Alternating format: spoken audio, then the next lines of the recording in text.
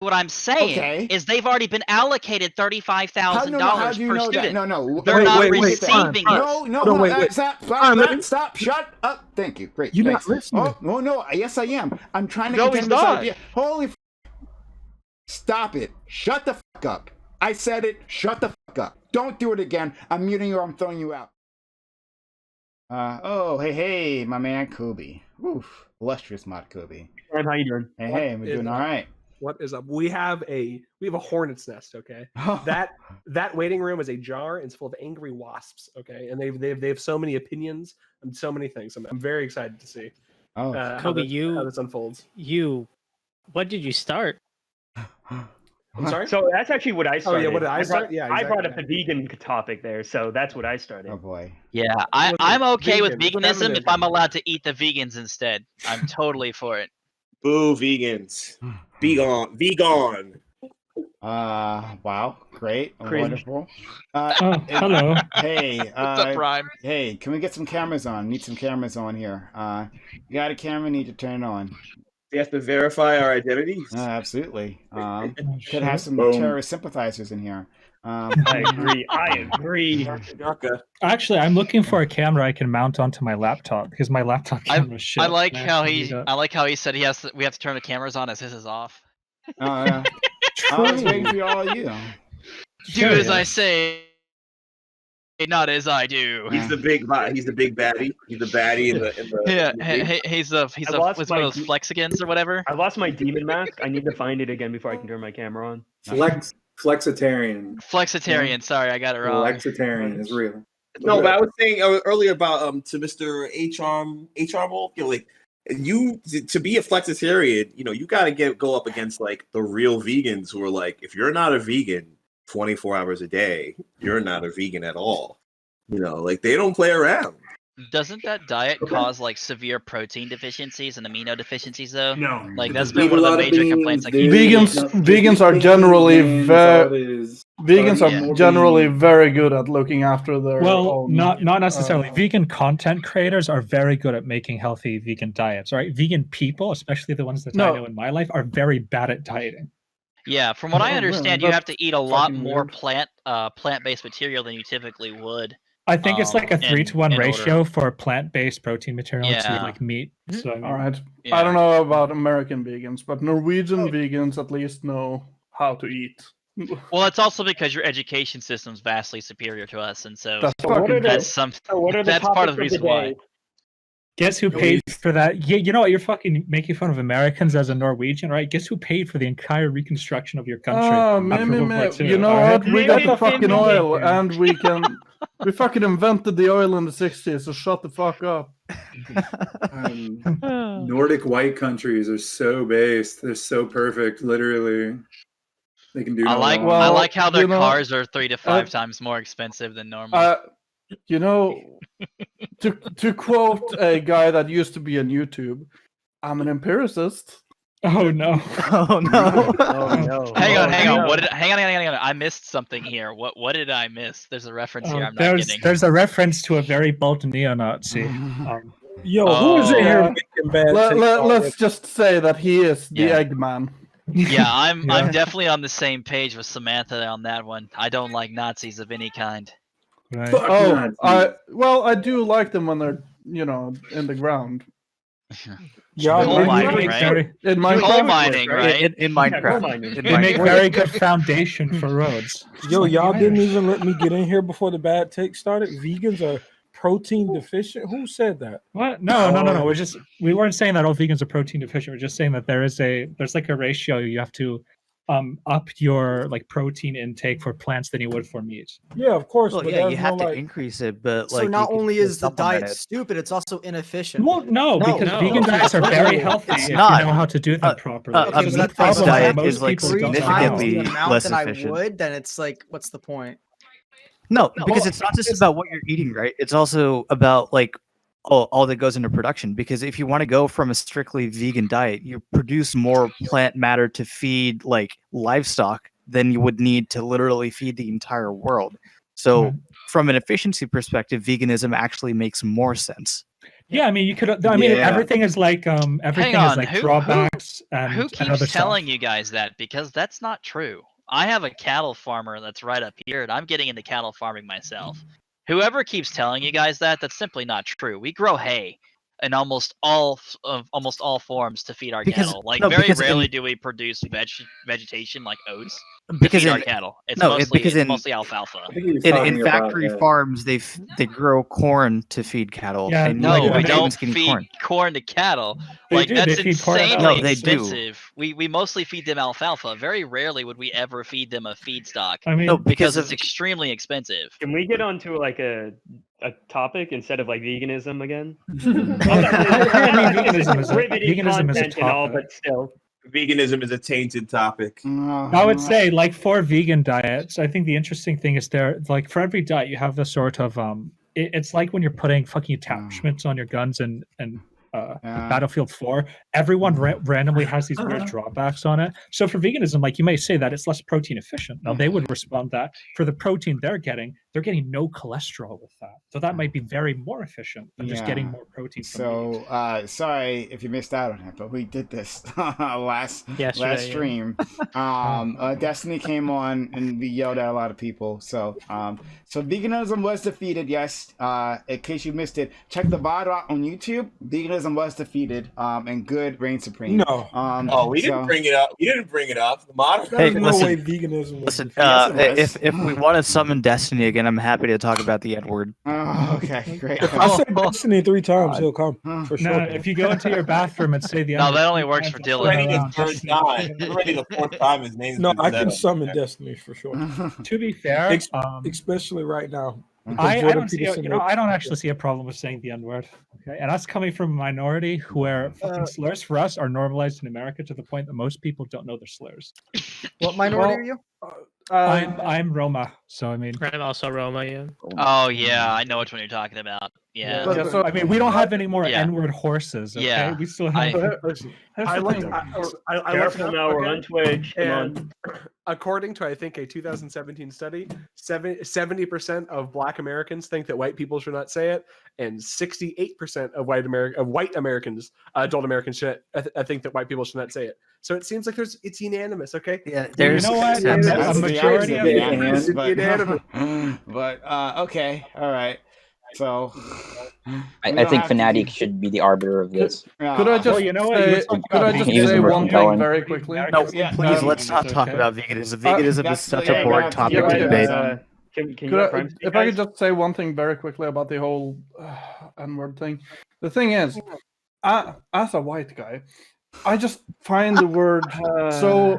No, listen. This is actually a good take. It's not about. Dude, you're in Norway. You don't have any black people to say it. I find we actually. I find the word so insanely uncomfortable. Like I would probably like. I feel like I get a stroke every time someone's like, "Oh, say it." So. I'm glad I now know a Norwegian's take on the N-word. Wait, who's going to hear it? Like the one black guy in your country is going to be right over your shoulder. Hey, I have many black friends. I have many black friends. Took the bait. Took the bait. Anyway. Okay. So this is a thing that's been happening. Great. I don't know. We don't have to do the N-word debate again. Definitely don't. I mean, I'm sure it'll happen again on this channel. I'm positive it'll happen again on this channel. It doesn't happen within a week of the last one, though. We could talk about deplatforming. Okay. All right. Wow. Wonderful. Yeah. Great. Oh, actually, I had a very interesting take. No, you don't. No,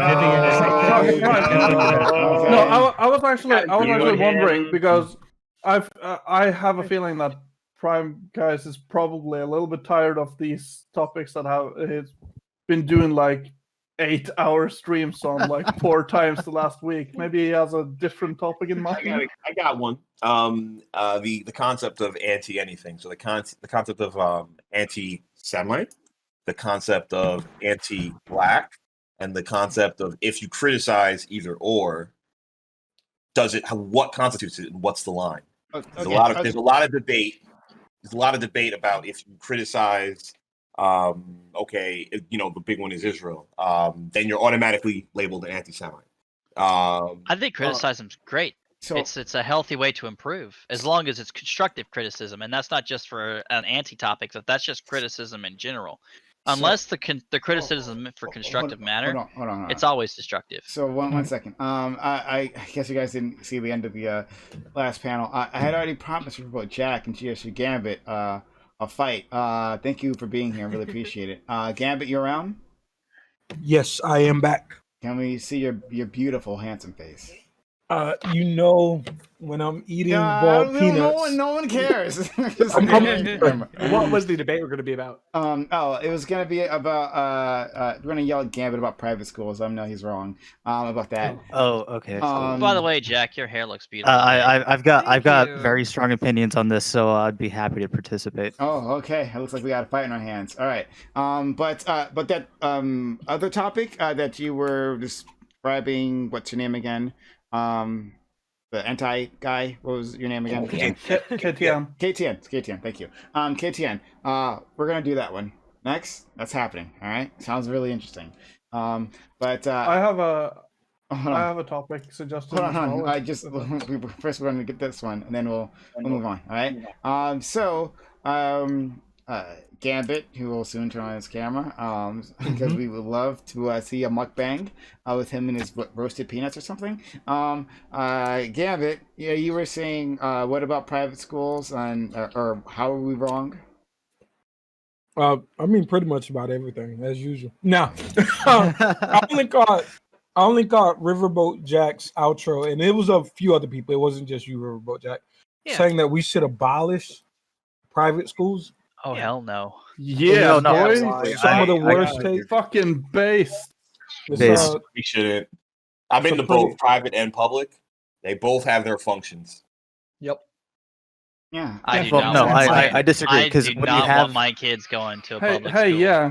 Well, maybe then you should try and improve the public schools instead of sending them to a private school. Is that public schools have to service like the entire population, but for private schools, like the one I go to, you can go to something that's very specialized. I'm going to a very specialized private school where I'm getting right into my doing shit for my career that I wouldn't be able to do till year 3 in the normal in a public university. Well, no, they have those in public schools. They're called magnet schools, and they perform the exact same function. Magnet schools are hard to get into. Magnet schools also have just as selective as a process, but it's also you have a bigger population. So there's a bunch of people that are getting shoved out of the magnet school system. But public and private schools both serve a purpose. Whereas public schools' purpose is to educate the population, and private schools are to, uphold a bourgeois. Literally, private schools exist to educate the families of the rich, whereas public schools exist to educate the people. I mean, as long as private schools exist, then the rich have no incentive to keep up the public school system. That's not true at all. That's not true at all. Wait. That's the only reason you have a private school. Here's what we'll do. When people make this... For a second. Here's what we'll do.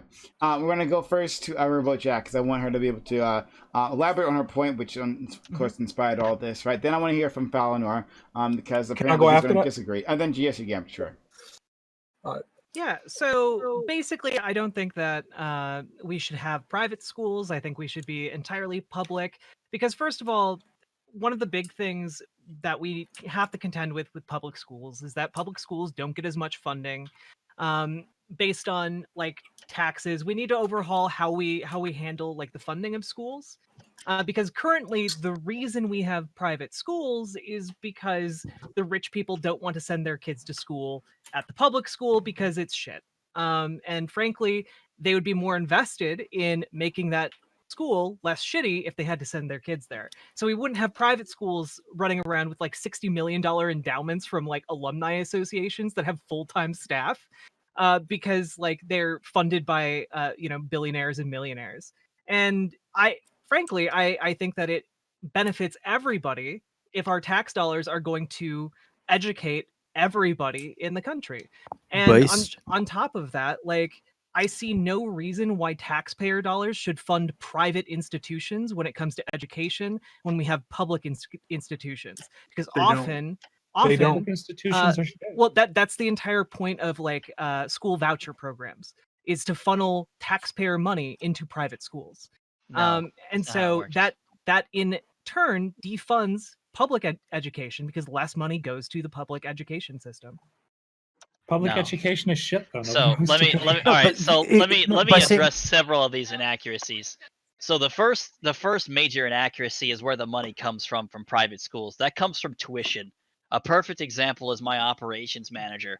She pays for her granddaughter to go to private school, and she pays, I think she said it's $30,000 a year, $30,000 to $40,000 a year for her grandchild to go. That's not publicly funded at all. Yeah, we still pay property No, she was talking about the voucher system. Vouchers do. No, she's paying out of pocket. That is not paid with vouchers. Yeah, no, she's paying out of pocket. I know, but that's why there's entire lobbying groups trying to get states to make but a we're not voucher arguing system. about. We're not arguing Are you talking about like that. only high schools, or are we talking about universities as well? We're talking about high schools. We're talking about primary and secondary education. Yeah. Listen, I agree with that. As long as we have private universities. I'm a person who went to both, and I think that at the end of the day, I would agree with the idea that private schools is just stay fully funded only by private. Can we let Fowler finish? Yeah, Fowler, please. No problem. Yeah. So the next issue is that we still pay for public schools.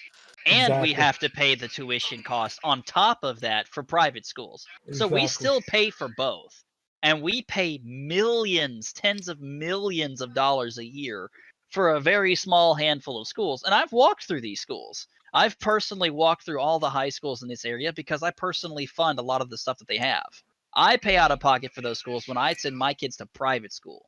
The problem with these programs, just like the program we just implemented in Appalachia, Georgia, is the fact that we literally had to threaten to sue the school and pull their funding by 50% just so they would accept free equipment with free training for programs that are free to the school that will train their kids to get six-figure jobs. We had to threaten effectively the people that run those schools to force them to accept the program so we can improve them. We don't have to fight these. But can you go into a bit more detail about that? Because this, I mean, what the vague anecdote that you provided doesn't really give any evidence. What's the context behind this? It's not a vague anecdote. It's quite clear. I gave an actual name of an actual school in my region where I took physical servers sitting right there, and we had to fight with the school to accept the free hardware for the free training, for the free funding that we got from private organizations to pay for the free teachers. Yeah, that's a great fucking question. They wouldn't give us a reason. They just simply said no and said no and said no and said no and said no until finally we brought in multiple executives that had direct connections to the funding boards for those school program districts and said, if you don't accept this program, we're going to cut your funding in half. We literally had to meet with them in private and tell them to their face, if you don't accept this fucking program, we're cutting your funding in half. And that's when they finally folded. It's a free cyber training program for free tech jobs. We're literally taking these kids, training them completely for free at our expense. We're providing the hardware, the instructors, the content, the curriculum, all the certification test vouchers, literally everything. All you have to do is let your kid apply to the program. You go to the program, we teach the kid for free, they get 3 or 4 certifications in tech, and then we put you directly in contact with an employer, so when you graduate, you have a job. That's the entire program. And that's the thing. They fought that tooth and nail. These are the issues with public schools, and they're rampant. Everything from us fighting to donate them lap. No, it's not. This is definitionally anecdotal. Not anecdotal. No, it's not. No, it's not. I had this problem in Maryland. I had this problem in Virginia. I've had this problem in Georgia. More anecdotes. Listen. No, you're anecdotal. Oh my God! Over 3,000 school systems is not anecdotal. It is a statistical problem at that point. No, so you have a problem with this same program in different states? Isn't this exactly what you different programs? Isn't this exactly what you're arguing for when you say you want more? Yeah, they want more resources, but then every time people try to actually put these resources into schools, they fight us tooth and nail. Then they say all of our experiences are anecdotal. They tend to want resources for like teachers and like reducing classroom sizes and like building facilities that would allow them to. That's what we gave them. We gave them 5 free instructors. But how is that not giving them more teachers? That was specifically for the program, right? Yeah, for teaching tech. We can't have tech teachers but what about gym. Yeah, it's not their expertise. So here's the thing: we need like math teachers, and science teachers, and like English teachers and art teachers. And so now you're complaining about us helping. Listen, so especially in a the field of evidence you technology. the evidence you provided were anecdotal, but that's not actually a problem that it was anecdotal. It's fine. Now the issue here is that oh god damn it, lost my train of thought. What you're arguing for, the way I describe it, is that there are problems with the public schooling, right? With the system specifically, the administration right. portion. But why not work on that system, improve that system, instead of saying, you know what, can't really do anything about this, gonna do private schooling instead? Because Also, we have tried, and they don't change, which is why we went to private try school from a instead. policy level, try from Okay. How? Y'all vote for them. So hold on. You vote for them. Wow. voted for the No, we policy. don't. I voted for the other guys. Okay. But it doesn't matter. So hold on. You can respond, Jack. Then we'll go to Gambit, then Kobe, then KTN. I just want to point out that one of the best education systems in the world is in Finland. 100% public schools. Okay, if we're looking at improving public schools, let's take our notes from the place on Earth that has some of the best education systems on Earth. I don't think that's unreasonable, and I think that generally speaking, private education serves as a bastion for the rich to allow their rich kids to go to school with other rich kids, and frankly, that limits the opportunity. It limits the opportunity available to all the other kids, and generally limits how much wealth is being put into, for example, the extracurriculars available to kids at public schools. So I think that generally it would be better if we just eliminated private schooling. Let her finish. And go ahead. Eliminate private schooling and follow something similar to the Finland's model. Wait, do you know what? You know who competes with Finland for the best educated country on the planet is all the time? It's South Korea. They generally push each other out of the top spot every few years or so. So guess what? South Korea has a very big, thriving private education system. And you know what else? South Korea doesn't have anything resembling a work-life balance. If you want to have a functioning society, you should probably model your system after Finland and not South Korea. Let's go to Gambit. Gambit. What does that have anything to do with private schools? Gambit, then Kobe, then KTN. Is my camera on? Yes, my camera's on. Cool. What's up? I'm happy to be back. I feel a lot like Falinor. I pay taxes that go to the public school, so it's not like people that send their kids to private school. Right now, my daughter goes to a private pre-K, and my son's probably going to go to the same private pre-K. I don't know about what they're going to do for kindergarten yet, but I still paid the taxes for the public school. So it's a lot of people set it up as this duality, as if you're funding a private school through tuition, you are taking away from the public school. So my question to you, Riverboat Jack, is I understand that we want more funding in the public school, but how do you do that outside of raising taxes or something like that? If it's not going to be a tuition system where you can freely charge whatever price you want in order to raise more money, how do you expect to increase the funding to public schools?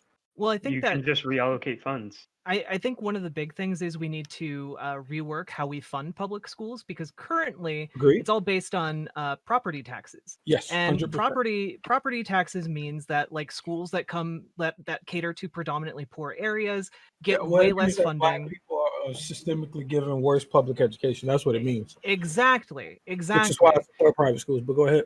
Exactly, and so it's an understandable outcome that a lot of families try and get their kids into private schools right now, which then leads to legislation, because as you pointed out, your tax money doesn't go to that private school. And gee whiz, wouldn't it be great if you could get some sort of tax voucher that could go to that school and subsidize that funding? But the issue is a lot of people, not necessarily you, do want that in places where charter schools that want this. Yes, for sure. But I'm not here to argue against policy that doesn't exist. Well, no, but it is. But we're entirely talking well, about. It doesn't, because guess what? The people in those districts who would rather their money go to their own personal the education within their districts, they don't vote for universal district. That policy is non-starter, dead in the water every time it gets onto a ballot, because nobody supports it. I mean, Donald Trump supported school vouchers. I mean, some of the largest political figures in this country supported. Yeah, but they don't support single districts, and that's the only way to get funding to those lower income schools. Pence was hella into that as well. One second. It's really big in Indiana. But here's my other question. Hang on. Go ahead.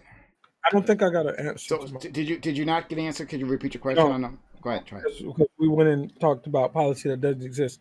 My specific question was, people like me like private schools because it allows me to invest more money into my kids' education. And with a public school, I can't necessarily do that. So if the material conditions at that school are bad, there's not going to be like, hey, let's get the parents to pay more this year so we can get the new lab or the new blah, blah, blah. Mm-hmm. How would we do this with our public school system? I think there needs to be taxes. I think there needs to be some federal program that ensures equitable funding across all schools. And frankly, I think that once we take care of that problem, rich people who have to go to schools that may have less income because they have no other other options, they would in effect start subsidizing the extracurriculars or providing more for those public schools. And frankly, I think that would be good. No, they just probably send that would them be overseas to get an absolutely education. Terrible. Yeah, They just do what China does. They just send their I kids shit overseas. you not. If Wait, that how was the way rich do it you think worked, these I would rich rip people my are? kids out of this country in an instant. I Good. promise Get out of there. you. Get out. Go. Like, Yeah. you say that, and that's what we're doing, and we're leaving, and that's why your schools aren't funded. There is absolutely no evidence. There's absolutely no evidence that like higher taxes lead to like. There absolutely This isn't higher taxes. Rich Wait. flights or whatever. You're conflating. Well, this isn't higher taxes. This is you literally just trying to take away educational opportunities. You're literally trying to take the education and the future away from my kids. I will absolutely. The issue is that is not a widespread position that you want to uproot your entire family just because your kids have to go. They do it all the time. You're not uprooting your entire family. You're just sending your kids. Oh, your kids have to go mix with some porn. Oh no! Follow Nor. If you think that this is a widespread, phenomenon, I want to see the data. Holy shit! Shut up right now, everyone. Shut the fuck up. Thank you. Great. Really appreciate that. All right, moving on. All right, this is going to be a long fight. I can tell you right now. Next, Kobe, take up the mantle. I know you're on my side. Crush these heathens, please. For sure. So I think that this conversation has a lot to do with what roles you think education plays in society. Some people view education as sort of a training course for their little capitalist peons. They want to figure out some sort of system that's going to be the best to create little peons for capitalism. Some people, like me, what I would see education as a place to create the future leaders and innovators and educators and entertainers of society. It is the place where we kind of the wellspring of human innovation and creation that I think everybody capitalist should have. Peons? No. Okay, that's what it sounds like. Okay, you just said it differently. It sounded the same though. I guess so. Anyways, I think that I do agree that I think that at least in America, private education exists in many ways to hold up a bureaucracy of the rich. As was pointed out here, many times private schools are schools that offer unique opportunities that are either not offered in public schools or only offered in specific public schools, which is just unacceptable. That is something that cuts a large swath of the society off from these opportunities. Again, causing there to be kind of a bureaucracy of the upper classes. I was looking into the South Korean education. I think that it is actually a really good example of the direction that we should go. South Korea has its own problems. Their suicide rate is not great. Apparently, they have some other have some other problems with like implementing what's it called, implementing implementing statewide reforms to the education. I don't know. I'm just reading the Wikipedia and a couple articles I'm just finding here. But one thing that there's two things I saw that I think that we should probably copy here in America is number one, in South Korea, they have quite a strong teachers union that can influence the schools quite heavily, which in America, teachers union strength kind of varies state by state. And also they have heavy state influence, even in these, even in private schools, that the government has a heavy hand, which that is a big problem that we have in America, is that if you have a private school, you can teach your kids that, the Remington rifle was created to kill dinosaurs, right? And that is something that you can teach. That is not a possibility in these other countries. We need to have that. I believe that one of the challenges of having a diverse society is making sure that there's sort of a common understanding across all the different communities. I don't like the idea that there's like little enclaves around the world or around America that are being brought up with their own education. Because I think because it furthers. I think it encourages and furthers ghettoization. I don't think it's good. I think that it's good that all groups of society have a common sort of meeting point, a common interaction point. But if Can I get in here too, Prime? Yeah, could I? Yeah. Yeah, but Kobe, if me and a few of my friends get together and we say, hey, we don't like what's happening there. This is pure capitalism. Hey, we don't like what's happening there. So we're still going to give our taxes, but we're going to take our money, pool it together, and create a system that we think it gives better education to our kids. Why should that be demonized? I don't understand. Why can't you just work? No, instead of running away from the problem, why can't you just work together and fix the problem? Because this is what somebody is asking me in the chat. Listen, I don't have enough money to fund an entire STEM lab. Hey. So we need that money. So firstly, we could just set up a public education system like a donation program. Well, no. See, literally. Here's the first problem. People don't give to things that they not only is this the thing, but to agree with to continue what Kobe was saying, we should have a standard that, like, a national standard by which you should be educated. I don't believe you should teach children fantasies. You should not teach children creation. Now you're getting hang on. That just did not happen. Okay, so you don't like religion. Okay, cool. Something that's like really detrimental to the United States, the Lost Cause myth. If you don't want to get religious about it, that's something you should not teach people. This isn't even about religion. This is a simple problem. Why would we spend 400, 600, 800 million dollars as 5 to 10 to 20 people, 100 people, 200 people to build a school for all of the kids when we could simply spend 10 to 20, 30 to 40 million dollars to build a school for our kids? The rich kids. Because it actually helps your kids if all the other kids are also better. No, it doesn't. It doesn't help our kids. Why don't you just One second.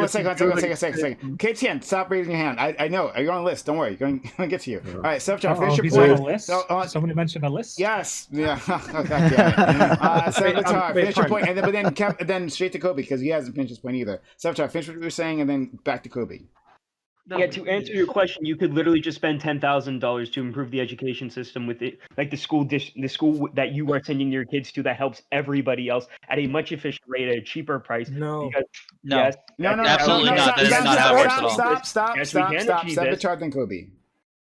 Yes, it is clear that many other countries, as one person brought up Finland, but also like the United States public education system, when properly funded, outshines the vast majority of charter schools within the United States. Because surprise, that's definitely not true. The vast majority of charter schools in the United States that do well are only for rich people. They aren't lower middle class charter schools, they do poor. They do worse in public schools. We are trying to educate the most amount of people and provide the most utility for the most people within this country.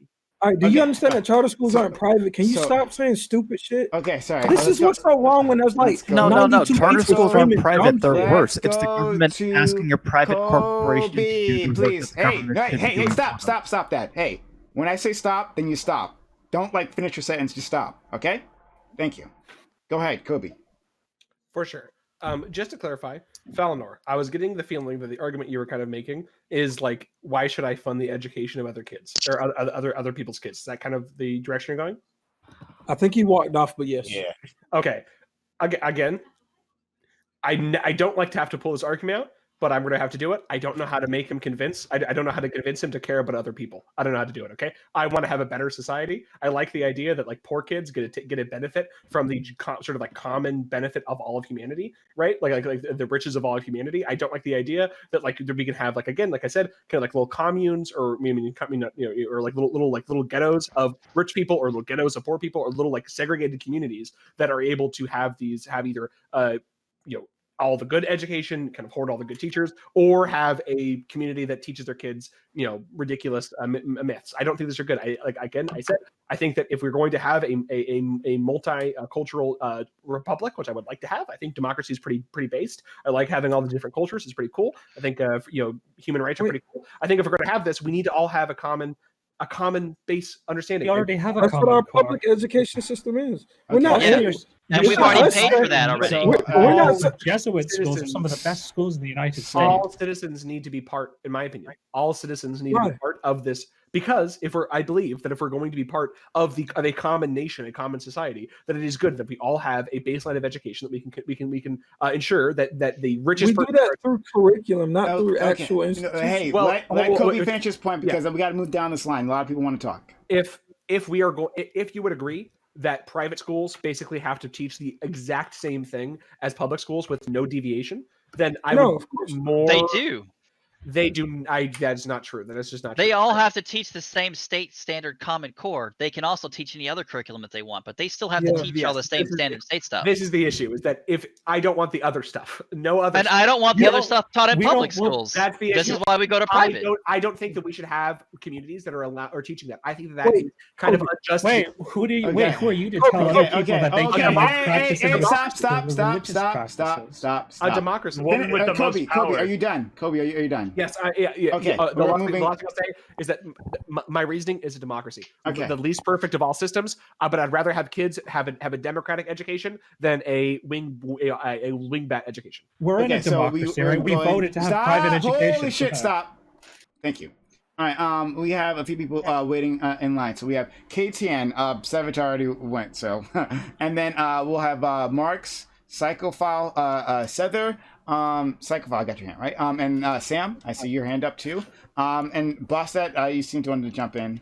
And then after that, we'll go back to Gambit and John Fowler. Okay. All right. So KTN, please.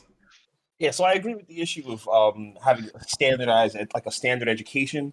That, but basically, it's come down to the taxes. Everyone knows about this. Different districts get different funding, and that should be gone. Hang on.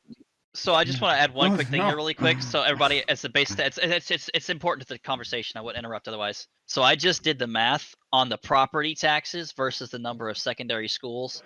And the average school in total collective taxes is over $70 million, which is they get collectively annually if it was divided up based on what's actually collected.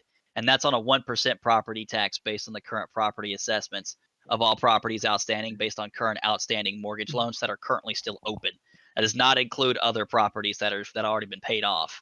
And so that's $70 million plus per year for each secondary school. But continue. Okay. That's their funding level. So okay, they need more. But okay.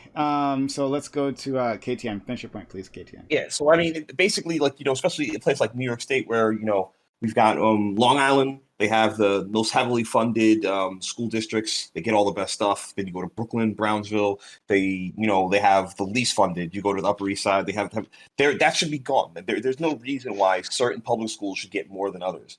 You know what I mean? And at this, especially now with technology changing, because I went through the COVID system. I went through COVID and I was doing an IT project where I had to onboard and send out computers and laptops to students who were serious, who had the serious technology gap. They didn't have services in their homes. They didn't have computers. They didn't have anything. And it was a big mess. Now, the whole problem is, why did we end up there? We ended up there because we had an unfair system.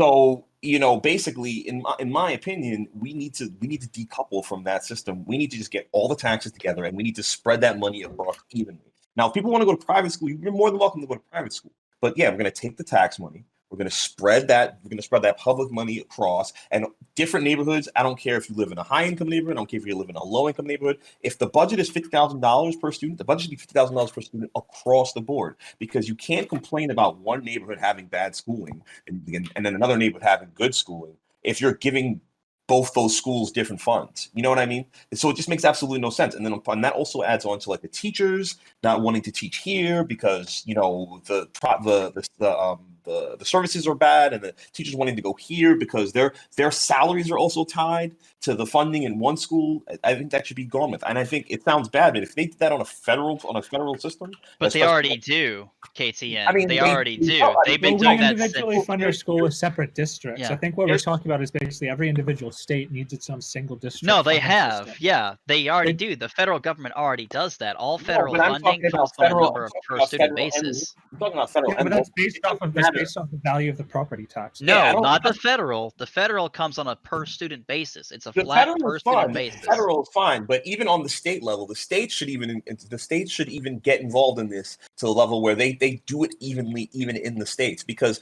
all you're doing when you're doing property tax and schooling is you're literally just saying, and everyone knows it. You're literally just saying, you're poor, fuck you. You have to work twice as hard. Hang on, but then why am I paying property tax for my area if you're taking the property tax from my area and distributing it halfway across the state? Because it's fair.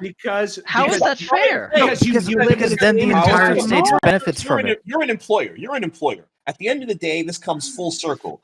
These kids that are coming out of these schools, do you want these kids? Yeah, the local kids, where I put my tax dollars for their education. Your society doesn't end. No, but when you leave, that district on the other side of the state to have less funds, then the entire state suffers. Yeah, but statistically, most people never leave the state that they're born in. Who gives a fuck? In your I do because I want to pay for my workforce. And you are, then you're and you are by increasing the workforce in your own state. We cannot hear anyone here. So, Casey, finish your point. At least be honest enough to say, you know what? I don't give a fuck about the union. I like to be an American, blah, blah, blah, blah. But you don't like to be an American if you're like, all I give a fuck about is my district. That's at least say that. I do say that. For my school taxes, when you say that. I will say that. I will say that. I don't give a fuck about the union when it comes to the education. I pay federal taxes for a different reason. That's for the union. I pay state and local. Everyone, quiet. I'm a dude who went to some of the best private schools in the country. Top name private schools. So I shouldn't be caping for public school. I shouldn't be. I should be caping for every single private school that's in the big book of private schools, baccalaureate degrees, all that shit. And I'm telling you, it's fucking stupid. It's fucking stupid, and it's selfish at the end of the day. I've been through both systems. It's not stupid or selfish. Nope. Don't worry, you guys will get plenty of time to counterattack. All right. I need to start writing this down. You should. We are going to private schools. We're talking about $100,000 at this point this year. We got to go to. We got to move on. So we got to move on. We got to move on. We got to move on. We got to move on. We got to move on. Holy crap! I got to move on. So we got a lot of people waiting here. Right? So we're going to Mark.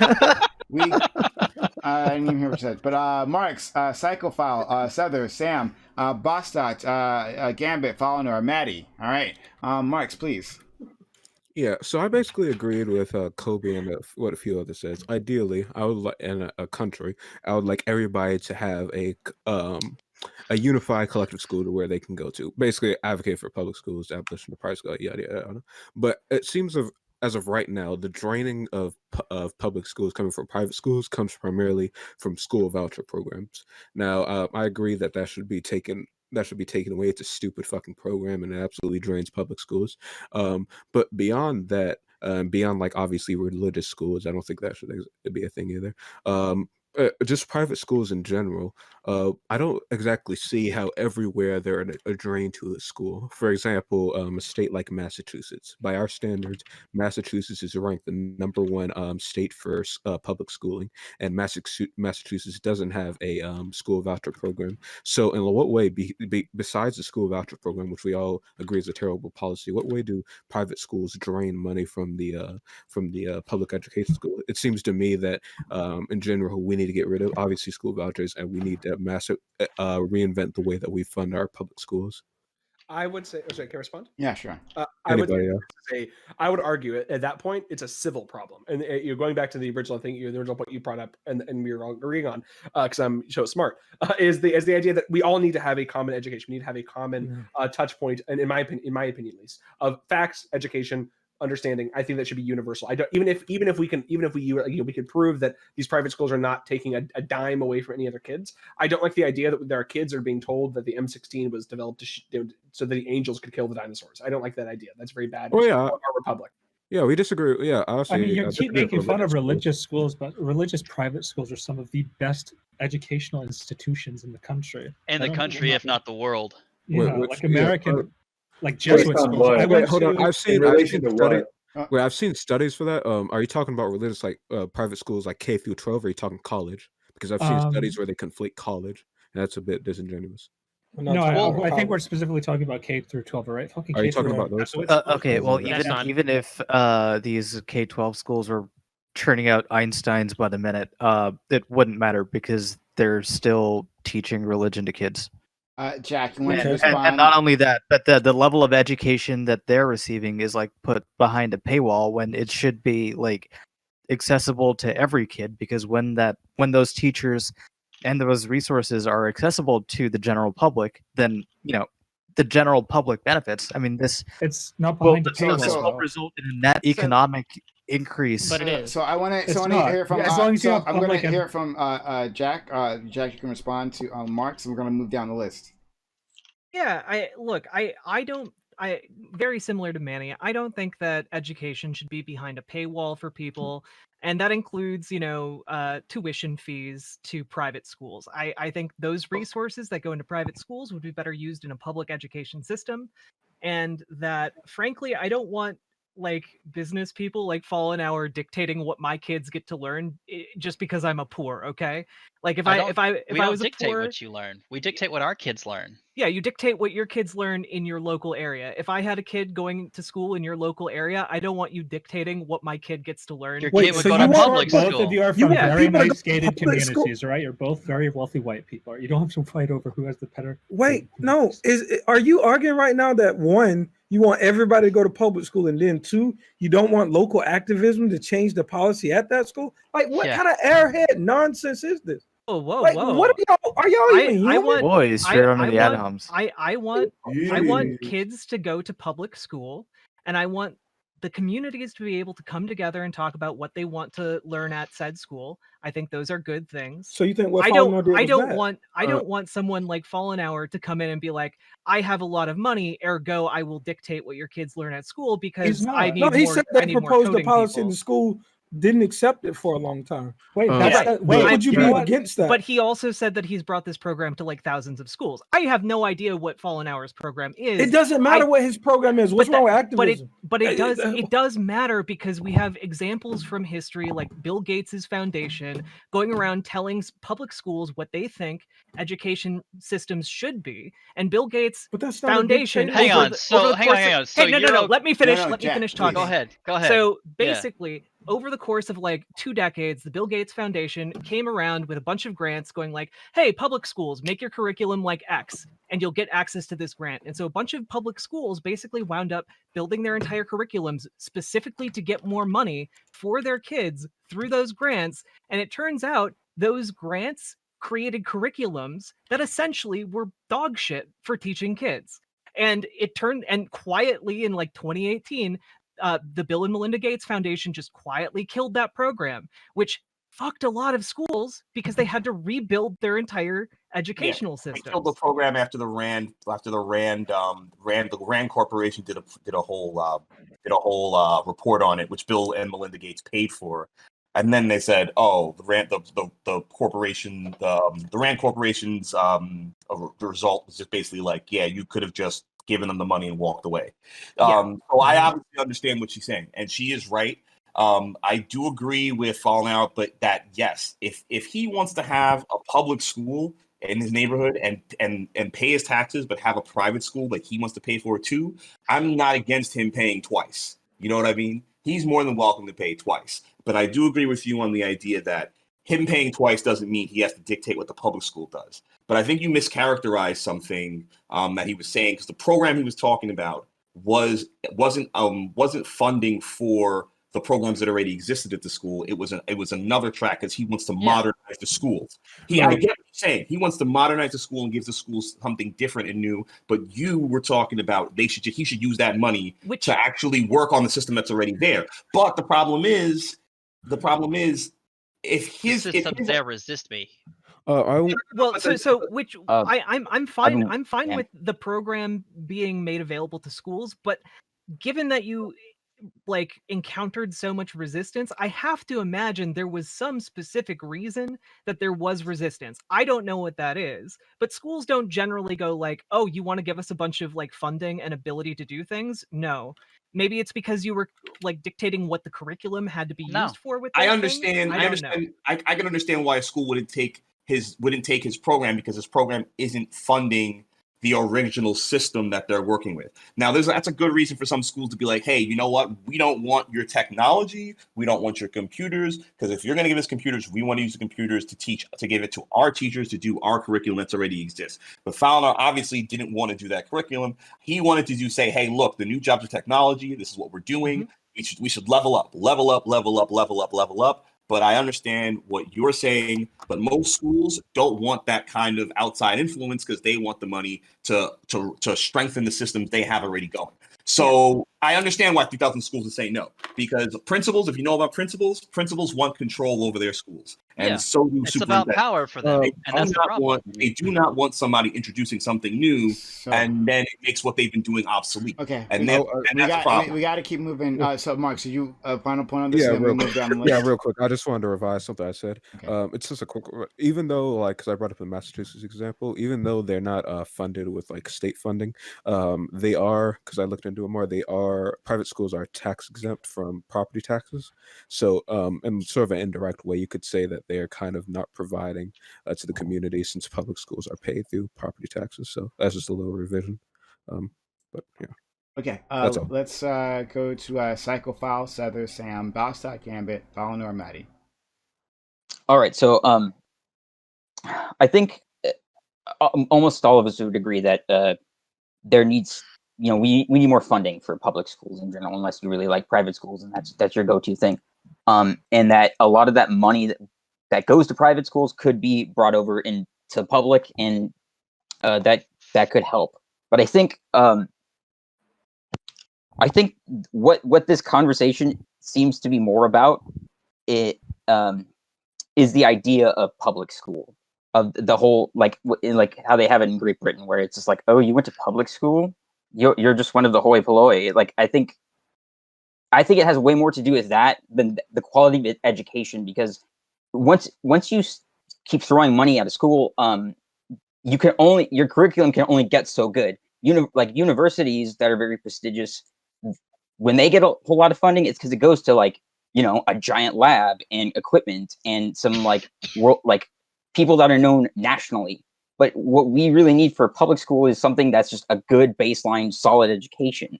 And having a bunch of rich people throw money at it for a private school with fancy chairs and stuff, I mean, how much does that really benefit the kid?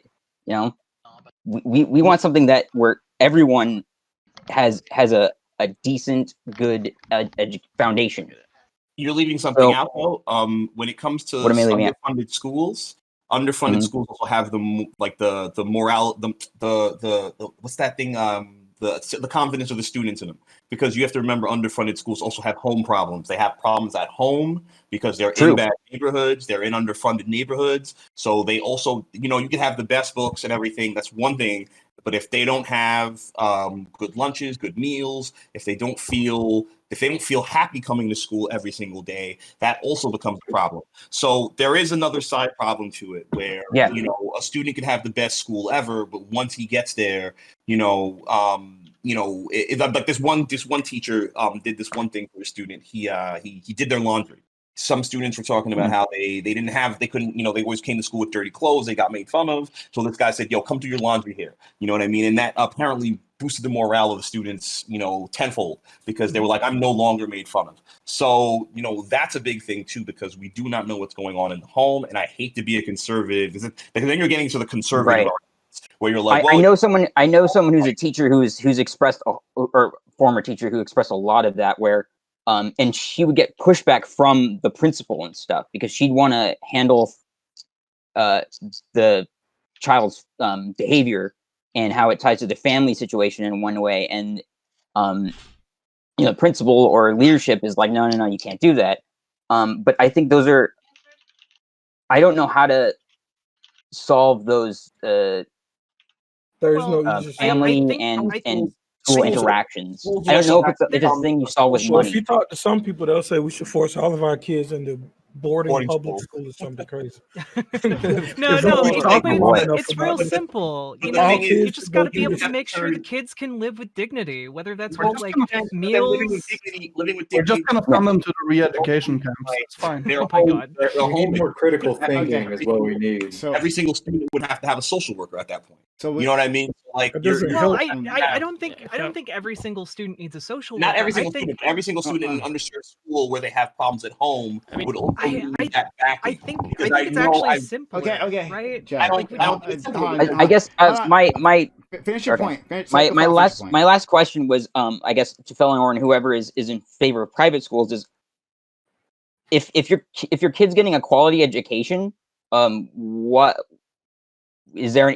Would you be fine just having them go to public school? No, because I want them to get the education that I want.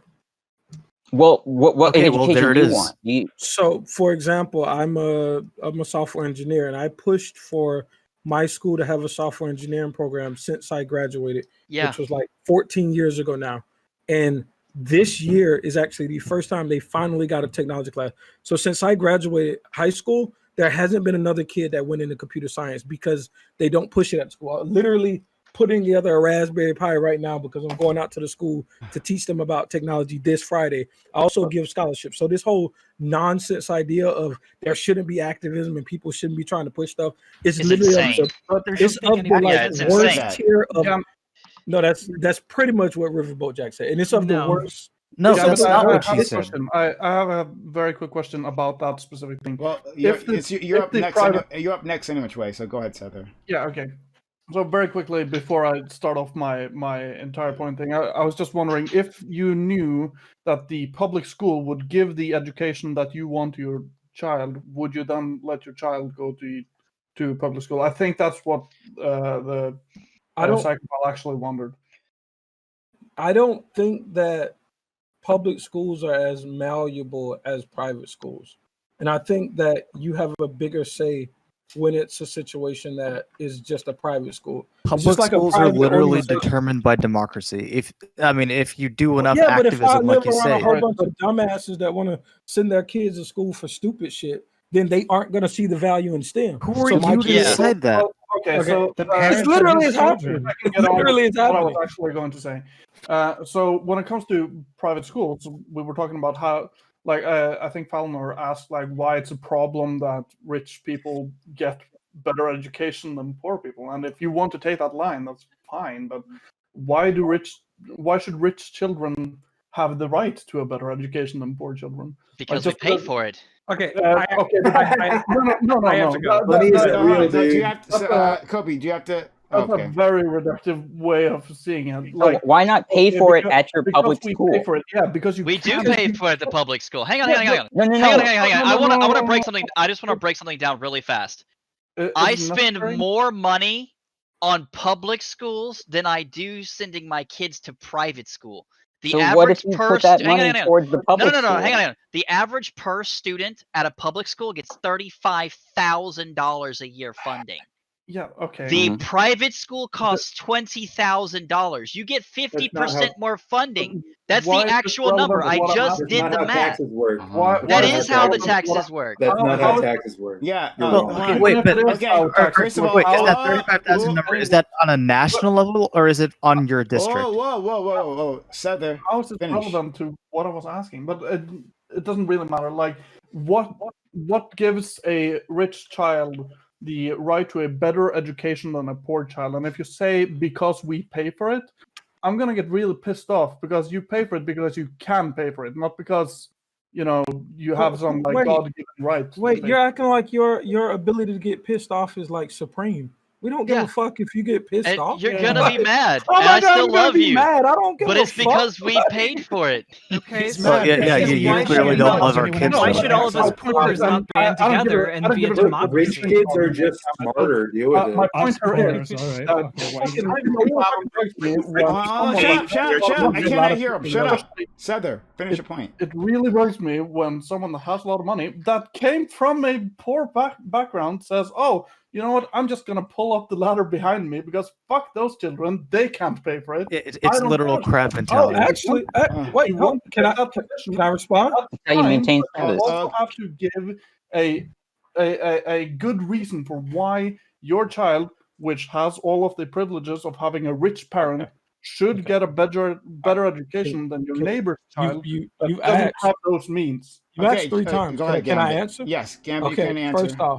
first off, there are people that actually do shit instead of sit online and virtue signaling like you're doing. So I actually give out scholarships to the public school that I went to every single year. Last year I bought last year it was me, it was myself mostly, but also other people. We bought every kid that was going to college a laptop because they needed a laptop during coronavirus. So there are people that sit online like you and just say that, oh, people don't want to help. So I'm not a person that would about me, so maybe you don't. I know what you just said. I don't give a fuck about what you. I know what you just said. You said, hey, there are people that come up in public schools and they move. They don't care and all this shit. No, that's just the dumb ideas that you have. There are people that actually try to do shit. So I've actually no. Let me finish. You asked me a question. Let me finish.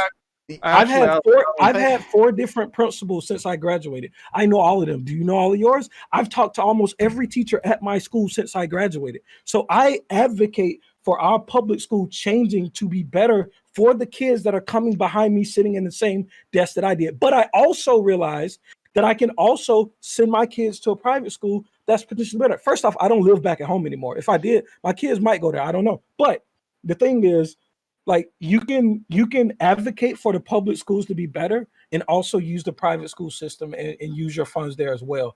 There is no problem with doing both. And to talk to Daddy Marks, the school voucher program, I think is disgusting. I hate Republicans for it. You said it didn't exist. No. When I brought it up. No. I said it doesn't exist on a mass scale, like everywhere. That's what I said. If I didn't, that's what I meant. So in certain isolated places, it does exist. In those places, it should be absolutely abolished. I think the property taxes should go to the public schools, period, point blank. Okay, all right. So, finish. Yeah. One last point is because you, Gambit, you were talking about like not education, but activism within schools. I actually agree with you on that point. That's a good thing. That's why people should go to town meetings, because the town meetings are usually void of people. So just by showing up, you actually have a lot of influence, and that's the best way you can influence how money is spent. No, but one small thing. I didn't get to finish.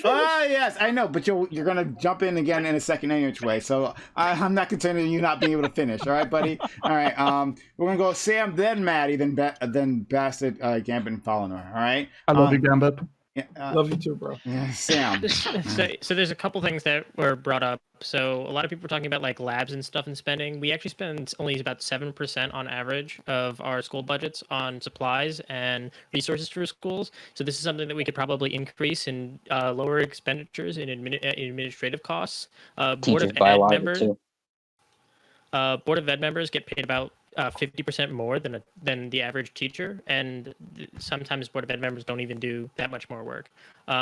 Things like problems in the home. This is something that is very obviously like an issue. I have anecdotal information from my aunt, who is a teacher, who had spent her own money, went to get copies of stuff, printed out material, and then students would go home and burn them for fires, to start fires for heating their house because their parents couldn't afford heating. So poverty plays a huge issue in being able to do that. So even if teachers go out of their way to give students materials, sometimes this happens.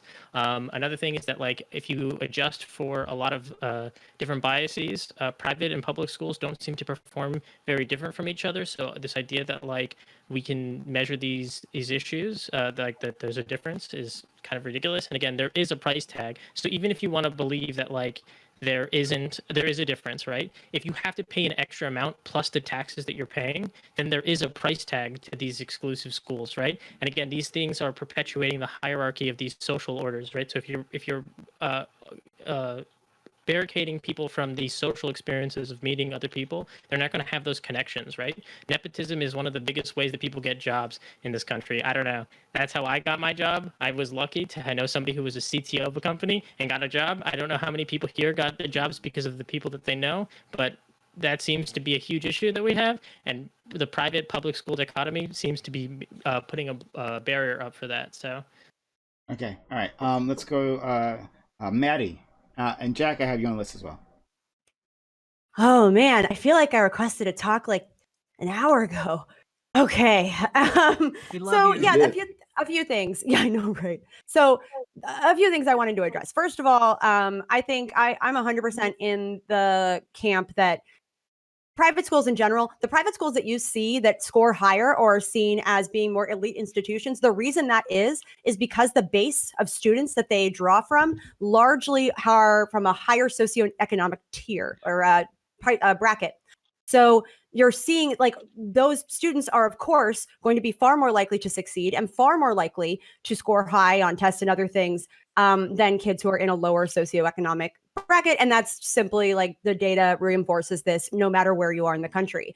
The second point I want to make, I was a little horrified earlier when someone's saying, I don't want my taxes to pay for schools in, not in my district. You already pay for roads you will never drive on. You already pay for services you will never use. You already pay for things that you will never see the benefit of. You are planting seeds when you will never sit under the shade of that tree.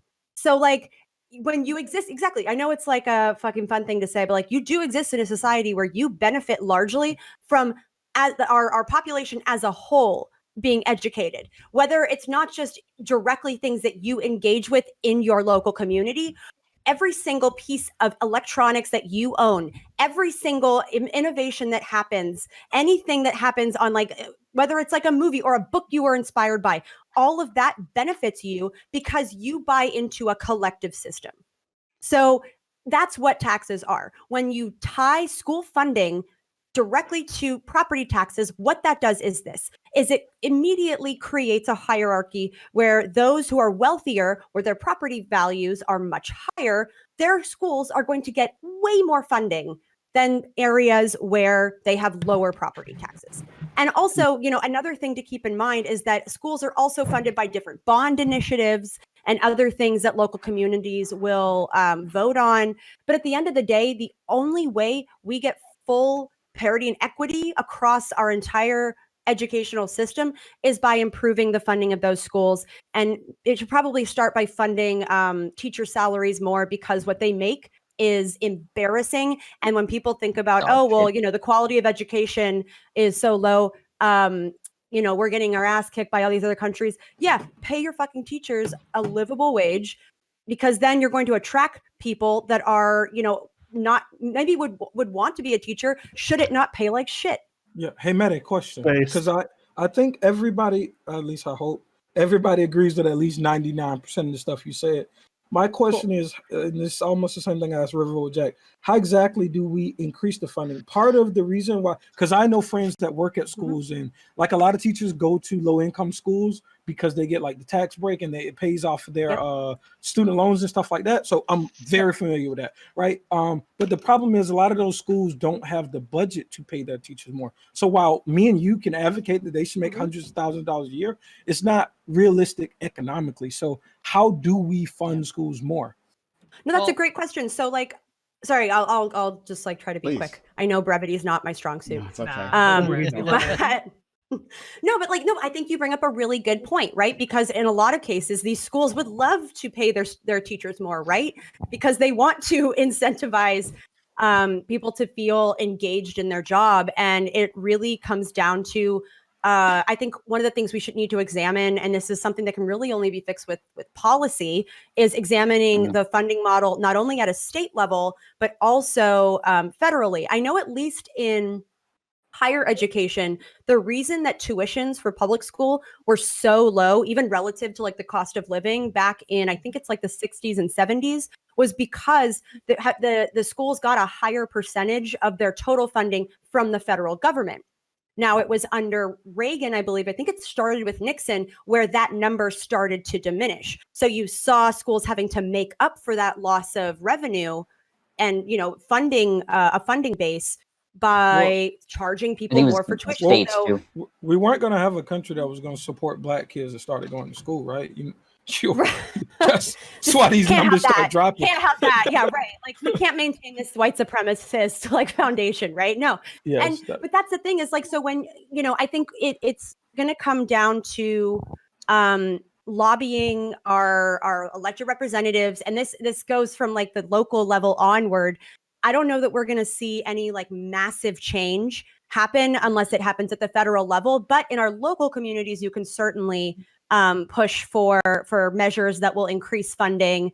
But at the federal level, when you think about it, like all that you can really do at like the state or local level, you don't have like, you kind of have a finite source of revenue with how taxes are. You can increase taxes or whatever. The federal government has a lot more flexibility in terms of money they can inject into a system or inject into a market or whatever. So, True. I mean, it's Can I just add one quick thing? Go ahead, please. And yes. It's that one of the big problems with school funding right now is that states have massive leeway in how much they fund schools, which has led to because among other things, when you talk about state budgets, schools become one of the first things that is up for cutting when talking about cutting state budgets. Right. And so a lot of different states have varying levels of funding for their schools because over time they have cut and cut and cut and cut. And because schools are often on the chopping block, schools have been cut very, very much. In California, they cut school funding and like ups the funding for prisons, which was that's why I push back on some of y'all's ideas, right? So I push back because if we do go to a place where it's global and states have different policies on how they fund, a state could essentially reduce the amount of taxes that they collect for schools and still get taxes from other states, right? And even local schools. So one thing that my district, my county did one time, and I was very happy, is they increased the tax by like 1 or 2% so that it will all go to the school. But if we do this national funding thing, those type of activities where a community says we value education, they don't exist anymore. So that's the problem. I understand that what y'all are espousing sounds really, really good, but it also stifles some things that communities are doing to try to get ahead. Yeah, the other issue y'all failed to take into consideration and to respond back to you, to Maddie Cakes, I was the person who said that. And the reason why I said that is because I already pay an astronomical amount of money into federal taxes. I also pay an astronomical amount of money into state taxes and an astronomical amount of money onto my property taxes. Rich, we get it. No. There's a point to this specifically. There is a bucket of money that is given to one side. There's a bucket of money that is given to another side, and there is another bucket of money given to yet another side. And each of these are supposed to be allocated. If the state isn't doing what they're supposed to do in the first place with the amount of money that we're giving them, over $35,000 per student, averaged out nationally, if my property taxes are supposed to go to funding the schools, we've given them over $1.7 trillion. That is an astronomical amount of money. The money that I spend in kids is almost $500,000 per kid just to get through K through 12. Colleges are vastly superior and cost a fraction of that at the most highest points for the median cost average, ranging between 80 and 200K. So why is going through K through 12 literally over 2.5 times more expensive than getting a PhD? And yet the education system is dramatically inferior. Maddie, this is my first problem. May I respond? Maddie, respond to that. Then we'll go to Basta. Yeah, so great questions.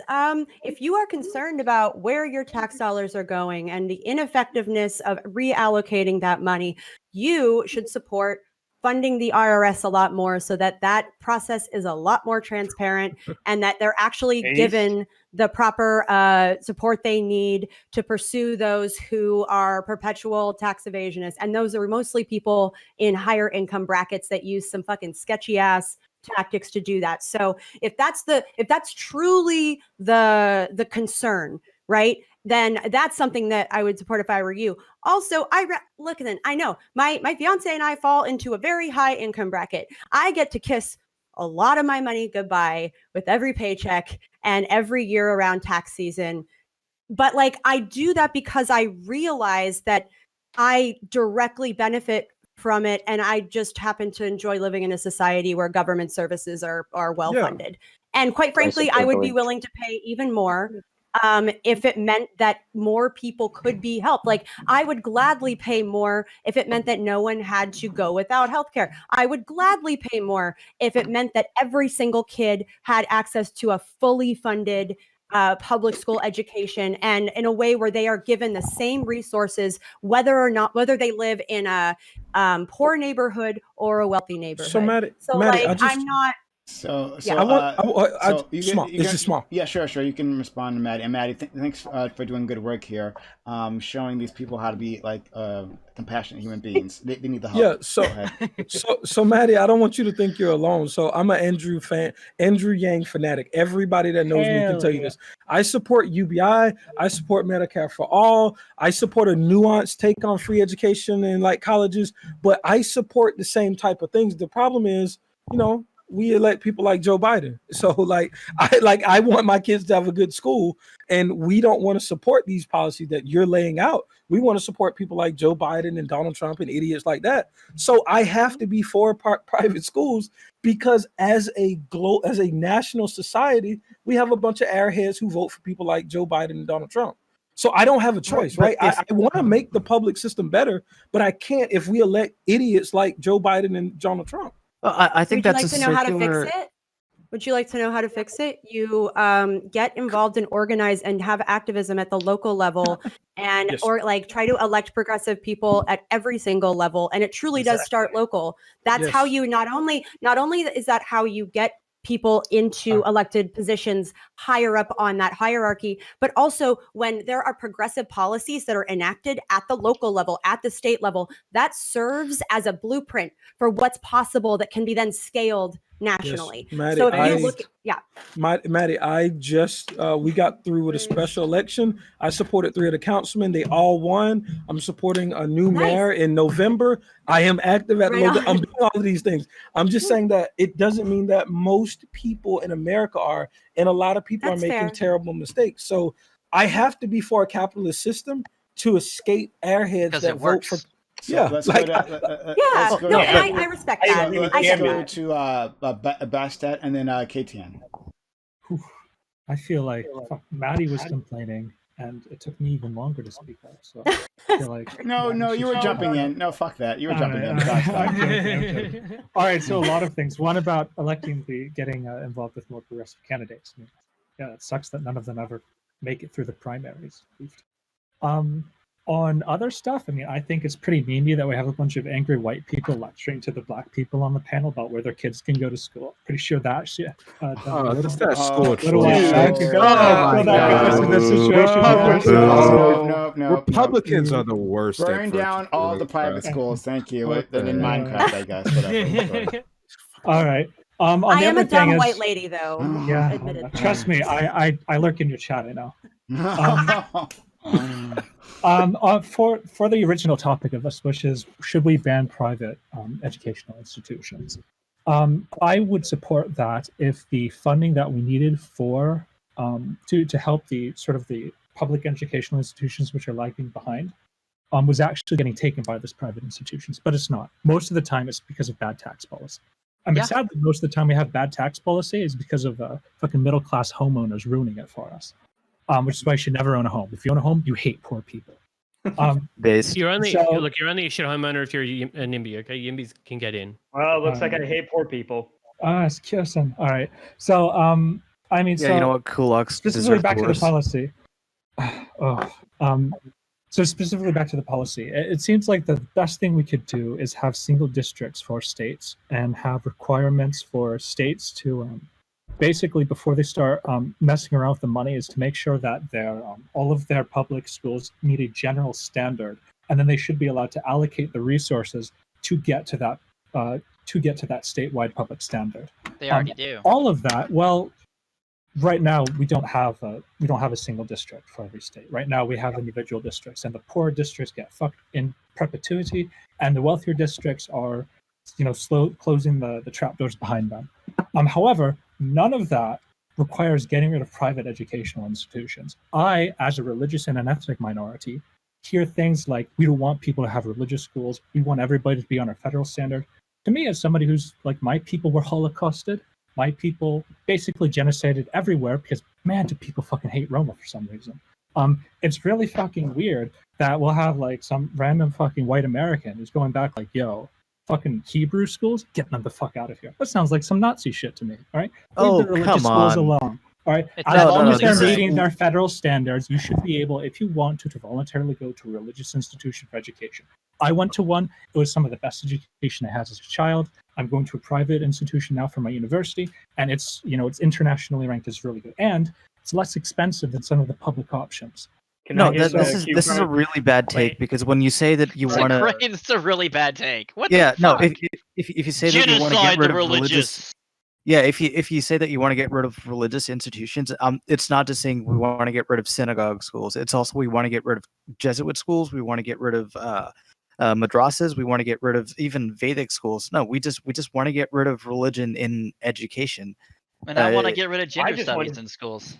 I just want to get rid of religion, period. But you know, anti-theism is pretty base. How does religion contribute to your education? You know, Hitler was a huge anti-theist. Hitler was a fucking Catholic. Hitler was actually a positive Christian, and he also drank water, buddy. Did you guys know Hitler owned a dog? Yeah, I know. If you like dogs, I heard that one. Did you know that Hitler had a girlfriend? If you're straight, I mean, I guess you're a Nazi. True. KTN, then Kyosan. Yeah, I mean, I agree with Gambit about about activism and getting these local leaders in. But the problem with trying to get these local leaders in is, I guess Bastiat was saying earlier, he was sometimes they don't make it as far as you want them to make it. And you could have 4 or 5 progressive leaders. They have to compete with the other ones that do not want the progress of the schools, and that's a big problem. So, just like he said earlier, it's very hard if you're trying your best to make things happen in a positive direction, but then there are people in the system that are actively fighting against you, and you're outnumbered by them, which is sometimes the truth in a lot of these systems. So I don't have an objection to him sending his kids to maybe private school if they have to, as long as he's paying into the public school and he wants to pay twice. Like I said about Forlon earlier, if you want to pay twice, pay twice. That's fine with me. Just make sure that the local system, the local public system, is evenly funded and taken care of. It's just as long as those standards are down, do whatever you want. Send your kid to private school.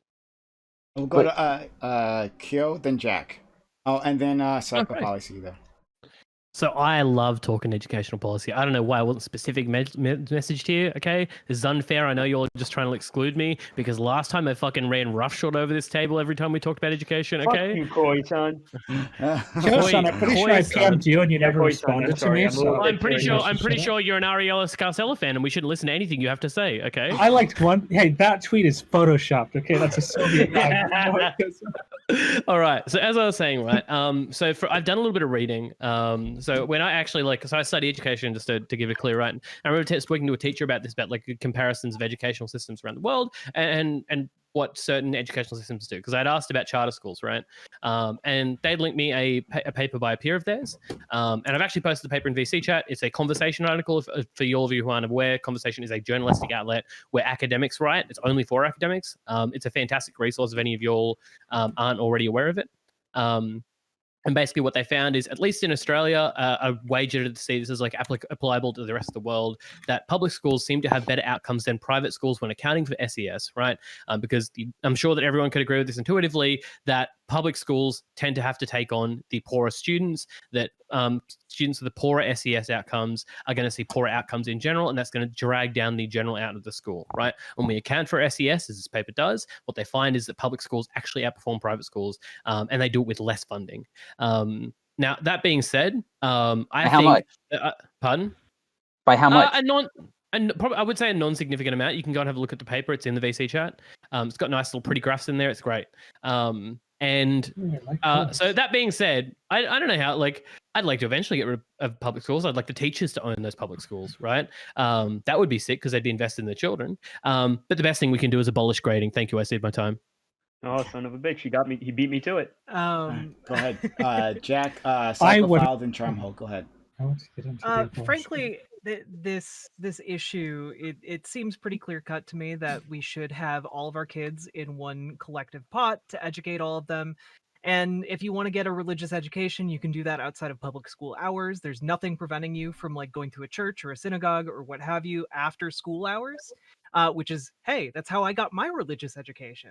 Wowee, it's a very Y'all doable need some thing. Jesus. You should go back to Okay? that education. It's probably And so like this idea that like, oh, if you don't have private schools, you know, you're at war with religion or something like that. Nah, not the case. People are able to go do it in their free time. I believe Kobe said he specifically wanted to ban religious institutions from education. I want to abolish religion. I want to ban. Yeah. As far as like gender studies equating religion, not quite sure what the relevance there is, Fallen Hour, but I was very tickled by that. And we like the dish on gender studies and African American studies and women's studies.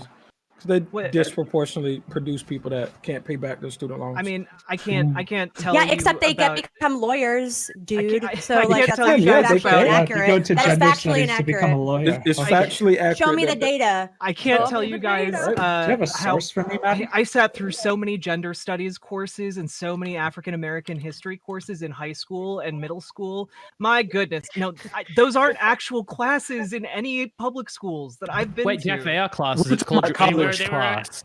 Oh yeah, English class. Yeah, No, I do like college. it for kids to learn English. But if we're talking No, about college, English is I mean, oppression. that's fine. Yeah. And college English is was fine. forced upon us by the oppressive Anglos, okay? Anti-Anglican. Okay. Yeah, back to but- good old Irish. But sounds but like frankly, racism. Unironic Nazi language. Okay, you watch yourself. I want rich kids and poor kids to be interacting in the same schools and receiving the same level of education. And that way, rich kids and poor kids have equal opportunities to access the networks that are usually reserved for rich people. And that's usually the Except for family networks of ones. rich people is really what is preserved by these private institutions. That's why private schools have like, oh yeah, 50 of our kids last year went to Harvard. Like we've talked about it on the panel. We've been talking around the issue, and frankly, I just want poor kids and rich kids to have the same opportunity in this country, and we can do that by equitably funding them and abolishing private schools. So, but that's why I brought up that I think that's a lot doesn't of do anything for the problem with public this. schools, all right? If everybody You has don't like that. a No, basic but option, they you're could not go to. responding to her argument. What did she say? Abolishing private schools dismantles the exclusionary networks that rich people tend to build within those private schools. But that doesn't occur. Do you think those That's rich just a people are suddenly fallacy. not going It to be able actually to? occurs. You think? Wait, do you think rich No. people are going to Kidding? drop It does. nepotism 100%. just because they No. don't? No, They aren't able to I'm do it hopping through out. private schools. Bye, everybody. All right, bye, Jack. I'll Networks make are your points for you. developed. Networks People are are white developed women in ruining college, everything. not in Bye, high Jack. school. Okay. Yeah, all right. but- So, No, but That's the networks it help actually you hang on, get hang on, into hang on. That's college. statistically proven. So okay. Rich No, kid- no, No, no, All right, but the, you know that Manny, finish your point, and then Maddie, I see you as well. But Manny, finish the point you're making. Then I'm gonna jump in. right. Okay. As she was saying before, like you have these alumni networks of let's say a lot of the parents went to Harvard, right? So then obviously they're going to try and get their kids into Harvard from that high school. Like, most of the networking to like get into a career is going to happen in the university, but also like it's important to have access to certain social networks within, like when you're still in your secondary education, because that also has bearing on whether or not you get into a quote unquote elite tertiary doesn't. education. Well, that does, but the problem is like rich people, like they're a bit smart. I mean, if they can get out of half of their taxes, they could probably figure out how to do other social networking outside of the private school. Okay. That's not really changing anything. Yeah. No, well, that's hold the thing. on, It's like hold on. Oh, the criminals will do like you make a law, criminals will find a way around it. Oh wow, okay, sure, whatever, right? Now, like that doesn't mean you can't like handle. I don't problem. think social networking is criminal. No, but No. rich people are criminal, and we should arrest and it doesn't them. get But, and it doesn't get people. So hold on, let's I want to jump in on this, right? And then I will go down the list. We have Psychophile, Charm, Falonor, and Maddie. And Savitar then. Floor's yours, King. Yeah. Thanks. Yeah. So we I don't see why like, and maybe I don't want to put words in your mouth, but it seemed like to me, to GSU, especially to Falnor, that you guys didn't seem to see like the benefits. Maybe it was more Falnor, right? But understanding that like this is a collective effort, right? Like it's beneficial to you that these public schools be as good as they can be, right? That if these public schools fail, right, then you, for instance, as a business owner, Falnor, will have worse employees, right? You'll have lower quality employees because the schools that are educating a lot of these people are not doing a proper job, right? So you get that, right, Falnor? Yeah, I could immediately respond to that. And here's my problem. If private school is going to cost me $10,000 to $20,000 a year, and public school for a student already costs me $35,000 a year, I'm spending 2.5 to 3 times what it costs for me to send someone to a public school, which has lower performance. Hang on, let me finish. Okay, all right. Which has lower performance. It does has lower performance. Why does it have lower performance? Why does it have lower performance? The metrics have been proven that the Why does it private have lower schools and charters perform better. Because of tax policy. Why? No, because of smaller class sizes. Tax policy. What if we funded? No, what if we built more public schools to have smaller class sizes? I'm not finished. Just answer your own question. I'm not right now. Public schools? You think Thank public you. schools? Go not ahead, finished. Falnor. Finish your point. If we're already giving them 2 to 3 times more money per student than a private school, the issue isn't that the schools aren't funded. They're overwhelmingly funded, and they're failing to perform with the funding they're already given. The answer is not. The answer is not more money. It will not fix the problem because that's already been proven. If my private school in its current condition is outperforming the public schools with less funding why do per private schools have smaller? Hang Why on, do private hang schools on. have smaller class sizes? If it's less money per student, it doesn't matter if there's more students. It's still less money per student already. Yeah. That's only going to decrease the cost per student if I add more students. The problem is that they are already overfunded and they're not allocating the funding properly. Adding more money will not fix the problem. Schools are so stupid that they couldn't think to have smaller class sizes. Do you think that you're like some big brain genius that came up with a solution? They have 3 times more money.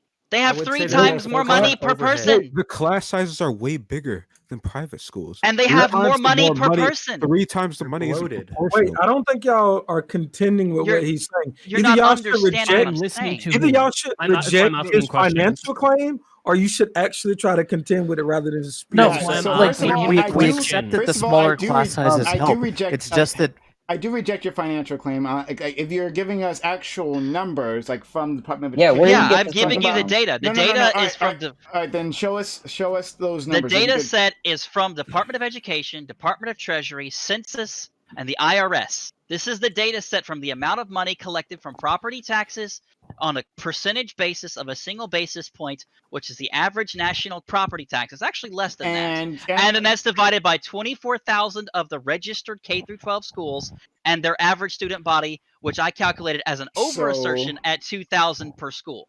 That's actually less than that. Hold on. Wait, you calculated? Yeah, he calculated. That's what he's saying. He keeps saying he's calculated. This is the number. These are the actual numbers. You don't know the actual number. You don't know how much. Yeah, I do. No, you don't. You don't know how much actually is allocated, right? So is 100% But that's the problem. No. Is 100% of those property taxes going to these schools, right? That is exactly what I'm saying. Okay. Is they've already been allocated $35,000 per student. No. They're not receiving it. No. Stop. Shut up. Thank you. Great. You're not listening. Oh, no. Yes, I am. I'm trying to contend this idea. Holy fuck. Stop it. Shut the fuck up. I said it. Don't do it again. I'm muting you or I'm throwing you out. Shut the fuck up. Thank you. Now, I am trying to contend these ideas, right? So what you're saying is that, like, I've done the math, like I've divided this amount of money, right, within this geographical area among the schools. how do you know those property taxes, first of all, are being divided equally among those schools, right? And how do you know that 100% of those property taxes are going there? Like, how do you know how much money is actually being directed at those schools? How do you know this money is actually being attached to those kids, right? Like that's an open question here with the locality that you happen to be looking at. That's still an open question. I hear you. You're doing this math, but I don't know if that's actually the case one way or the other. And besides, right, your other point about like, I'm paying this amount of money for public schools and then this amount of money for private schools. So like that means nothing to me. Like what you're paying for a private school, that's your own business, right? That you're putting your kids to private school, nothing to do with us, right? That's your choice. But this is the problem, right? Because then once you have these private schools as an option, right, then what you're what you end up doing is you're creating a class of individuals like yourself, right, who have a vested interest in not making the system better, right? And maybe in fact degrading the system. Not saying that you're actually actively trying to do that, but you have a class of people who have an interest to do that because now they don't want to pay because they've already checked out. That's the problem. They're checked out of that system, and they don't want to invest in it as well, right? They're saying, "Oh, well, I'm paying double. I'm paying double." So that's what we're trying to get at. That's why we're trying why it's a good idea to get rid of these schools so that everyone is involved and everyone has an interest in making sure these schools will succeed, rather than like, well, these things are not doing as well as I think, right? And so I'm going to use my political power, my access to government to degrade these schools, right? To have them fail, right? And then maybe let a private institution take over. So you can respond, Falinar. Okay. Very simple question to help everybody understand. If you contribute money to Social Security, where is the money supposed to go? I'm 20 years old. How the fuck am I supposed to know that? It's supposed to go to Social Security. Does it always? No, it does not. Yes. And this is my problem. If we are allocating money that is supposed to be set aside at a 1% basis point, it's 1 basis point, 1 base point, and it's supposed to go to funding the schools, and they're not getting 3 times the money that the private schools per student. So if I have student A, public school, and student B, private school, I'm spending $10,000 to $20,000 on this kid, and I have to also pay $35,000 for this kid. This kid was allocated more money than this kid, 3.5 times, at least. But that's not true. No, that is true. The problem is this. You don't understand. Where is the money that I'm allocating? This is the problem. By allocating more money, it does not fix the problem because the money is just gonna be diverted, which I've already declared. Not getting allocated. I don't know why are you. That is exactly my point. Just like with Social Security, if I put more money in Social Security and it's not being allocated where it's supposed to go, that is the core problem. Throwing more money at the problem will never fix it. Hold up. Can we pause? Numbers are way off. Your data is completely wrong. So I just want to make my final statement. All right, you are calculating how this money should be allocated by taking a national average and then assuming a certain property tax value. All right, funding gets allocated by individual districts and individual states. Yes. You cannot just find a national average and decide. And some students will get more and some will get less, and COLA will adjust for that. And then not only with that, all regions. Just put some data on this. State property values will be different. I have data. You can't. And so will private school costs. I posted the data in the chat for everybody. Okay, and so to Fallon, thank you for that, Boston. And to I'm getting off. So good night. Yeah, and to you, Fallon, someone use a mute that they had saved up to mute you for 10 minutes. 10 minutes to mute. We'll get you right back though. But okay. Right. So all right. Thanks for that, Boston. All right. So now we gotta move forward. Hold on, Manny. I'll put you on the list. Next. People have been waiting. Psychophile, Charm. Well, it's gonna be Fallon. All right. Then Maddie. So Psycho, Charm, Maddie, and then Manny. Gambit, where'd you put that data? Okay, so I just put in the VC chat some data. I guess this is from National Scientific Board. It's a .gov. From what you're saying, Fallon, your numbers sound way off. I think it says that Vermont's the highest per pupil No, it's New funding, York. and that's like Okay, 20 I was to literally about to bring 20,000. up that exact piece of data. So It's New York at 28,000. It probably Yeah, depends on so the year. Yeah.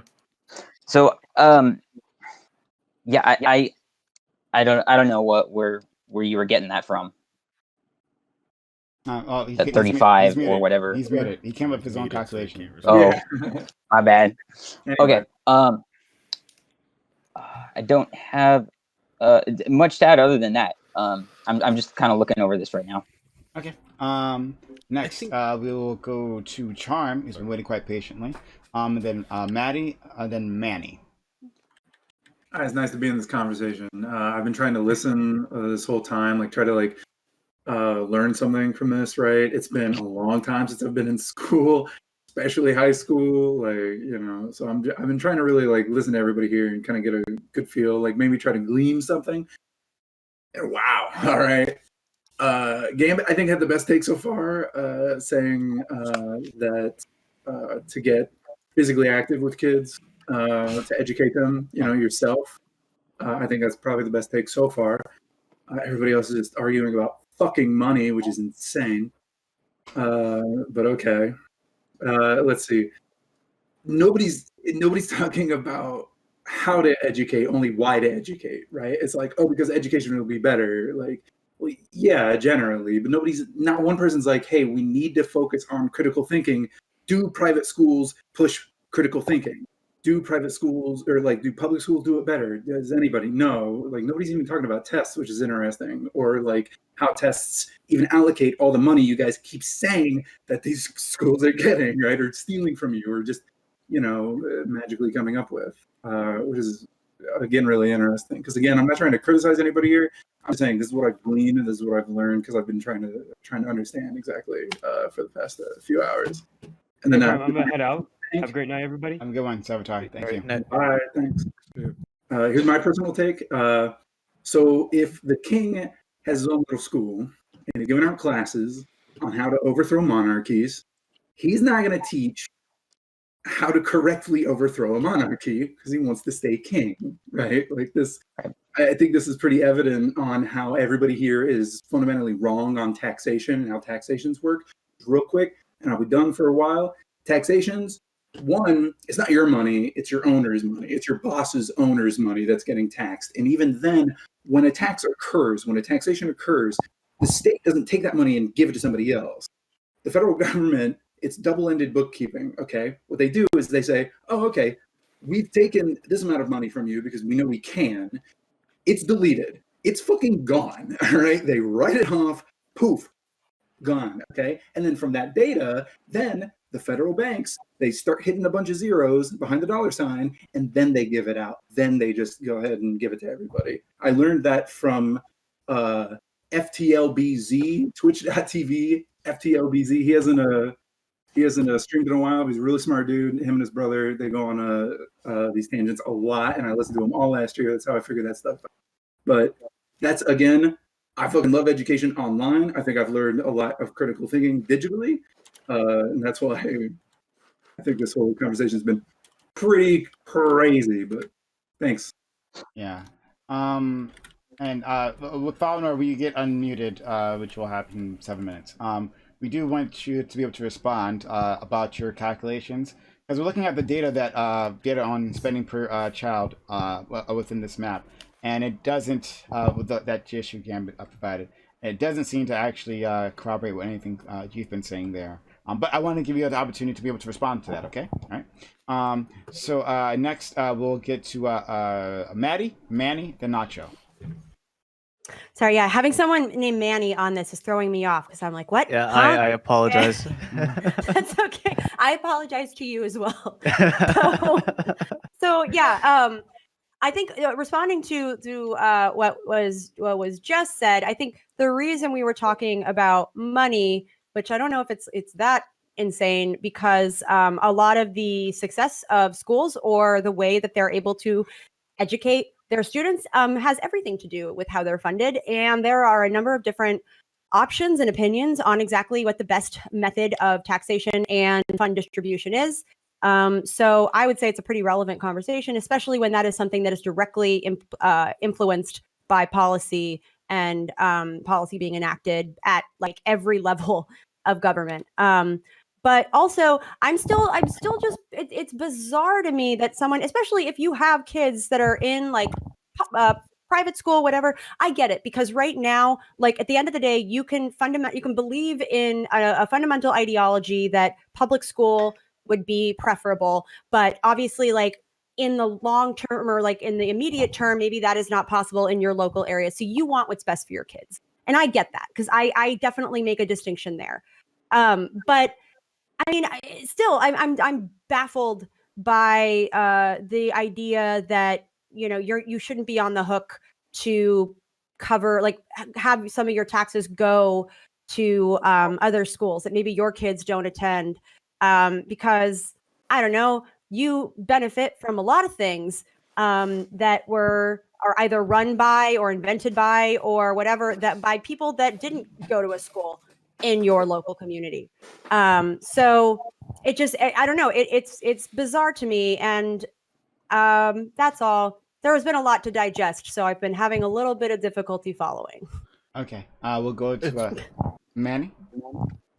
Yeah, I guess mainly to respond to Charm's points. I feel like we're mainly on the monetary question, just because I mean that's where Fallenor like to keep the conversation going. So that's kind of where we got bogged down. But yeah, I think what Charm said was completely right. We should have been focusing a lot more on the kind of education that we give out, in whether it's a public or private school, and the way that we ensure that children are given a quality education, that through activism through the PTA or through getting competent local officials elected. And I guess the one final thing is, just because Fawner is muted right now, I want to get my time in. The whole thing that he was talking about with the $35,000 per student is actually just completely wrong. I have no idea where he's getting that data. I have,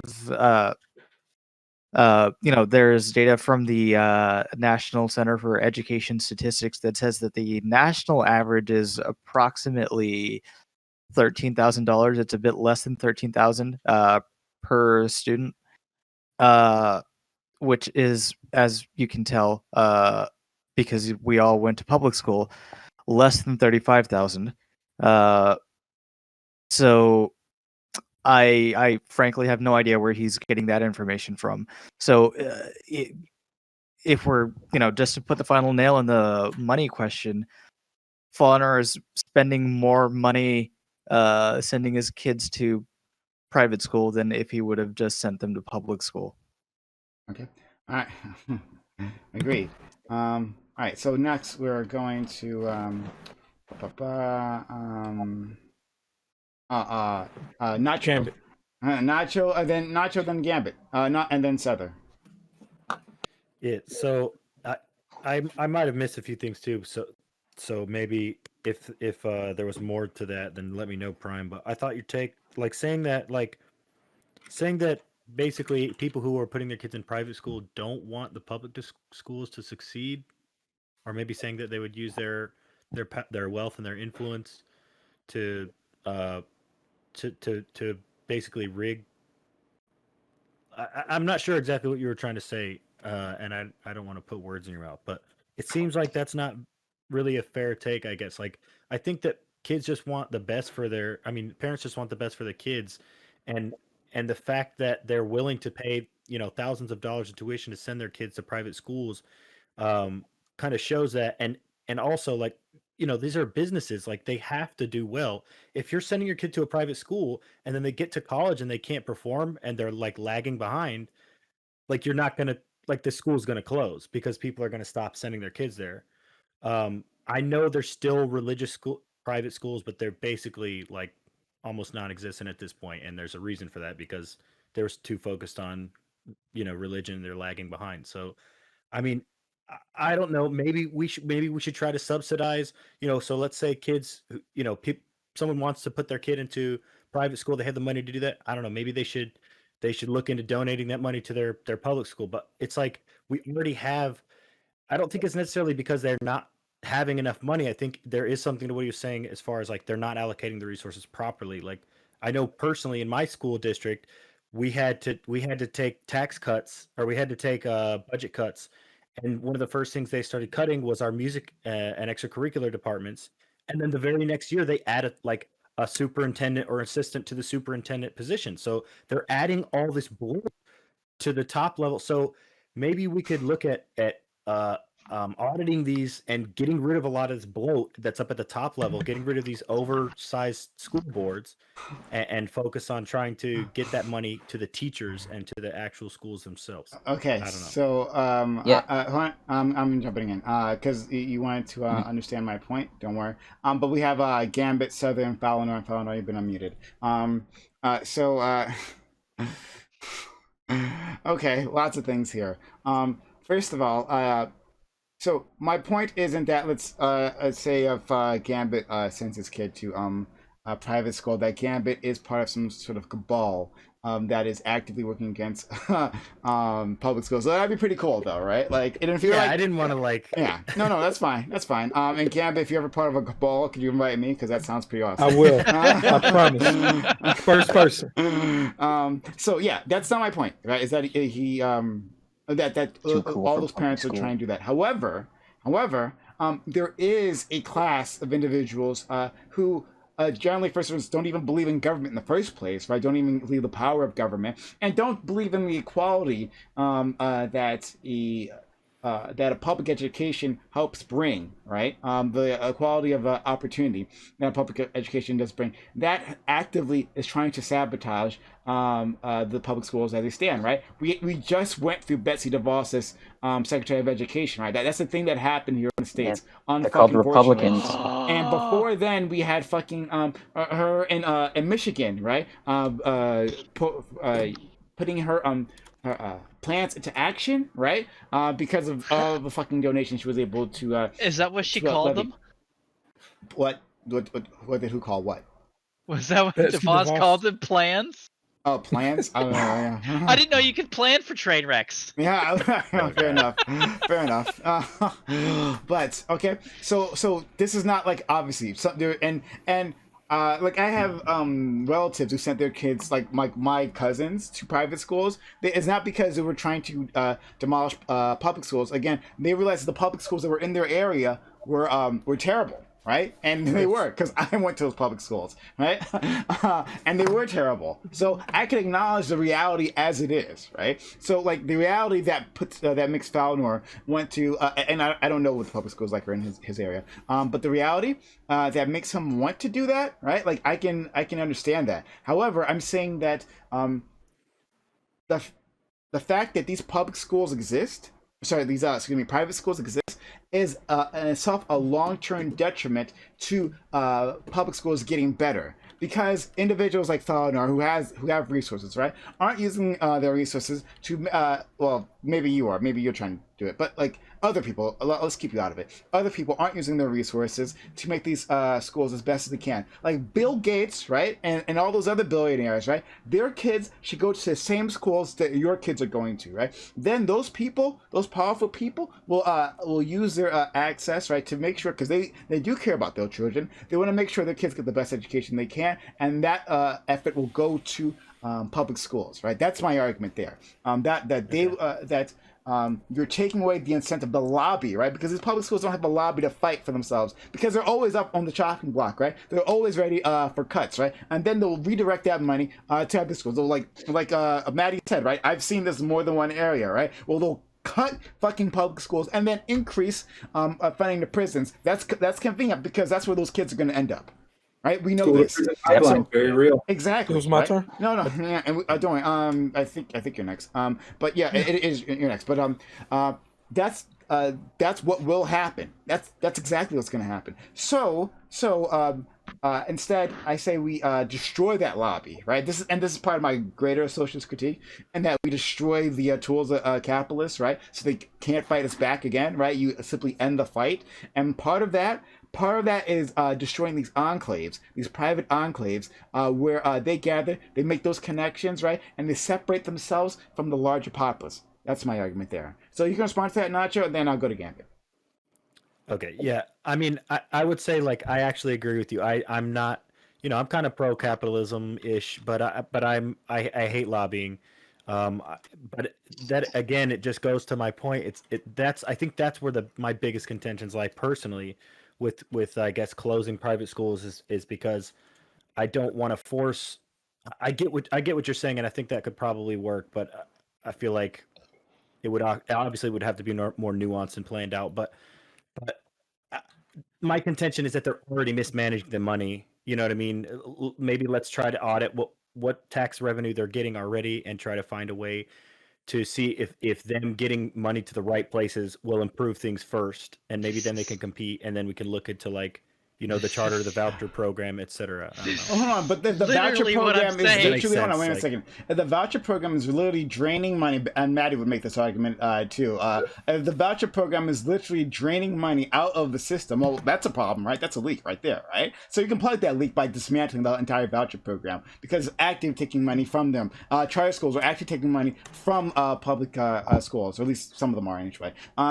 So like that's a start, right? We can start there maybe. We can start with the fact that. Anytime that we can, right, we see Republican politicians especially attacking public education, attacking the teachers union, cutting their funding, right? So we can start in those places. So if you're saying like we should do audits, right? First of all, I think those audits are being done, right? I think every little cent is being accounted for, especially within the context of the public school, because they have to, because they have so little resources to begin with for these schools. So. That's fair. The waste that you're looking for, like, it's just almost non-existent. Don't worry, Fowler. I promise you. We're gonna let you jump at it. But I'm gonna go to Gambit. But I promise you'll be able to go Gambit first. Yeah, I think I agree with a lot of what Fowler is about to say. I almost want to just let him go. But So the thing, like, you call out so eloquently the problem with your solution. Betsy DeVos DeVos, whatever the hell her name is, she could become the Secretary of Education. And I don't want to live in a world where that's my only choice to subject my kid to the nonsense that she might do, or anybody else in her, like, with her like lack of brain cells, right? So that's my reason that I fight for always having a private option as well. I'm absolutely okay with doing what we can to fund more. Like looking at the state thing for Georgia, I pay a little bit more than the average per pupil for my kids to go to private right now. So it isn't that far off. So yeah, like, but I want to hear what Father has to say because I think I'm going to agree with all of it. But before Betsy DeVos was never advocating to make like public schools religious or have some crazy, what? Was she not? No, Betsy her whole thing was public schools. Moving. Yeah. Yeah, she was moving to her biggest achievement, whatever you could call it, was that she was pushing for equal enforcement of title regulations, which gave a lot of protections to people that were accused of activities on campus and required the schools to actually conduct real investigations, not just summarily execute someone. Is this a good take of Betsy? I agree. I disagree with That's about the only real change she made it. Well, first of all, I don't think that's true. Yeah. Oh, sorry. That's another subject altogether. Yeah. But let's get to Sether and then to Fallenor. Okay. And Fanatic, you want in? All right. Put you out after that. Yeah. All right. So, as the non-American of the group here. It's hard for me to argue about like specific policies in American school systems. So I am gonna have to be a little bit more, talking about the principles of all these things. But Falnor, I did notice that you nodded along to Kais when he suggested getting better public schools so that you have better employees in the future, right? However, that goes a little bit at odds with you not wanting to fund schools in other districts than your own, don't you think? Why not? No. So here's again. Are you only going to employ people from the school district? No. Hang on. So I'm going to go ahead and answer all of my pieces and your question all at the same time. All right. So to put this into a clear perspective, they said the national average is $12,600 for a student. I'm going to put this in the simplest terms I can think of with actual dollars. These are real $1 bills. I'm going to say that GSU Gambit is a taxpayer, and the collective taxpayers gave me $3. Wait, is the IRS listening? Yes, the IRS is listening. All right. I pay all my but I'm an exempt institution here. So you gave me $3, and I'm supposed to buy 3 $1 sodas, but all I give you is this one root beer. Now, hopefully, I'll understand my point here. You pay for 3 root beers. I only give you 1. This is the start of the breakdown. The nationalized average should be $35,000. The peak is 28 and a cola 3 times higher. Hang on, let me finish. Private schools in my region are $1,000 a year. Indicator.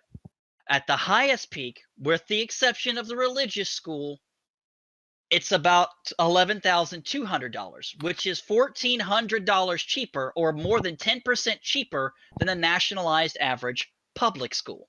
It's cheaper to send my kids to private school. Could I just ask some very quick clarification? No. So I'm not using my nationalized average. I'm using your nationalized average that you provided at $13,000. This is per privateschoolreview.com. The people that over-review.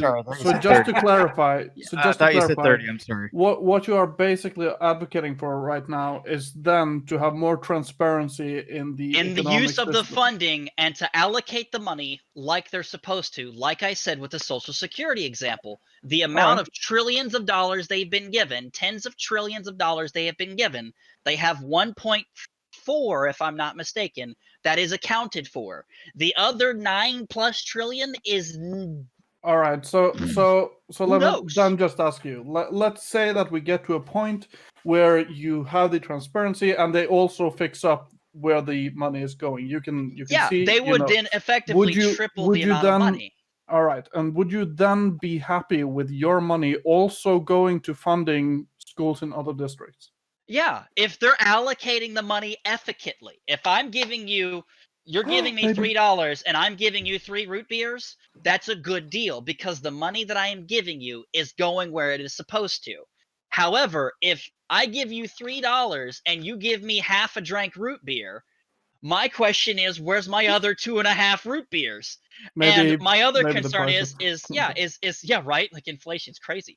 But that's the issue is if I'm giving you 3 and you're giving me 1, why would I give you 10 if I'm openly concerned with you giving me half of 1 in the first place with 3? Why would I more than triple your budget if you're going to so in that case, my suggestion would then be get more transparency in the funding, fix up the loopholes, the and misuse then we can get of the money. Correct. And then we can address the other issues. So, like the first question is, why is private school already cheaper than public school? And this is part of the problem is that I don't agree that the money is being misused, right? Misallocated, because you don't understand the funding streams themselves. Like you're saying that because what you're implying is that 100% of these property taxes go there, but they could be used for other things, like other municipal uses, right? That's what our municipality tells us. Our property taxes pay for our schools. Yes, that's what they told us. Yes, they do. That's true. Also, who says these private schools are going to give you that same transparency that you're asking for? Yeah. We don't care if it gives you the results. But what else do they pay for? Is it 100% only your property taxes going there, right? Is that what's happening? Or that's what they told us is 100% of our property taxes pay for our schools. They lied. They lied to you. Yes, exactly. I need you to provide documentation on that. Because that's my problem is what they're telling us and what they're doing do not match. So I don't think there's a place. I don't think there's a place where 100% of your property taxes go towards school. There's a percentage of your property taxes that go towards I've been saying but not 100 anywhere. Literally no place anywhere.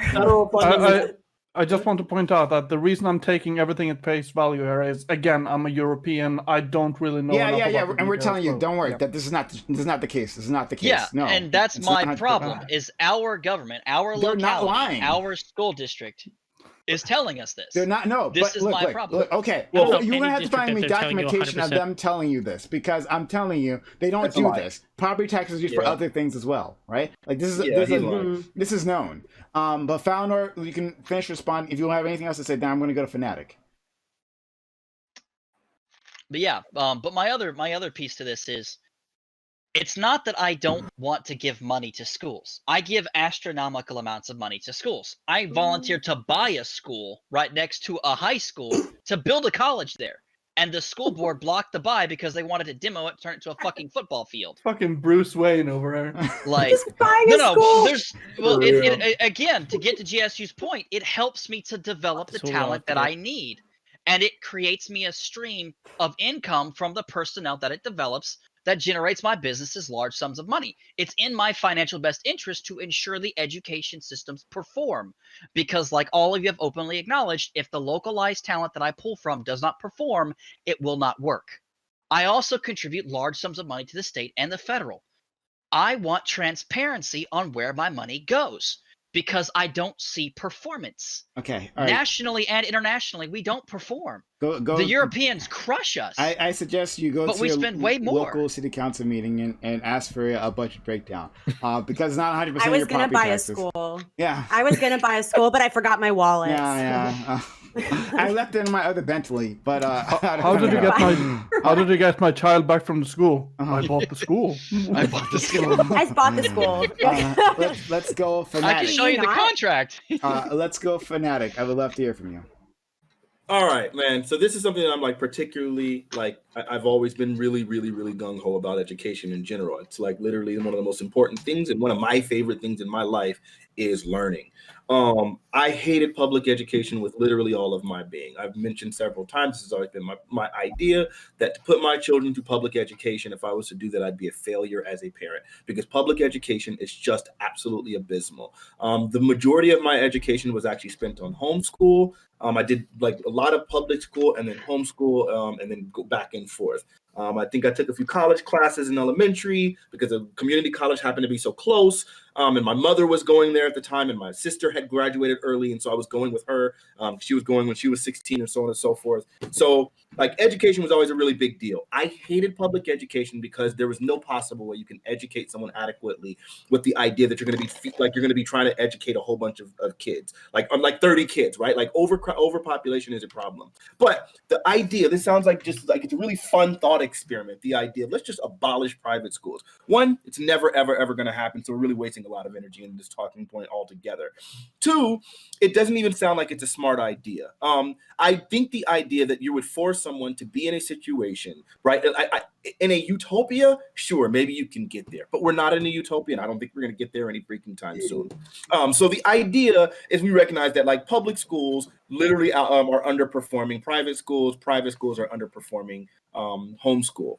And the craziest thing is when people start talking about like charter schools and wanting to abolish charter schools, specifically when it comes to Black and brown kids, they tend to get significantly better results when they go to when they go to charter schools. So they have more likely, they're more likely to be to go to college and to sustain through college. They're more likely to actually graduate high school. They have better math and science literacy, better test results. So like this idea of just getting rid of charter schools sounds like it would be really harmful, considering how we know how much public school has failed Black and brown students historically. Education happens to be one of the three largest indicators for success in this country. So the idea that we found an alternative that's tending to do really well, give us way better numbers, it sounds a little ridiculous that we would then try to start fighting against this. But once we see that Black people are doing better, I can understand why some folks would start wanting to fight against that.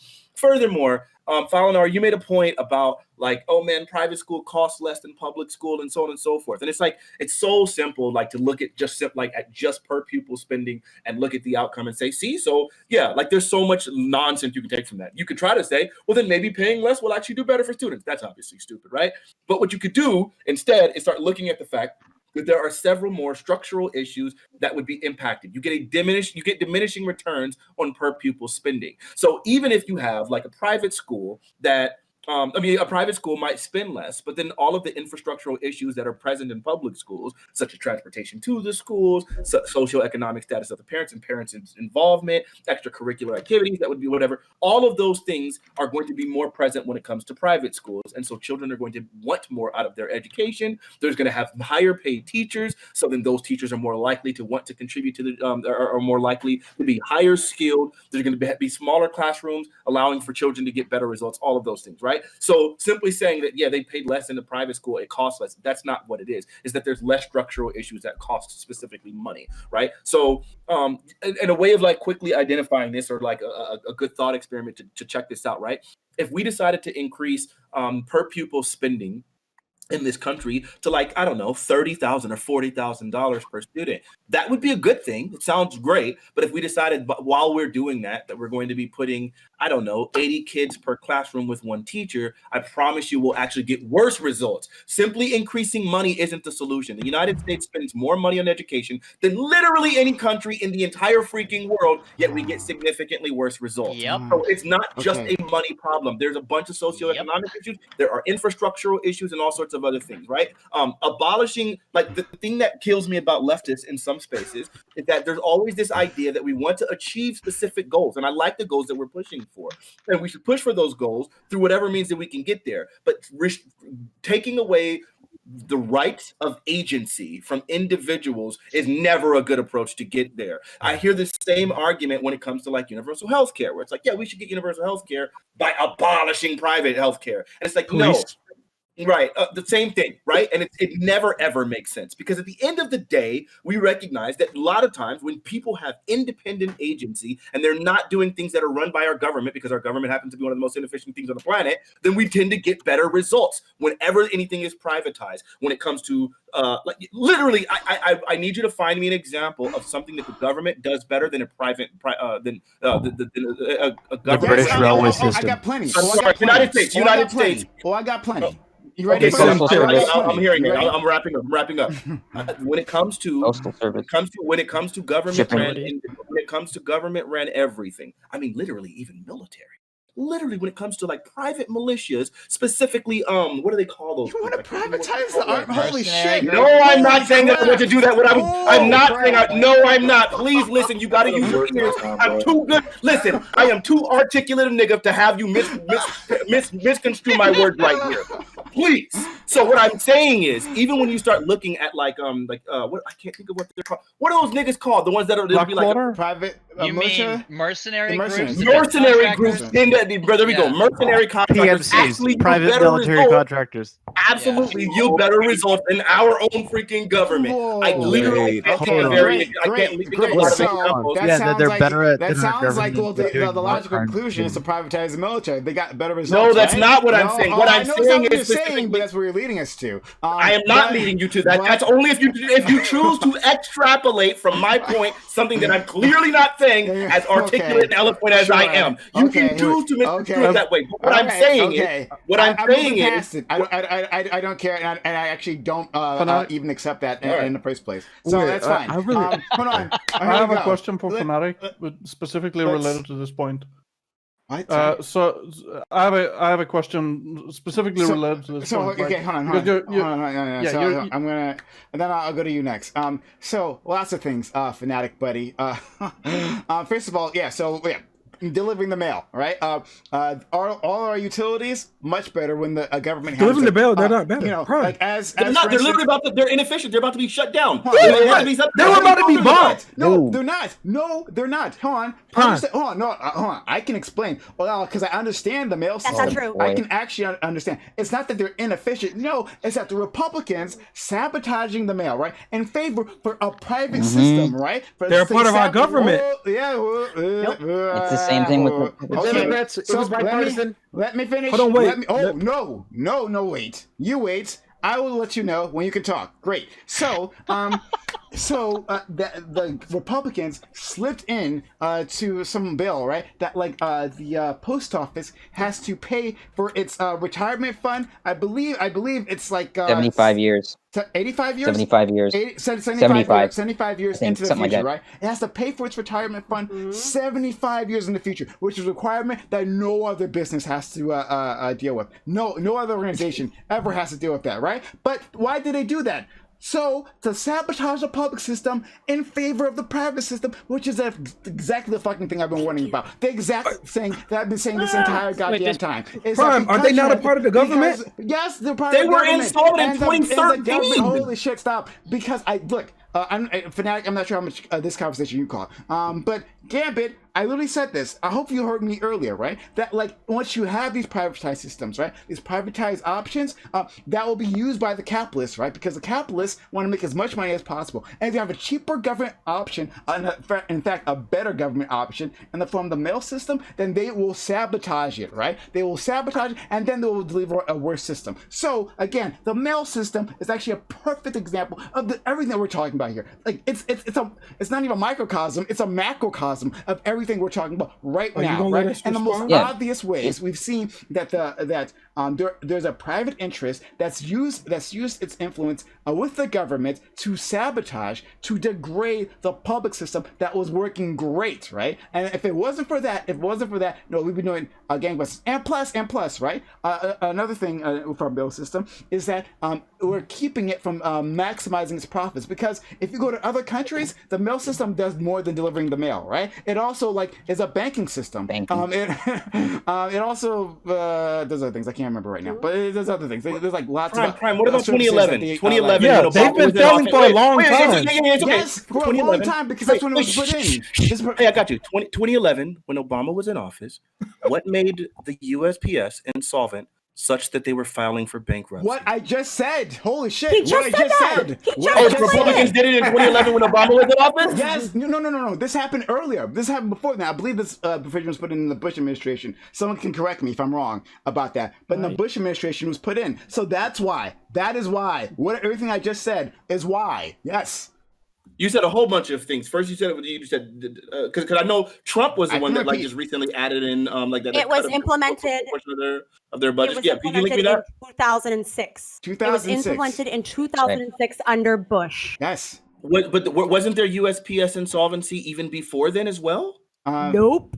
No. Okay, I'm sure. Let me Google it. I'm sure. Okay. You Google it. Please do that. Please do that. No, the USPS was. Fallon, if you could take down your stream. Take down your stream, please. If you get on here. All right. But yes, please take a look. This is what I'm exactly saying. This is a perfect example of what's happening with the public school system as well, right? Like, not that it's the old Republican tactic. It's worse. Yeah. It's worse than the public school example, because there's other reasons why public schools are failing. Okay, and then I'll tackle the second point. And I haven't forgotten about you, Seth. I'll tackle the fucking second point about like how this like if we demolished the public schools or the private schools, right? That might have you could have a situation where there's like 80 kids, right? We can understand that class sizes are a problem, right? So here's what we do, right? We hire more teachers, right? Hire more teachers, build more schools, pay them, and then build more schools, right? That's what you mean, do. The email I just showed. Wait, hold on. We didn't look at Maddie. You're wrong. But the USPS was insolvent in 200001. I mean, it's 6 out of the 10 years from 2001 to 2010. So, what are you talking about? I just linked it to my DM. What are you talking about? But it doesn't matter. It does matter. No. So I'm talking my second point. Hold on. I'm trying to get through these points. There's lots of points to get through, right? But the point is that. All right. So the point is, fuck, god damn it, let me lose what I was talking. We would actually invest more into the system. Like we would build the capacity that they need. If they don't, clearly the schools right now don't have enough capacity. If there's 30 kids in a classroom, right, and teachers are having trouble, then that's a failure of the system, of the larger system that hasn't invested. Why aren't there more teachers? Why aren't there more schools? Why isn't that happening? They won't let us. Because we've been cutting education constantly. There is no public education lobby, right? People aren't fighting for this, right? But people are fighting. I mean, people are fighting for public schools. There's an invested interest. There's money interest behind those private schools because they are backed by very powerful people. So demolish that, take it off the table, take it completely off the table, and then no, that's only part of it. That's exactly right. You're right. That doesn't fix the problem because it's not over, right? On the other side of it, there's more than one reason why these public schools are failing. Because one thing is we believe that public schools will solve everything, right? That we put this burden that public schools will solve all these socioeconomic issues, right? But we're acknowledging that there's other socioeconomic problems, but we're not fully engaging with that issue, right? And if you're fully engaged with the issue, if you understand that issue, then you'll know that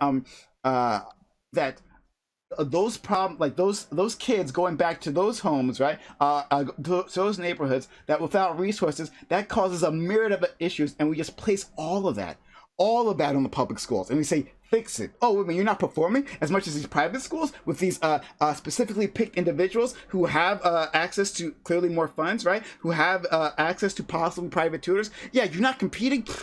Clearly you're failing. Clearly the whole system is a problem. No, there's lots of things that go on it. So yes, demolishing private schools will not instantly fix this issue. It's only part of it. Only part of the problem. Okay, I'm done with my rant. So hold on, wait. So your take on literally everything is we should abolish all private options because somehow I feel that will make the public option better. Is that your take on literally everything? How is that what you took from not everything? Can we let Prime talk? I didn't say that. There are plenty of places like sneakers. We don't need governments to create sneakers, right? No, we don't need to do that. We can have. But on all of our most important institutions that impact people's lives. Would you say you want to abolish private healthcare? It depends. It depends on. Would you abolish private healthcare? Listen. I'm trying to answer your question. It depends on what you're talking about. So I don't want to make a blanket statement without actually you naming that's something. What I was going to ask. Yeah. So like, and lots of things. Then I would agree that capitalists can actively make things worse. So, and in terms of private healthcare, this is my same argument for private healthcare, right? So getting rid of private healthcare, because if you leave the private insurance companies in place, they will absolutely, because we know that was it K Street, right? Has an immense amount of power within Washington. They will degrade the public option. That's not a question. That's exactly what will happen, 100%, because that's their biggest competitor. You've created a competitor that they can't compete with their profits, right? Because of their profit margins. And so the smart thing to do, the business savvy thing to do, is to lobby Washington to make the public option, that theoretical public option, worse. So to do that, so to take care of that, you demolish the private insurance companies. So there is no lobby now that will fight back against it. That's my argument there. Yeah. But that's not going to stop the lobby. Your argument is almost, if any bad legislation is passed, I'm going to assume it's nefarious, and I'm going to always say that if we had one system, it'd be better. I think it's such a reductionist take, and a lot of people come away with this, and I just don't get how we see value in this. Like, okay, I really don't. Let's go to Sether. Sether's been waiting. Then we can go to Psychophile and Sam. All right. Could I go after? Sure. So I actually had a question for Fanatic. By the way, Fanatic, I'm a huge fan of your debating style, so I like your energy.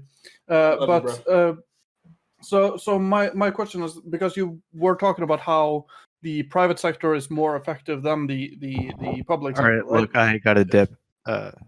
Throughout a lot of these things. Bye.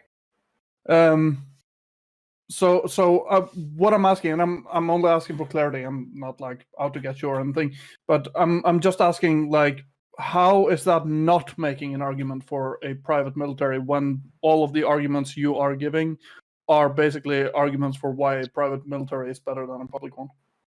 So I'm not. So the reason why is because when it comes to the government specifically, I do expect the government to have all the ultimate authority when it comes to whatever decisions are happening, right? And I recognize that the second you start privatizing military, that you start running into a whole bunch of other issues that like you wouldn't have otherwise.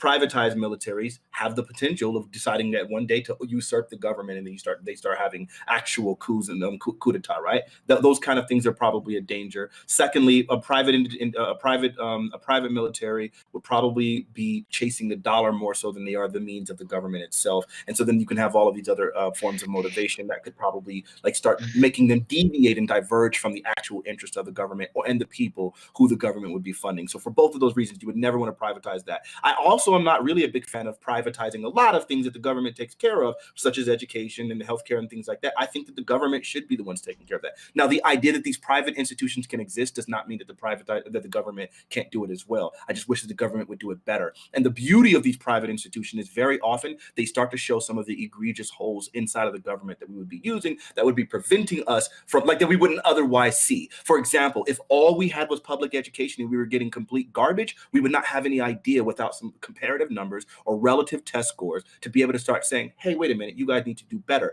You don't know bitter until you've tasted sweet, right? So in the same sense, when we start seeing these issues, we can say, hey, you should give us more. If we don't have that, then the government gives us complete hogwash. We don't push for more because we don't even know that there's a better standard to be pushing for. And typically the motivator, which is one of the many benefits of capitalism, is that capitalism is a huge influence and a huge motivator. For example, if we want to start looking at biotechnical advances by country, United States does literally better than the 2nd through 10th countries combined because there's a humongous financial incentive when it comes to that, which is why we outperform in all of those areas. You want to start looking at, there's just so many different ways where we're doing that. When it comes to World Health Organization spending, United States does literally more than the vast majority of countries. We're literally outperforming everyone else. There's a bunch of benefits that come from capitalism. Now, what I do recognize, there are plenty of holes left by capitalism, and they can't solve everything because money can't be the only solution. So what we really do need is we need to start having better socialist infrastructure within the capitalistic system. This is what we should be pushing for so we can actually get momentum, so we can actually move forward before we start actually beating them down the face and mask off like, no, abolish everything. What we need to do is get better social infrastructure such that we can get all the benefits for all the holes that capitalism leaves behind, because capitalism has a crap ton of problems, a crap ton. So let's fix those things. Poverty, capitalism leaves a lot of people who are in poverty like completely screwed. Fix that. Capitalism allows private education to completely swamp outperform public education. So let's fix that. But the solution isn't to get rid of the private. I like having that barometer. I like being able to say this is the goal we should be aiming for. But what I don't want to do is get rid of that and then screw people who actually are doing things that they can pull themselves out of specific situations. I think that's unfair. It's unrealistic. I have a better solution, but I'll give that in the next rant. Okay. Let's go to Psycho Sam Marks. Okay, so I think what Prime was bringing up, and I think this affects what you're talking about, Fanatic, is that this is that same old Republican tactic of saying this thing doesn't work, then they break it and then point to it and say, see, it doesn't work. And so that's what he was describing, with it's going to happen with healthcare, it happens with education. But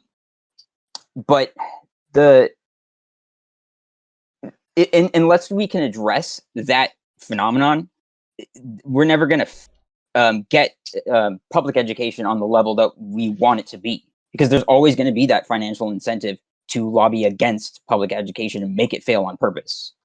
And so you going to public or to a private school isn't individually doesn't change really anything. It's our legislators and lawmakers who are deciding where that money goes and who are being influenced by these lobbyists that need to make these changes. Fair. Look, can I just say this really quickly? I totally agree with you. There is always going to be the people who are going to lobby against education. And I recognize that the private school people, like the vast majority of private schools created in this country were literally created with segregationist intent. It was literally black people started integrating into neighborhoods, and then white folks were like, I don't want my kid there. So they started creating all white private schools. Before that, the vast majority of schools were public.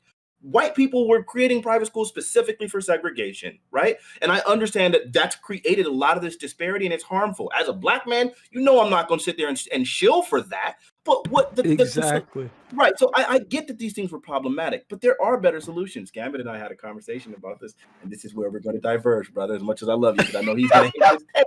I think the realistic solution, the thing that we should be pushing for, let's start decentralizing this money from these private schools, but we don't do it by penalizing them. What we do is, instead of making it so that, so I think they said it was like, and it varies by state, but in like California, I think it was like 45.6% of funding comes from comes from local local taxes, local property taxes. The other part comes from state taxes, and then the I think we have the least federal spending on education out of any state in the union, which I think was something down like to 7 to 11% or something very, very tiny, right? The idea is, instead of making this thing local, like to where local property taxes are funding education, which is creating some of this problem. Instead, how about we get that local property, those local property taxes into a statewide pool, and then evenly distribute that money throughout the state. So now you have the poor neighborhoods getting the same benefits as everyone else does as far as the local property taxes. What happens when we don't disagree on that all the way either. Okay, well, because that was my main point. Now you have a solution. Yeah, I think now that was you're earlier. Yeah. Okay, yeah, that's at the time when we had that, you disagreed, but that's great. I'm glad you came around. I don't think I disagree. That conversation didn't happen. That didn't happen. Yeah, I think that there are certain things like what Falanor was saying earlier, where if I live in a district and it wants to increase the amount of local funding to the schools, and a lot of schools do this through like taxes. My school actually did this a couple of years back to be able to buy books. Crazy, but you lose that ability, right? If you have to share that money with the whole pool. I understand generally what you're saying, and I think I agree with it if it was implemented, but I don't think it solves a lot of the other problems that schools are having. But I don't disagree. Well, of course it does. Wait, what are you talking about? So one of the major problems that we have in education is specifically the funding. Specifically, when you look at like impoverished neighborhoods that might have high-rise buildings and things like that, that is a single building, a single entity paying property taxes that's housing, let's say, I don't know, what would the average project do? 500, 600 people from one specific piece of property, right? Whereas when you have a neighborhood, you have all of these individual pieces of property, all paying property taxes, which are relative to about the amount of children that they have there. Some of them are paying property taxes and don't even got no kids, and then so then you obviously have a higher per pupil standard. You have spending. You have less overcrowding within the individual classrooms. You don't have to deal with the busing issues nearly as far. So there's so many different issues that you avoid. So it fixes a bevy of problems. Is that single thing going to fix all the problems? No, but it's going to fix a large portion of them. It's going to fix some of the disparity issues, right? Yeah, I think the only thing we disagreed on was school choice, right? I want my kids to be able to go to any public school, not just the one that they're zoned for. I think that's where we got weird at. But yeah. I don't even know if I disagree with that, but maybe we did at the time. Okay. All right. So we are at 2:30. So hold on. We are. Oh yeah, you guys are late. You're on the East Coast. Hold on. So we're going. So we got Seth, Psycho, then Sam, Marks, and Katarana. Keep getting skipped. Oh, you're not getting skipped. Don't worry, we get you. So I don't think I disagree with any of Fanatic's prescriptions about like state and local funding. I think that it was like brought up earlier, and I think like a lot of us agree that that's probably something that should be done. And like the mixed system makes sense as a progressive point to get to where we would abolish private schools if we would do that in any way. And then the other idea that like school choice is something that you could do. You can just keep with public schools is something you can do. Like when people say school choice, they're usually talking about what do you call it? Voucher programs. I hate and that. Vouchers. Yeah, vouchers suck. I don't think anyone's going to disagree about. Anyone's going to like argue about vouchers here. But so I think like Fanatic hit on a lot of the points that I was going to make in his last rant. But yeah. Okay. Next, Marks, and then Katarana, and then Fauna. Okay. Kind of gonna ask you, Fanatic. I don't disagree with the prescription that we should. I think I'm summarizing what you're saying, that we should focus more of our political capital on improving public schools rather than trying to abolish private schools. It seems like that's too much of a weight to carry. I think it's been more productive just to goose the public schools. With your point about charter schools, you are right.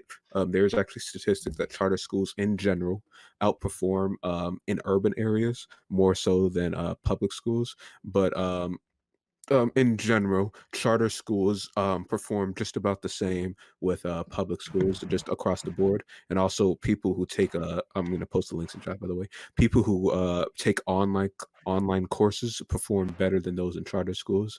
And what this says is that people who are generally poorer, which are mainly in urban areas, are mainly the reason to why there's lower performing rates in public schools versus private schools, or sorry, charter schools. About your take on the military, you are right to some respect. I'll post this in chat. They did a test on like of how private militias are able, in some instances, are able to collect data better than the CIA. In a lot of instances, but what that doesn't take into account is that the military in general has much more broader rules, and that because a private militia is more profit motivated, that once a certain task or situation doesn't become profitable, they can immediately start outperforming or just stop that task entirely. General military use is way better, just for sorry, I'm starting my words here. But in general, the military is better for most situations. Private militias are really only used for like rich individuals or like high priority targets, or to like cover up genocides. But yeah, I'll post all the links I said in chat. I just want y'all to know we should abolish charter schools. That's what y'all really should be trying to No, abolish. please don't. Come on. Yes, Come on. absolutely. The thing was, no. By the way, Mark, the data that you're talking about there, like the stat you cited is totally different than mine, because mine created a certain degree of specificity, right? It was not just about overall test scores. It was specifically from poor, from lower socioeconomic Black and brown children. Those children outperform by their public attending counterparts by a large margin. So then simply looking at the overall data of just everyone, like that's not the issue. The problem is that a lot of times these people from these poor socioeconomic status, they're getting worse educational outcomes in public school, and they don't have very many options, because obviously you're restricted to the localized communities. So for specifically minorities, charter schools are a freaking godsend by all metrics. So I don't know. I said that. I'm sorry if I didn't make it clear enough, but I said that. No, he's responding to me. Okay. No, listen, both. But maybe I did miss that, Marcus. I knew you were saying that you agreed overall, but I just wasn't sure about that one thing. But yeah, in my experience, where I'm from, the charter schools exist so that the white people who can't afford private schools split the state funding with the public school to segregate their kids away. Now I'm looking at the national average, and maybe what I took this from local level, so maybe nationally that's not the case, that they are more diverse nationally than I thought they were. So maybe I take that back. But specifically in my community, they literally started a charter school for the poor white people who couldn't afford the private school to take money from the public school, and it split the state funding in half. And it's like, okay, that might be a small community, but in Georgia, in the state of Georgia, minority-led groups are the ones pushing for more charter schools because they're getting better results in charter schools in the state of Georgia. So I don't know about maybe your individual locality. That might be a thing for your individual town, and maybe there's some backwoods, backwater, I don't know, segregational nonsense. I don't know what the hell the situation is. But for the state of Georgia as a whole, charter schools this is perform better. So I just wanted to ask this question real quick. Another problem is that it's obvious that for public schools, it's up to the states generally, and like federal funding accounts for I think like 8%, it's a small portion. And in a lot of areas, the state, even though it has the money, it just doesn't choose to like fund these schools. Like I live in a major metropolitan area. We have like tons of money given every year from the federal government, but a lot of our areas just don't get it. Sorry. Yeah, they either don't get it, or our mayor or governor or whatever just doesn't choose to like spend it in those areas. It disappears. So the way I look at it, it's kind of a difficult issue, unless you guys have any prescriptions of, do you guys think that the federal government should start to massively increase their funding, maybe even take it over? Or how do you say we like screen these governors? Do you think it's more Transparent cost accounting. So do what they make us do as the defense contractor, and to answer everybody else's question on the PMC basis, we're required, I shit you not, if you want to spend $1, I shit you not, you have to put something together that's like this. It's pages to spend $1. It costs more money to put one of these things together than it is to simply just go buy the part. It's insane. And then you have to wait 6 months to get the damn thing approved. That's I think literally how the charters- government works. I think charter schools looking at already go your- through that process. I enjoy looking at you, Fallen Hour, because you have so many visual aids. Yeah. But yeah, the PMCs are incredibly cost effective because they have to be. But one of the things you have to keep in consideration is the biggest waste cost source from my entire career with DoD across dozens of agencies is single-handedly, absolutely in the concept of what's called use or lose. Yes. So this happens around Q2, Q3, where the agency will collectively sit down and say, we have X number of millions to X number of hundreds of millions or billions of dollars that we must spend in 90 days, or we will not get this money back in our budget again. And I shit you not, they will buy warehouses full of computers that they will never open. You can buy them. I can send you links to where you can buy these computers by the pallets. They've never even been opened. They buy them simply because it's the easiest thing to get approved, and they can stockpile them with no points, no basis, no logic, no direction in using them, and it's computer parts and car parts and desk furniture, random shit, whatever they can buy, simply to spend the money. And it's the most wasteful thing. I would say 20 to 30% of all government agency budgets, 1,500 plus agencies burn 30% or more of their budget every year like it's a pile of kerosene to be lit up for a campfire. And if you want to solve the government's wasteful spending, make one law to fix that, and you will save hundreds of billions. I'm not even exaggerating, hundreds of billions of dollars a year. Every year like clockwork. There's your money to fix all the school problems all at once. And it'll pay for healthcare at the same time. That doesn't fix everything, though, Fallen Hour. That doesn't. Money isn't the only issue. Finish making your point, and then I want to go to Calderano, okay? Okay, sure. Go to Calderano. I'm just saying money isn't the only issue, bro. That doesn't fix everything. I would want to hear Calderano because she's actually from this area. Okay. Calderano, I'd love to hear from you. Yeah, is my audio okay? Oh, it's great. Yep. Amazing. Okay, so I actually came on because I heard a fanatic with something here saying something that I didn't agree with. I don't want to stay on for very long. I have other things to do, but I just wanted to like give a point of contention. So you said that private schools need to exist to serve as a barometer to like make sure so people can tell that public schools aren't doing well comparatively. No, not that they need to exist. It's just that's one of the big benefits that they do provide because of the fact that they do. I wouldn't say that I only want them to exist only to give us a barometer. That sounds like absurd. I think that they also outperform public school right now. And I think for individual parents to have agency and to be able to do what they best want for their children, I think that's probably the biggest benefit of having a private school. Okay, but so I agree perhaps with the agency part if we want to go ahead and like if people wanted to, I don't know, make sure that their kids get a certain amount of like religious school. But I also know that Primary said that he would prefer if you just do that outside like on the weekend. So then if we're not, and maybe you're not advocating for the religious aspects to be taken out of schooling, but if we were going to advocate for the religious aspects to be taken out of schooling. Currently, when a lot of times people are saying that American education is fucked up, it's not really that much in relation to the public school system. It's in relation to the global education system. And it's like on the global scale 38. that we're shit. Not, yeah, exactly. We're 38 of Yeah, 219. pretty sure my home country is doing better and they don't even have a proper GDP per capita. What country? Not Canada. Not Canada. I track the list actively. Not Canada. So yeah, I just don't really see it like as that being that great of a reason why we need to have like private schooling, just because I feel like there's already so much left to be desired just by looking at like how we're doing globally rather than comparing it to people down the street that like actually like have proper like $100,000 per year households. So I don't know. Okay.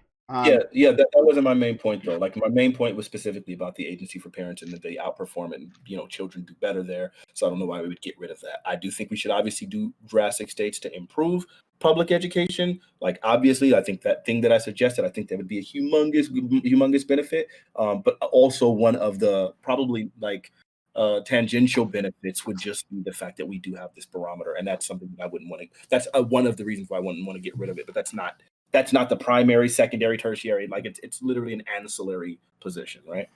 Why not just give the two options where they can either do homeschool or public school, and then like there wouldn't be as much of an incentive for our governments to not really care that much about public school because the people that they already care about are getting the proper education. I think then that starts creating a big problem for a bunch of parents, right? Like, I look at myself, right, and it's like I don't know that I necessarily want to homeschool my children because I think there's all sorts of social deaths that happen as a result of that. Furthermore, maybe I might be a busy guy. I'm not. I'm a musician. I make music, like my song "Araya" that's on Spotify right now that you can listen to. I have a lot of time, right? So, like for me, that probably wouldn't be an issue, but for a lot of people, they're working class. Even people who like ascended. My mother like did really well considering the abject poverty that we came from, but the result of it was she was working a whole lot. But after she got her master's and started like changing her whole lifestyle, she wasn't home to homeschool me. In fact, I did 7th and 8th grade in homeschool and literally didn't do anything for that 2 years because I was at home by myself that entire time, right? So I think there's plenty of times where if we weren't so house poor at that point where she could have just put me in a decent private school where I would have gotten a significantly better education without putting all of this new added stress on her who's trying to transcend this new socioeconomic ladder, right? She's upper middle class now, but she wasn't at the time. So then that creates a whole like bevy of problems for people who just don't have the resources. We already talk about the need. Bernie Sanders mentions this point very often, and I think it's a very valid point, and I hope that we start moving in this direction about creating some sort of government-based healthcare that's a lot more widespread and not just specifically for those in crazy poverty. Like the reason why we need that kind of not healthcare, daycare, childcare. The reason why we need these kind of things is because there's a lot of parents, a lot of mothers, even single mothers, who literally can't afford to pay for these kind of things. So simply saying, well, you got to homeschool your kid. Well, how can a single mother homeschool fatherlessness is a big problem in this country? So single mothers are not. there's other ways to do homeschooling than doing it yourself. Like I went to a pretty expensive private school. My parents could have just paid for someone to come and teach me for that price. But they might not want to leave you alone with that person. That's the it's significantly more expensive. That like private tutors are the highest form of education. Like they're more expensive than private school. They're definitely more expensive than homeschool. Yeah, because you're paying their salary. Exactly. But now you're creating an entirely new financial barrier. And the thing is, we can go down this like rabbit hole of like trying to coming up with a whole bunch of ideas. I'm down with spitball ideas, but when we're starting to talk about policy discussions, we really can't be coming to a table like suggesting these things that have all of these other brand new structural issues that are like that are going to inhibit implementation. Like these things stop being pragmatic. You start telling your average middle class woman, yeah, just go ahead and hire a private tutor for your daughter, and it's like that's the thing. Like I don't want them to, so I'm trying to put up as many barriers as possible so people just put their kids in public school so that there's more of an incentive to make sure that I don't come out of public school like a big idiot when I go to university. The vast majority of them do. Private education is already reserved for the hyper minority in this country. You don't have to incentivize them to do that.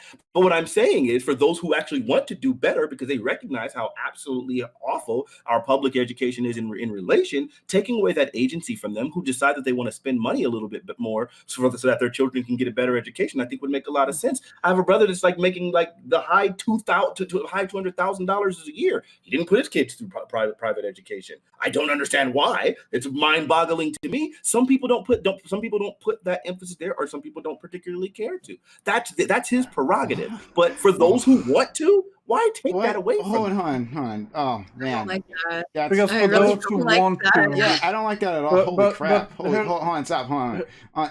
What? What is that argument? So I don't know your brother. Obviously, I don't know your brother. I don't know anything about him, right?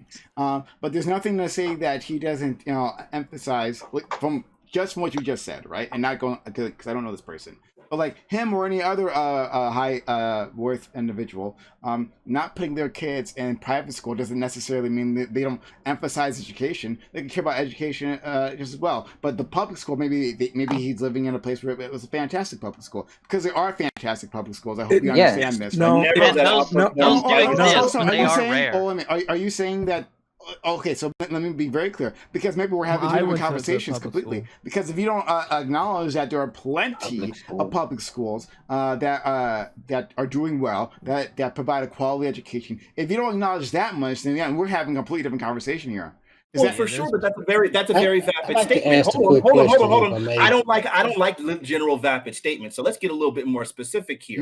Sure, there are plenty of public education that are providing quality education, but are they outperforming their private counterparts? They might in be. Math Hold on. in math and science literacy, almost never. Yes. Almost there never. are schools. There are very good schools out there that do outperform. So when I can go ahead and outperforming. I said their private counterparts. Meaning, find me an example. Find me an example. And I'll just hang on. You all hang on. Stop. So we're gonna go to find me an example. We're gonna go to Homestead High School. Oh, there you go. Then we'll go to Falinor, who's been waiting quite patiently. Then we'll go to Enemy Nation. Then we'll go to Maddie, and back to Katarana. So, just to quickly address what was just said, because none of that makes any sense. If the public school is outperforming the private school, there's no justification for the performance. Ergo, it would shut down. So that's almost never going to be the case. I pay for a private school specifically because it is supposed to outperform the public school. That is the capitalistic ideology. Yes. That's the only reason. Maybe not. What if your reasoning so far off the mark? What if your reasoning is religion? What if your reasoning is segregation? What if your reasoning is your religion? That's your reasoning. Mine is simple. No, that's you. We're not talking about you. We're talking about the general idea. Right, we're talking about the general idea. If you're going to a religious school, that's supposed to be better. Then absolutely. So then your general idea about outperformance outperformance is not the only indicator, because that's not the chief motivator for a lot of people for the school that they're attending. For the majority of people paying for private school, we pay because it is supposed to be superior to public school. That is why we pay the money. In some way, shape, or form. You could say that this school no, you could say that this school teaches my child some religious ideas, and that's why I see it as That's for superior. religious people, but the overwhelming majority of people do not go to private school because they are specifically religious. Montessori schools are not religious schools. The point is that there's a myriad of education programs. The point is that there are a myriad of reasons why you would want your child to go to a private school. It's not just for a because... religious one, it's not just because, but the majority of people that I know pay for private school because it is supposed to perform better. Okay, but it's not because they're religious school. What we disagree with you is that you said that if the public school outperforms the private school, then the private school would just wither away. Yes, as a Montessori school, but it's supposed to be performance based. But we're pointing out that that's incorrect. And closing down. We're pointing out that that's incorrect because there are a myriad of reasons why people might choose. Religious schools and Montessori schools are not the same, but Montessori schools are private. So look, this is a very conservative mindset. Oh, the people in my group, in my social group. Can I go? Prime, can I answer this? Because I literally, I know it's just a really quick anecdote, but I can definitively tell you. Okay, so I grew up in Palm Beach County for a portion of time, and I got into a school called Suncoast. It's a magnet school. It's rated number 61 in the entire country for high schools. I bet you there is no other private school in my area that was outperforming it. One, it was magnet school, so sure, it's selective, but why would people still go to private school? Because their kids are too dumb to get into the one that I got into. So they would still go and pay for the $12,000, $15,000, whatever $1,000 private school for their kids to get a still pretty good, decent education, but they couldn't get into mine. So I don't understand this idea that just be schools that are public that outperform. Well, it would shut down the whole system. Your kids aren't necessarily smart just because you have money. Also, they do better, but you're using a magnet school. I was going to say you're creating a distinction. No, magnet school, not a public school. Hold on, yes, magnet it is. I'm not saying it's not. Magnet schools are absolutely a part of the public school system. I understand that. But there is a distinction for a reason. And that magnet schools have different selective criteria. They are funded differently, and they have different curriculum altogether. So they're just are you paying? Simply saying it's a magnet school and it's part of the public school system. If we can make every school a magnet school, I would be for that. Yes. But that's not the same argument. But now you're not comparing a general public school. You're comparing magnet schools, which have a obvious theory. You're actually making your case worse. You're actually making your case worse, Fanatic. Like it's actually happening. Not even a little bit to anybody that's following it logically. Okay, I can't engage with you. I can't. Hold on. Stop. Okay, so I can't engage with you on this right now, but God damn it, God, that's a hard tangent. But no, I can't. The other people who are waiting, so gotta be a good host. All right, so we have Enemy Nation, Maddie, Katarana, and Nacho. Go ahead, Enemy Nation. I just want to say that education is the bedrock of the economy. You know, people get hired based on their education and what they know. And I just wonder, when you talk about abolishing anything, you know, slavery was abolished, segregation was abolished. When you're using the word abolishment, I just want to know, especially when in terms of private property, how does that relate to the Fifth Amendment of the U.S. Constitution in regards to private property? And taking away that private property if you're talking about private schools? That's my question. Could you repeat that question for me? I didn't catch that last part. Yeah. Could you say it again? So the Fifth Amendment. Hold on, no, sorry, Enemy Nation. Could you repeat that question, please? I just would like to know, like, if you're talking about abolishing something that's private, such as private schools, how would that relate to the Fifth Amendment of the Constitution? The Fifth Amendment? Which it would be in violation of the First and the Fifth. Self-incrimination? Sorry, is there something? We would change well, we're talking about the last sentence of the Constitution. It's not just of the Fifth Amendment, but okay. What's the last sentence of the Fifth Amendment then? What's the last clause there? Nor be deprived of life, liberty, or property without due process of law, nor shall private property be taken for public use without just compensation. Okay. Oh, who? You can take it. We can take the. So right there, you just answered it, right? So I wasn't saying necessarily nationalize those schools, but if we did, then we could actually pay them just compensation and then take it. So that's how we. No, you would literally have to. It's deeper than that. You would literally have to change the Constitution. No, you don't. Why? No, you would because you're also. Like I said, you would literally have to change the Constitution. I'm going to answer you. Because we already take private property in this country, and you could argue that we shouldn't, but we already do take private property for public use by providing a just eminent domain. Compensation. But you'd also be violating the First Amendment as well. And again, we weren't even talking about nationalizing these things, so it's a separate issue. Like you can shut a business down that's not denying them a like we can shut business down for all kinds of reasons for not like for instance. Like if Medicare for All went through, right? If Bernie Sanders' Medicare for All went through, and we shut down those private insurance companies, right? We're not denying them of life, liberty, and property. We're just like, as a nation, we're not doing this thing anymore, right? That's it. Or taking away their customers, right? Like we took away the customers of Yeah, but then you're denying the people and the schools both their First Amendment rights. Of what? How is this their First Amendment? So, sorry, I think this is a separate conversation. I think it's just completely separate. Yeah, education is on the same realm as religion, man. You know, it's the bedrock of the United States. It's the bedrock of the United States. Yeah. So if you deny a person educational choices, you're denying that you're undermining the very foundation of what created the United States and why it exists. It exists for freedom of choice. But I can counter to abolish something. To abolish something, you're denying something. So we can abolish slavery. If there's a monopoly in a municipality, right, in terms of public transportation, right? Are we denying people's property because there's a monopoly there? There's no other choice. There's this one transportation company, right? They're running it, or there's one utility, one company providing a utility. Are we denying them life, liberty, and happiness, or whatever the fuck? Yes, it's a monopoly, and states and localities regularly get sued. You have Uber, you have Lyft, you have all these other private companies. Hold on. Do we have to rewrite the Constitution to do that, though? We do that all the time, right? It has to be for the public good. It has to. Yes, and this is for the public good. We're making the case. We're literally making the case. But we're making the case. Well, even if it's hang on, but even if it's for the betterment of the country, it's still in violation of the Constitution. Enemy Nation, finish your point. Enemy Nation, please. Say again. No, Alexa, please finish your point. Go ahead.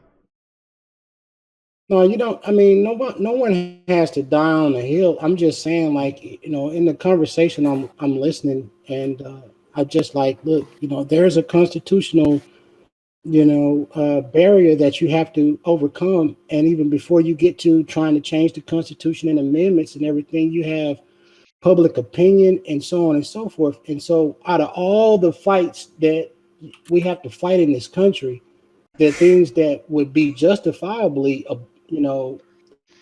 abolished and people would agree with, I think, the education, deprivatizing or abolishing private educational institutions falls way down the list. And it would be like ice skating up, a hill, man. You know what I mean? Like, no, I don't. So my argument is that one, I disagree that you have to change the Constitution, but so we just disagree on this. But I'm not a lawyer, so if I had my lawyer friend here or my aspiring lawyer friend here, I could have him argue with you on this one. But it's just going to be a hard tangent, and it's whatever. What was the other thing you said? Like, the thing about after all the other fights.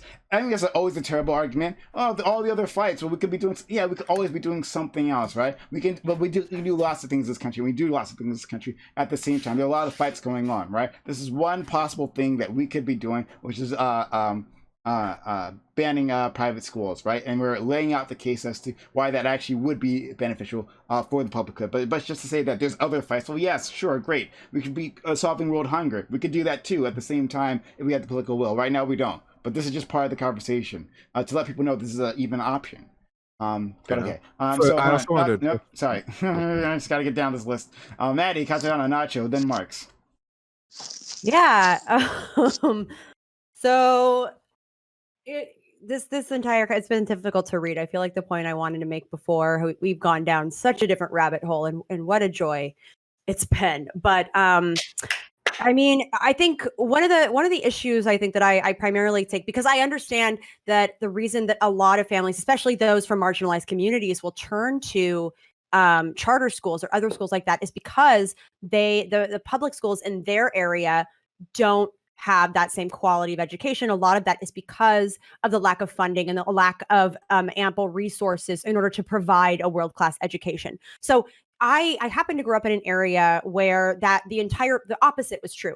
So anywhere along the peninsula in the Bay Area, every single public school outperforms every single private school. That's because every school there is trash. That's because I'm going there. You don't have to meet me there. I'm going there. Yeah, I'm going there. But that's the reason why, is because when you look at the tax base that those schools are drawing from, they draw from the property values in the Bay Area as a whole, but especially on the peninsula, is because the property values are massive. So that's why they are able to have that kind of funding, and why the only reason you would go to a private school is so I know this because, again, look up Monte Vista High School, look up Lynbrook High School, look up Homestead High School. These are all high schools that outperform every single private school in the area. It's not even, look it up. I went to Homestead High School, for example. Homestead High School. I am not done. I'm not done. Homestead High School, by the way, was also where Steve Jobs went, and Steve Wozniak. That was where I went to high school. And you only went to a private school in this area if you were an incredibly talented athlete, so that some of the private schools were also fast tracked to get recruited for playing Division I sports, of which I played Division III. And so you only really went to a school for that. Or if you were not doing well in a public school and you needed additional help, so whether it was something that was a lot of people who have really severe ADHD, people who are dyslexic, there were other private schools, and the advantage was that they provided additional resources to help specifically with those things. But other than that, the most elite schools were in fact the public schools. And again, it's because they were funded properly. Can you link any of that, or are you just going to be anecdote Angela? I will absolutely link some of it. Hey, I just want High School, Monte Vista High School. No. Don't just link me those. Link me any. No. Hold on. I don't care about naming the schools. I can name drop 1,000 schools. What I need you to do is I'll link you. What I need you to do is specifically link me something that shows relative or comparative test scores in math and science literacy or through the state standard test, which every state does, and show me that these non-private schools are outperforming the private schools in this specific region. Even that's thank you. I would love to. Hey, I just want to bow out of that. When you said Bay, I used to live in Bay County, which is in Florida, and you also said Panhandle and a bunch of stuff. I'm like, all of those schools there are trash, so I'm really about to go in on you. I moved from there because all the schools there are trash. So that was my fault. That was my fault. I forget that when I say like the Bay or the city, I'm just like, no, my experience is universal. I don't understand. Fair enough. So my fault. Yeah, my fault. That's my fault. I think it's the issue lots of people are having about universalizing the experiences. Okay, we will go to Nacho, Marx, Souther. Oh, and then sorry. Okay, hold on. We skipped Catarina. Yeah, Catarina, Nacho, Mark, Souther. Yeah, Catarina's supposed to be for. This is me shutting down women. I do this all the time. Go ahead. Yeah, I know. What? You just block out vaginas. I don't know why. Okay, so first of all, when people say school choice, does that mean like just being able to either do public or private, or do you believe that you should be allowed to like bring your kids, like I don't want my kids to go to this public school, I want them to go to this one as well? Just checking. Me, when I say it's the latter. All of the above. I would school choice. No, school choice has a specific meaning, right? As the voucher system has a. I think it has a lot of it has to do with the voucher system. What state you moving to, and then what county are you moving to? No. School choice. When people say school choice, within the political system, like what they're most likely referring to is the whole voucher system. So, like, I want to have school choice. So, I'm in this one locality, right? And as my kid goes to this private school, but my private school is not great, right? And so I should have the choice to take my kid and move them over to this public or private school, this private or this charter school, whatever, right? But we do that through the voucher system, in which instead of me paying for it, because I don't have the means to do that, I will take this voucher, which will take money from the public school, right? Attach it to my child, and then move it over to this private school. So it's taking money actively out of the public school system. That's it doesn't always mean private, though. Sure. But that's what it means. So it has a specific meaning when we're talking about school choice. Yeah, but like, hold on, though. That's a really selective phrasing of the issue there, right? Because it's not just simply taking the money outright, because you're also taking a significant portion of the students who would also be a drain on the funds of that school out as well. Right. So then now you have a drain. That's how they no make matter their what, money. every student is a drain on every institution. No matter what, there is a per cost. There's a per cost price. There is a per cost price associated with every student, such that our funding is literally tied to the number of students you have there, because the federal government tries to average out a per pupil student spending. So in this country, United States of America, if you got more students, then the federal government is going to create a difference. Now, the problem is that the federal government, the federal funding, is the minority of the spending. That is a thing. So, but the idea is by having less students in classrooms, then that makes the teachers have an easier job, and then these students are offset by the charter schools, and then at that and then those children tend to do better. So it doesn't. No, that's not how it works. We know it's all that. We know that's not how that works. We absolutely know that's not how it works, right? So you're actually taking funding from those schools. You're actually making those fundings net worse because you're taking those fundings, right? Rather than adding more funding in and then adding more teachers. For instance, let's say if the problem is like you keep alluding to the number of kids per classroom, right? Then you could just add more teachers, right? Add more capacity to deal with that. If that was the source of all problems, we just take that for instance, right? Then that's what you could do that there. But like if you're taking that funding, attaching it to that kid, right, and moving it out, right, and that school has less funding in general. If not, right, if what you're saying was the case, less right? of a drain. Yeah. I didn't disagree with any of that. Okay. I didn't disagree with any of that. Just less of a drain. I think you did, but okay, Catarina, sorry. Yeah. No, okay. Catarina, my favorite part about all of that was that, like, I asked a question and I wasn't actually done. So that was really cool. So you're breaking up. Yeah, we can't hear you. Yeah, you're breaking up there. Let's try it again. It's the socialist mic again. Okay, yeah, okay. Better. No. Yep, exactly. It's the Canadian leftist socialism propaganda. Back at it again. Okay, so yeah. So I was just gonna say that like I've been to a plethora of private schools. I honestly I think the private school system's really fucking janky. I don't think there's any such thing as someone good. You're roboting. You're roboting pretty hard.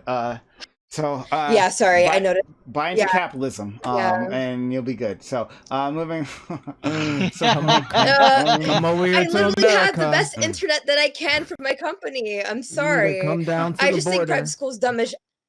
I think private school is really bad, and for like a plethora of reasons. I think like either religious private school or non-religious private school. All the different ones I've been to are always just really, really bad. I think. Okay, sorry. Well, we'll come back to you. Great. Real quick, sorry about yeah, that. I get it. Okay, all right. Can we talk about how some schools do profit directly from the students who are going there? Like, not all kids are drained. Yeah, right? that's not a thing. That's not a thing. Wait, what do you Look, mean? I'm How's that sorry. not a thing? I'm sorry that you're. Have you not heard of sports? Yeah, our sports program made our school a shit ton of money. Wait, y'all don't We do understand what compensation drain as a high school student for sports. Yeah, we crush it. Being serious, that's the unfortunate Let's part. move on. They made millions. Let's move on to Nacho, Mark, Souther, and then I think was it Dragon Nerd wanted to say, and then Falinor as well. All right. But I want to tell you something. I want to tell you something, Fanatic. No matter what your principal may have told you that one time, I don't think you're a drain on the system. I think you're worthwhile, all right? I think you actually add something here, buddy. So, of course I literally scored in the top 5% of all of the entire state, which actually increased, which was a super duper benefit. I got the governor's scholarship. I know I'm not a drain. I'm that nigga. Like, what? All right, buddy. Don't come for your boy. We love you, Fanatic. All right, so moving on. Guys. We're going to Nacho, Marks, Souther, then Dragon Nerd. Okay, so I have so many notes now. I filled up a whole page trying to figure this out. Trying to keep up. There was something, well, just a little tidbit that I wanted to add, because somebody was saying something way earlier about like that the major reason I think it was Valinor that was saying that the main reason is that we're going to private schools is to get a better education. I think that's probably the case. Otherwise, we wouldn't see religious-based private schools closing down in mass, like for the past like decade or 20 years or so, or something like that. They don't perform. Right, they can't keep up. They're too focused on religion, and they can't keep up. They're not working. And then something that was interesting to me was when you brought up public transportation. It almost seemed like you were almost making the privatized argument in a sense, because I mean, if you had any of us in here had the option, we got $5 to spend, we're not going to ride the bus. We're just going to call it like an Uber because it's a better product. It's faster. We're getting where we need to go much faster. We don't have to wait on a stop. Higher and we don't have quality to sit on the bus experience. with a bunch of strangers, and you could argue that maybe it's safer too, even.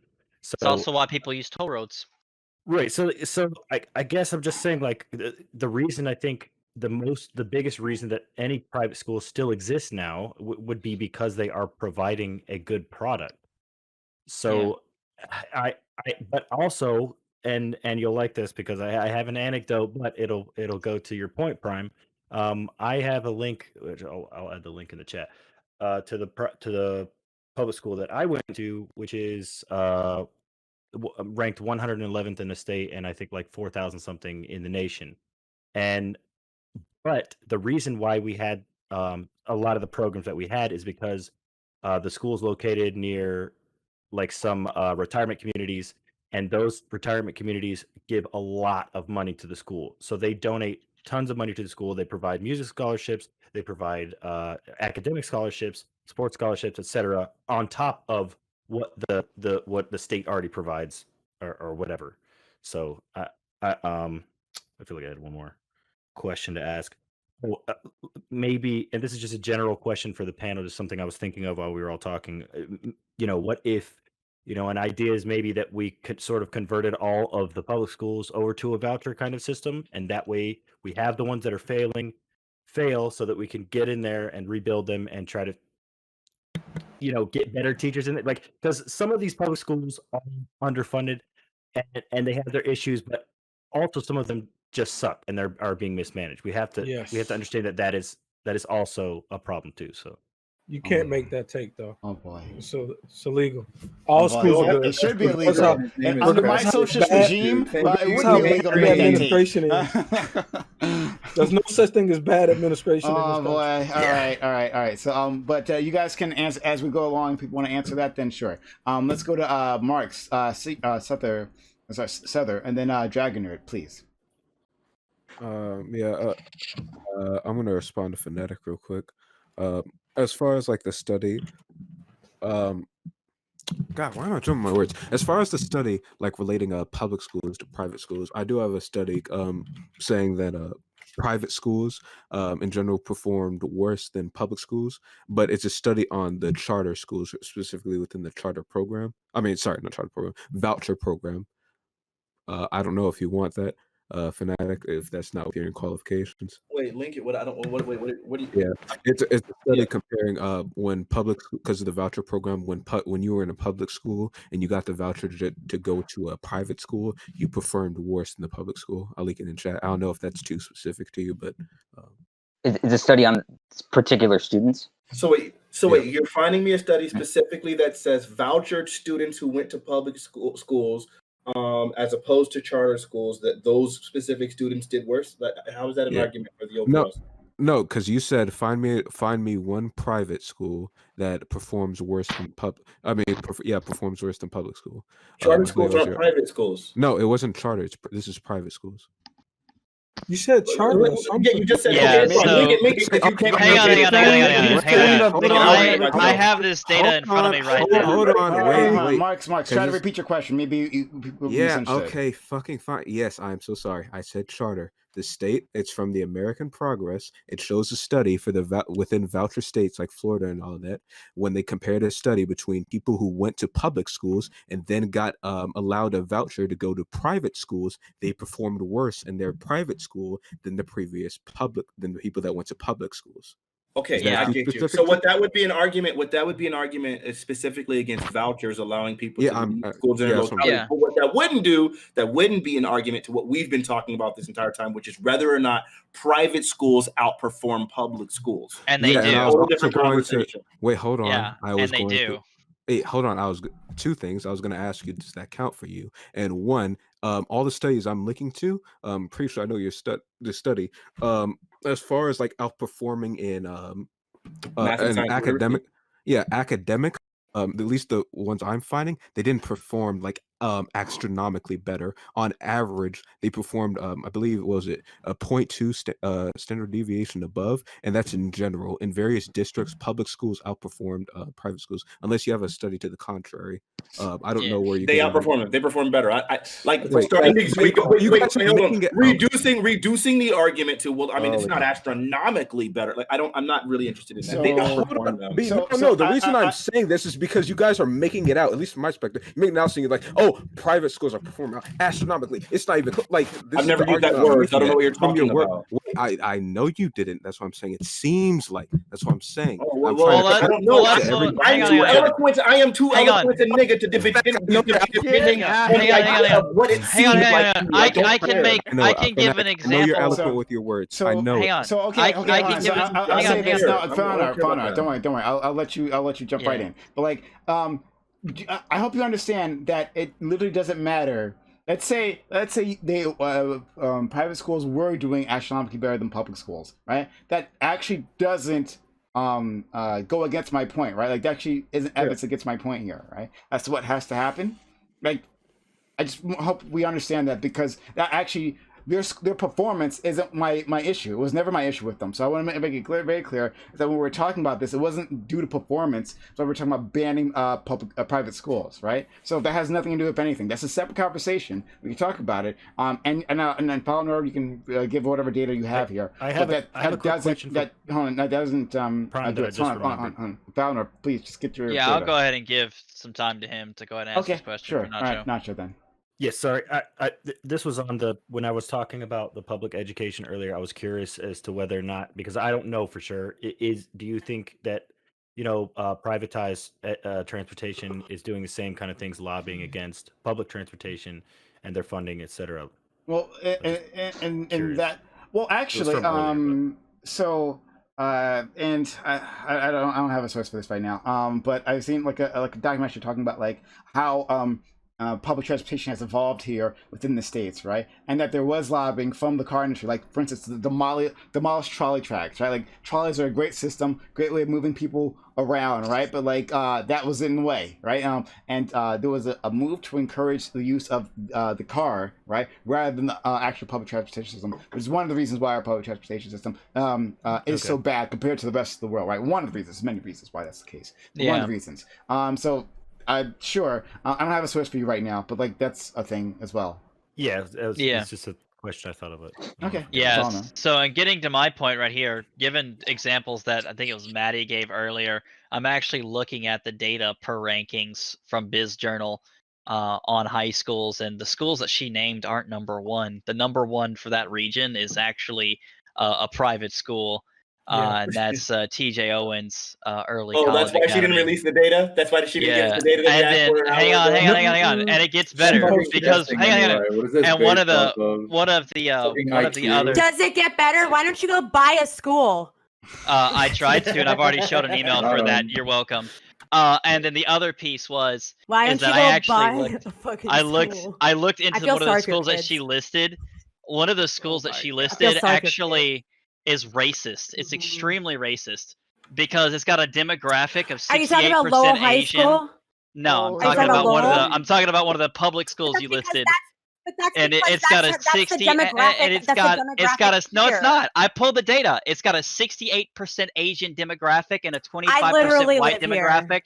And it's got a 33% demographic for Asians. I'm literally looking at the data from the school. Have you been to Cupertino, California? I'm looking at the data from the school and the county. I don't have to come to your county. I'm looking at your county's government published data. I don't care where you live. I'm looking at the government data. Have you been to Are you superior to the California? government? Because it is. Are you superior to the government? Are you fucking stupid? Wait, okay, Cupertino, California. You're literally saying your own government doesn't know it's primarily Asian. No, Cupertino, California is primarily Asian. Shut up! We can't have all this yelling because no one can hear you. Okay, so Maddie, finish your point.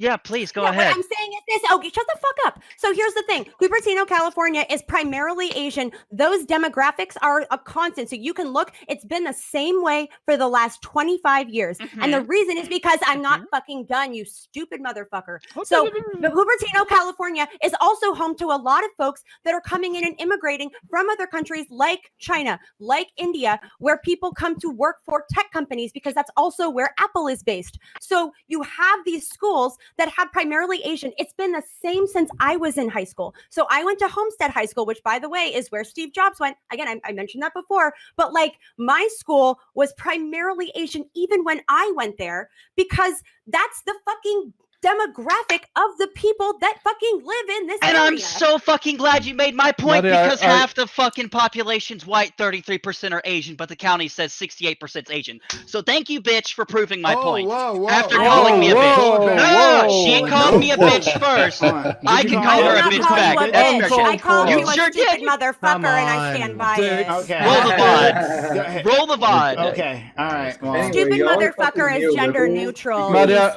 I think. Sorry, I think you broke him. Okay. Good. I hope I broke him. How do you break something that's already fucking broken? More personal attacks after telling me what the data was, and I told you what the data was. You poor children. Oh, my poor kids. No, my kids aren't poor. Now we're moving. My kids can afford to buy a school. Did you do the math? Did you do the math? Yeah, I did, and I pulled the data. Okay. County Don't worry. Oh, I'm sure you did. I'm gonna mute if I have to. Thank you. Great. Fine. Okay, I wanted to say, can I say something really quickly though? Like, because I think this is it has to be extremely quick because Seth has been waiting a very long time and then dragging her. So, like, no, I'm sorry. You're right. It's not important. It's not important. Right. He can go. Seth, please. Sorry about that. Wait, was that me? Oh, all right. Yeah. So, okay. So I am gonna drop a hot take on you guys right now. First of all, private schools. I feel like we talk a lot about choice in this, like we want to choose where our children go to school. The thing is, the reality is with private schools, it's a choice, if you can afford it. If you can't afford it, well, sorry, you don't have a choice.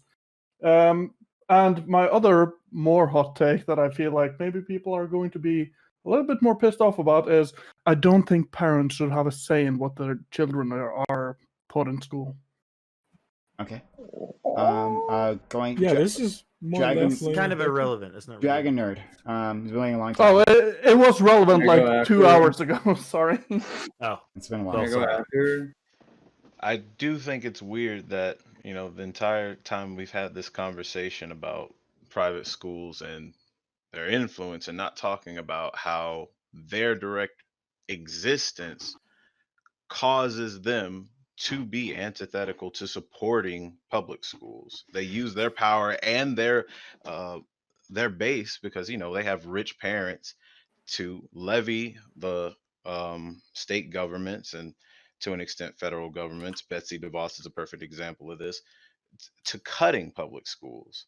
Like, we can't talk about private schools benefit without acknowledging the detriment that they have. And the idea that they should exist as a choice, just like as Seether pointed out, is a false choice. My biggest issue, though, is that we've been talking about the money and not been talking about changing the curriculum itself for public schools. Like, I feel like if we properly educated kids in the first place, moved away from standardized testing because we know it doesn't work that well, we wouldn't be having these weird comparisons. Who knows? Not true. Leftists make dumbass claims like standardized tests don't work. Oh boy, they that's a separate conversation. We can't do it. We can't do it. Listen, if you stay here for a while, you'll hear everything, dude. The test is the same. It's not fair. Dragon Gambit, you Dragon believe Nerd, have you finished your testing- point? Have you finished your point?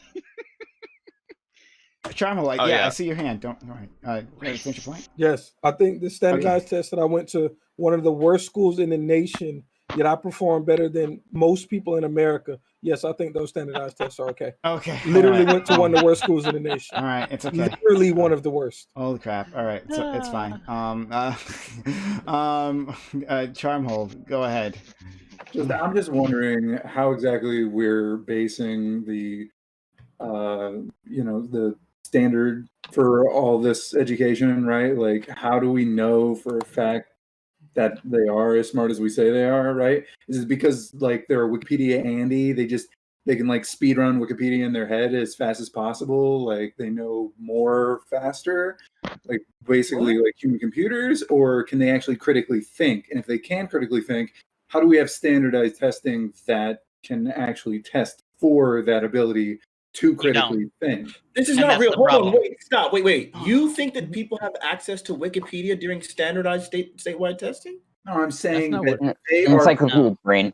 He's asking about practical application versus so theory. they can be Wikipedia rather than just looking it up, regurgitating information versus actually applying it, and that's where the U.S. fails miserably in performance. How they were changing the CPA exams to math and science aren't things as he finishes point, because he hasn't said anything. Which is why I say to GSU Gambit, you're more likely just a very smart child who had very smart. You're just a star child, bro. You're it's fanatic. It's the same issue with it. Yeah, because for the on the general spectrum, people tend from certain areas, especially probably your school. I bet you for every one of you, there's 100 other kids who could not pass that standardized test because they just weren't prepared for it. No. Like 96% of my grade passed it on the first try. Maddie Cakes, you were someone voted to server mute you. What does that mean? For 10 minutes. Maddie None debunked everything I had to say. Maddie, just so you know, someone paid to server mute you for 10 minutes. Just. Come on! Don't mute Maddie. I didn't do it. I love that girl. But they were stopping. They didn't want the truth to get out. Azzy, go ahead. Can we pay $10 to unmute her? Yeah, can I pay $10 to unmute her? No, we can't let her be muted. Let me give. Yeah, she'll be back. Yeah, I don't think that's fair. No, because the first person spent their money. But I would say this also. I think the idea, y'all can feel free to mute me if you want to. But I think the idea is that give Prime some money. Right. Yeah, I'm all Prime about some that. money. Give Prime some serious money. Otherwise, I'm gonna keep pontificating to these niggas up in this chat, and it's gonna hurt all of y'all. Y'all better go ahead and mute me. I love this man. $15. $15 is what it really costs. Breathe.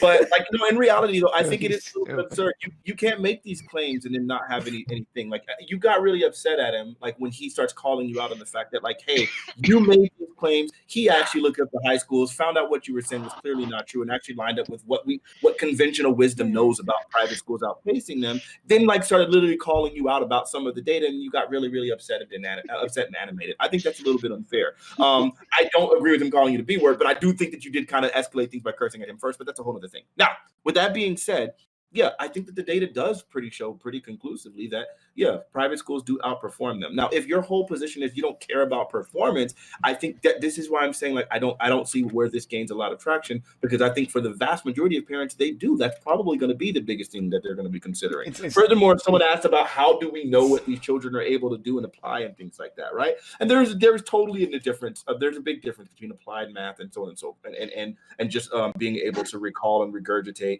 specific formulas and things like that, right? There's a very big difference between those things. But the global way that we typically look at these things is math and science literacy. That's the phrase that they always use, math and science literacy. And private schools outperform public schools in math and science literacy. That means their ability to read, understand, and process math and science. Those are the two most important things. And unfortunately, they just tend to do better. So yeah, I don't questioning the metric all you want to. Find me any study to the contrary. So I'll answer. I got a question for you, Fanatic. Hold on. I just want to respond to the one thing, but I'll go to you next. I will go to you next. And then you, the new person over there, I'll go to you after that. But to Fanatic, I want to make it very clear. It's not that I don't care about performance. Of course, I very care about performance. The whole thing is about like increasing the performance of these public schools, right? I'm saying though, the argument get rid of private schools doesn't rest on performance. It rests on like, okay, so and I this is something I've said multiple times, but I haven't said it again during this particular session, right? That we've seen an example of what we're talking about, what I've been talking about. We've seen that before, right? We saw that during the busing situation, right? In the 80s, right? I think it was. Where in the North, we had those schools that were busing black children into white schools and vice versa, right? And we saw the change. One of those kids. We saw the change over fucking night. Okay. What do you mean? What change? I will tell you. We saw a change in terms of the performance. The performance gap between white kids and black kids has never been smaller in America. We almost got rid of it in those areas where we just go bus. It was so close, right? Because what was happening was the people, once those white parents, right, who care about their children, right, saw their kids were going to these underfunded schools that had been majority black, right? All of a sudden, resources started flooding in, right? The people who had actual access to the halls of power now had a vested interest in making those schools number one. So you can, if you look back at this, right, like there were schools that got like their driveways paved immediately, right? Gyms all of a sudden that were been busted had now had funding to get them fixed up. Now they had new textbooks, right? Because the people with money, with power within the country also, and even then these people weren't like amazing. These people weren't like amazingly like wealthy or anything, but they were closer to the halls of power than African Americans were, right? And so the kids within those schools, right, had a more equal education. They had access to that social resource. So my point is not that I don't care about performance, right? That's not my argument. My argument is that the existence of these public schools, right, helps with de-investment, helps de-invest from the existence of these private schools makes it so that the rich are de-invested from the public situation, right? That's my issue. Go ahead, sure.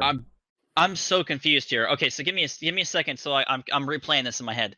You said that the African American kids were bused into the white schools, correct? Yeah. And the argument is that the funding poured into the school after the white parents saw that their kids were in a defunded school. I'm confused here. the white kids would still be going to the exact same school. The African American kids would be the ones coming into the new school. No, vice versa. Two ways. Black kids going one way, white kids going the other way. Okay, so the white kids were sent to another school that wasn't their own? Yeah. Yeah. Well, one, this sounds like a crazy experiment. Worked. Yeah, the black kids, from what I understand, how the busing worked is they took the African American kids that were outside of the school district and drove them to another school district. So they and that school district was already funded. No, that's not how it works, because in my circumstance, we were still in the same district, but there was just a closer school, so I was zoned to a certain school. So they were trying to cut off the busing. So my parents literally had to fight for the busing so that the students who were down the hill could go to either school. You could go to either school. White kids, and so white you kids were going also to bust. White so kids you were going to also the bust. school on the hill. And white kids were also bused as well. But right, no. So they were going to whatever school. No one's making the argument. No one's making the argument that white kids weren't ever bust, right? Because as segregated as things are, there are still other other ethnicities in predominantly black neighborhoods. There was always some white folks that were there. There were other ethnicities there, but it's the idea that the purpose of busing was specifically because we were seeing that there was obviously some disparities when it came to black kids in general, black and brown kids, and for the vast majority of the people that were bused during this time, it was people from impoverished neighborhoods going to rich neighborhoods. It wasn't the rich kids in the rich white neighborhoods not coming back, not going down to the. It was they were going to of a superiorly funded school. That concept I understand, that I get. But here's my question: with the money and its allocations, the monies go to the schools from a localized district basis. Like, for instance, Lincoln County. Lincoln County's high schools get their money based on the proportionate to the students that go there. The county collects taxes from all the districts in the county, and then all that money comes to one budget, and then each school gets a piece of that money. It's not like, oh, well, you lived on this street, so you get these dollars. It's not you live on these streets, so you get these dollars. It's we have 22 million. I looked at the budget, by the way. Thank you for the information. I actually was able to pull up the money. It's 33%. And so it's not 100%. The 100% was like from the state something taxes, which was 19 million versus 22. Fair enough. But yeah, but that number was wrong. Thank you for letting me know. Fair enough. But the concept is these county schools, when you go into a place like where I grew up, there's only 2 high schools. And if it's in New Bern, the county paid for that. And if it was in Dyersburg, the city paid for that. And Dyersburg had dramatically better funding than we did in the county. However, when you start looking at places with 3, 4, 5 high schools, like where I currently live, they're all taking all the money from the county, and then they're splitting it evenly to all 5 schools. And so the issue isn't that the money's being, oh, well, you're in this poor neighborhood, so you only get X number of dollars. No, it's there's $22 million. There's 5 schools. Each school gets $4-something million. The problem that I've personally seen so I'm saying is that, the money I'm saying management. that schools that have been predominantly African American have been underserved financially, right? Like, this is a thing that happens. Like, there's a reason why those schools in those areas are busted and aren't receiving additional funding. So so one way or the other, because these people had access to either wealth or the halls of power, they're able to get funding to these schools, right? Like, one way or the other. So that's the argument I'm saying. So that when people with more wealth, right, are forced to intermingle. So this is the problem with segregation in the first place, right? This is the problem with segregation in the first place, is that, like, once you segregate and concentrate poverty, right, in one place, then you can easily ignore those people, right? You can easily ignore their issues. You can easily, in fact, make things worse. You can target, like, if you're in a feeling of, like, I'm gonna want to discriminate today, well, it's gonna make it really easy for you if everyone lives in one fucking place, right? So this is desegregation in terms of not just race but also class. This is the whole point of this. I guess to better to respond to that, I guess my first piece would be is what you're advocating for is degrading one school's performance to upgrade another school's performance to level them off at a median. We weren't degrading one school's performance. It's not the point. Well, if one school gets one school gets $60 million and one gets 40, you're cutting one by 10 million to increase the other by 10 million. No. You're degrading one to upgrade the other. You're robbing Peter to pay Paul. Oh my God, there's so many things wrong. Sorry. I've got to let other people in. I would love to engage with you. I would love to engage with this, but I gotta let other people in. Because God, no, that's not what. No. All right. Sorry. I'm sorry. I'd like to engage with that. Sorry. We have what's his face? Who? Cycle. You want to jump in, and then this other guy, this new person, also wants to jump in. So Cycle, jump in, and then this new person. Well, okay. So what I was going to say is people who are advocating for private schools. Are you saying? Would you advocate for more, to be a bigger share of the education system, more private schools?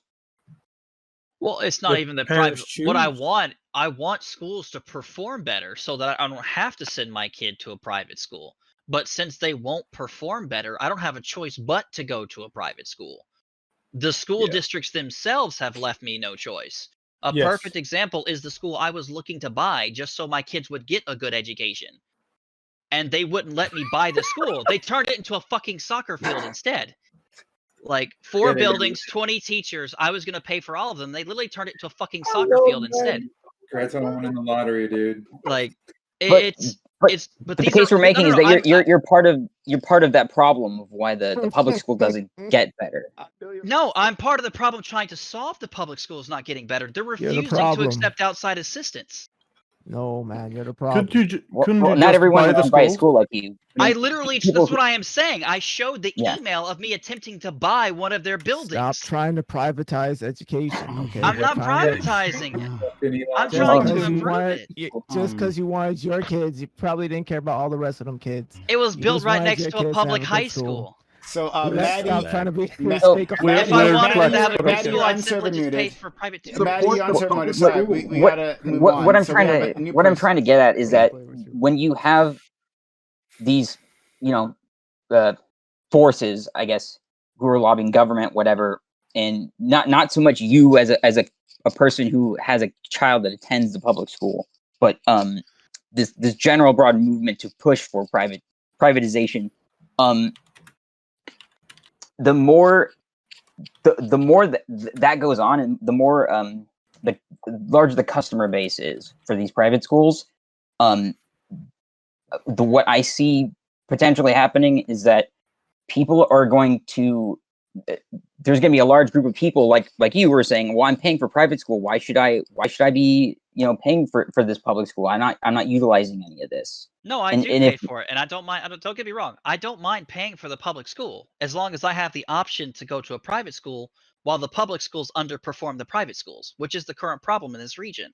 And they refuse to allow me to fix it, and so I have to send my kids to private school until they will allow me or others like me to fix it, or they will fix it themselves. That is my problem.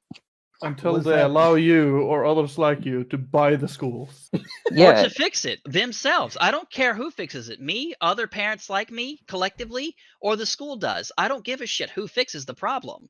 But somebody has to fix the problem. So I shit you not. The kids in these high schools don't even have textbooks that are in one piece. I've been in the schools. I've toured all of them. If the problem is money, you are throwing money at a school and not textbooks.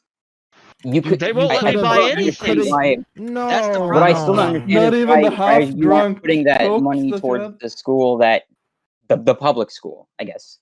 Yeah, Through the whether public that's a schools donation don't- or taxes or whatever. The public schools fight us on every corner. That's what I've been saying repeatedly. Okay. They won't even let us buy them textbooks from McGraw-Hill. Okay, dude, we can't work out whatever the situation is. Like, it's I believe, I'm not saying that it didn't happen. I believe that it happened, but we can't adjudicate whatever I shared happening the here. email. No, we get that, but we can't. The But we cannot adjudicate the situation. Whatever the situation is, we can't really adjudicate. We can't. There's not much we can add to this. You put the email in chat. We're moving on. Was it Rage Comment? Is that your name? Yes, we'd love to hear from you. Can you hear me? Yes, we can. Yep.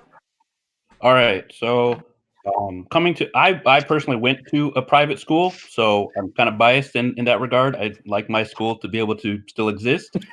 But I don't believe that performance is like a valid way to criticize the public school system, because private schools have a higher threshold. You pay into it. They can afford more textbooks. They can afford a lot of things that the public school system, especially in certain areas where they don't have enough funding, can't.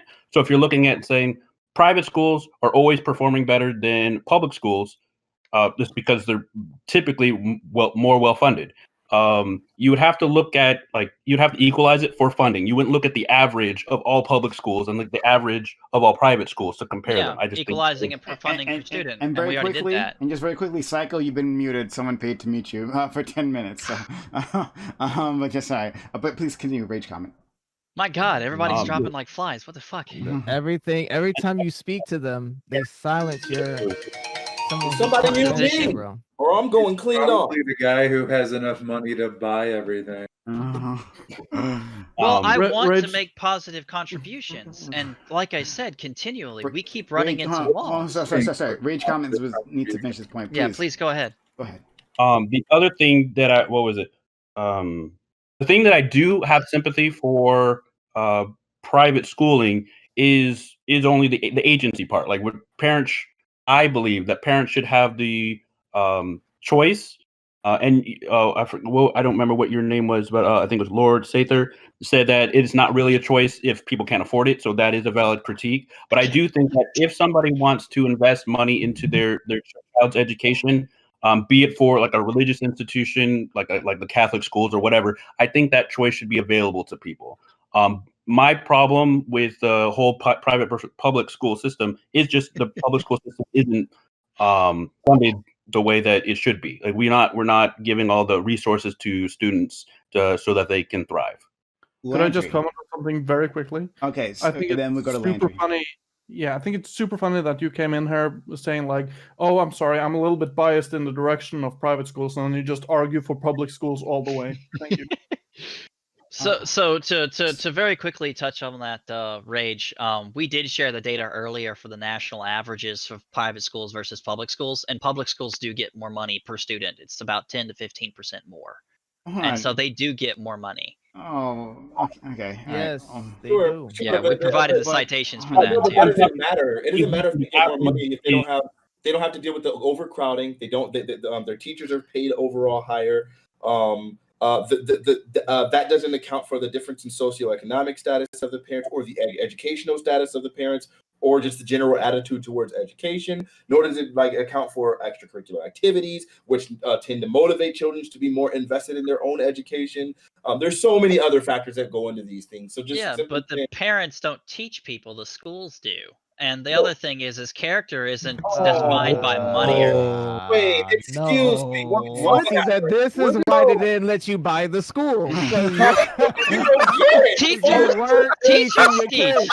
Falling You're out out here trying to be this non-teacher. This we're talking about privatizing education. You're not an educator. What incentive do I have? I am an educator. Wait, Fallen Hour, listen. I've got over 2 years of experience in teaching. Okay, I get you, Fallen Hour. Like, I get that the teachers are the primary teachers. Are the primary teachers of the yes. School. Wait, hold on. Are you making the claim right now that parents' involvement doesn't have a humongous impact on outcome for students? I hope not. Their discipline does, but they're not teaching their students. So wait, hold on. When it comes to having parents, they're able to work with having. Hold on. Let me ask you this: is this fact? Uneducated parents tend to get worse results from education with their children. Is that true? From education with their children? Yeah. So in other words, children who come from uneducated parents tend to perform worse in public education. Of course. Why? Because they have lack of access to resources. What do you mean? What resources? So, for instance, someone that comes from a six-figure income is likely to have a fiber high-speed internet connection with a computer and several laptops and mobile devices for their students, i.e. their children, to leverage, whereas in a poor family will not. These results exist. Wait, hold on. These results existed long before the internet existed. What are you talking about? So and before that, they had access to transportation, they had access to private tutors, and all kinds of other things that they leveraged. Do you think the average person in America was getting a private tour such that it would offset the difference in the data? No, which is why wealthy people have a better performance. Okay, I'm done. You're trying to stipulate that wealthy people outperform poor people. Of course they do, because they have more resources. Yeah. But that is common knowledge. A lot is also because of attitude.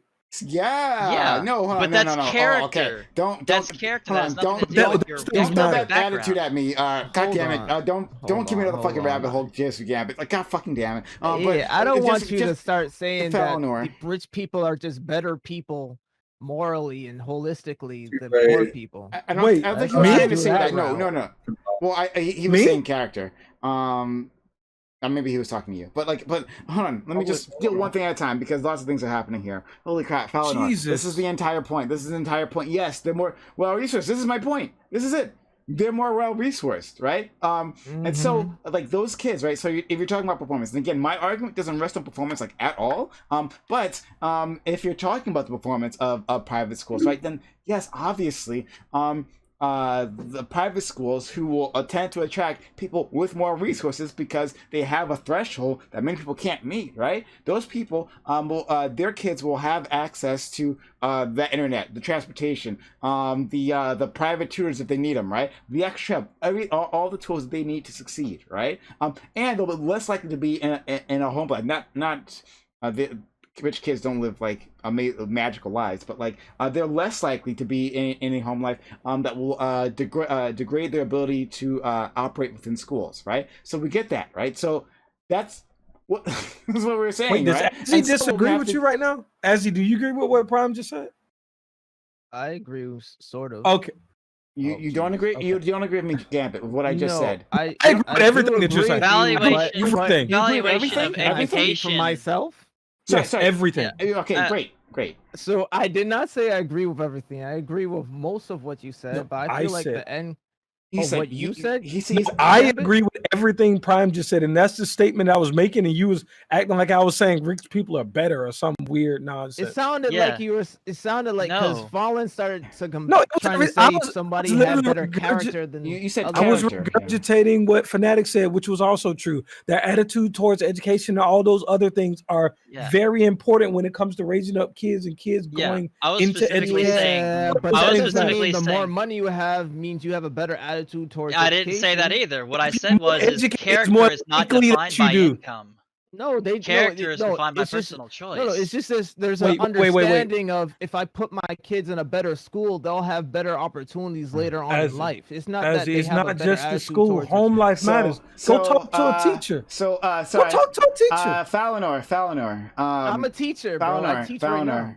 It's been really nice. It's been nice talking with you here. But you've been banned for the panel. Someone made, yeah. You could always use that money you're gonna spend for that school to not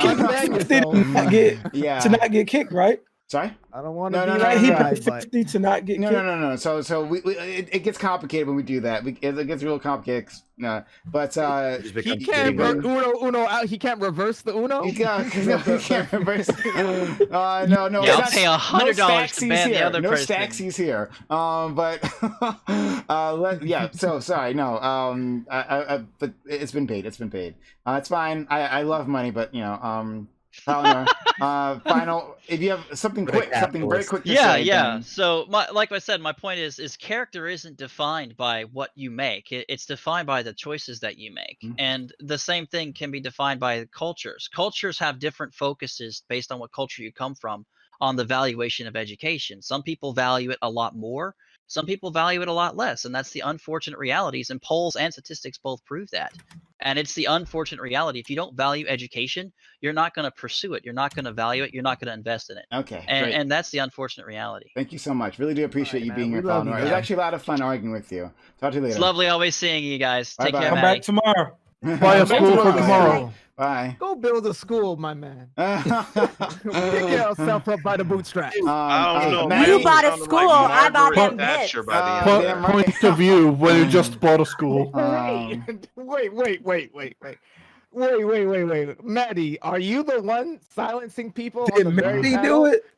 Are you silencing your opposition? You bought a school. I bought them bits. I bought them. So much for the tolerant left. So much for the tolerant left. Silencing. Yo, Prime, you can say whatever you like, but Harris, Prime said. This is why I have a problem, Prime, with this whole thing, right? We're out here being all altruistic about improving our public schools. Yes, but you're out here. We're capitalists, dude. That's the thing. If this institution, this panel was a school, you out here being bought. You're being bought. You're a private school. Here's the thing. You're a private school, Prime. That's right. I bought it. I bought this school. I bought this school.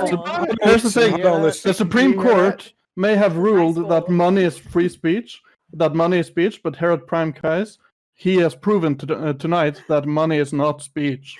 But let's get back Money is on. more important than I just speech, got see, for somebody who actually, I appreciate Black educators, somebody who is an educator, parents who were educators. My dad was an engineer. I'm a pretty good guy, pretty good family. You know what I'm saying? I'm trying to build a school eventually. The real problem against public schools is not private schools. It's just schools that do not operate as good schools, but are still taking money from the public school. The private school, I just think we already saw the data that private schools get less money overall in taxes versus public schools. So it's not just the funding. It's just that some of these, there's number one in New York, there's just way too many schools.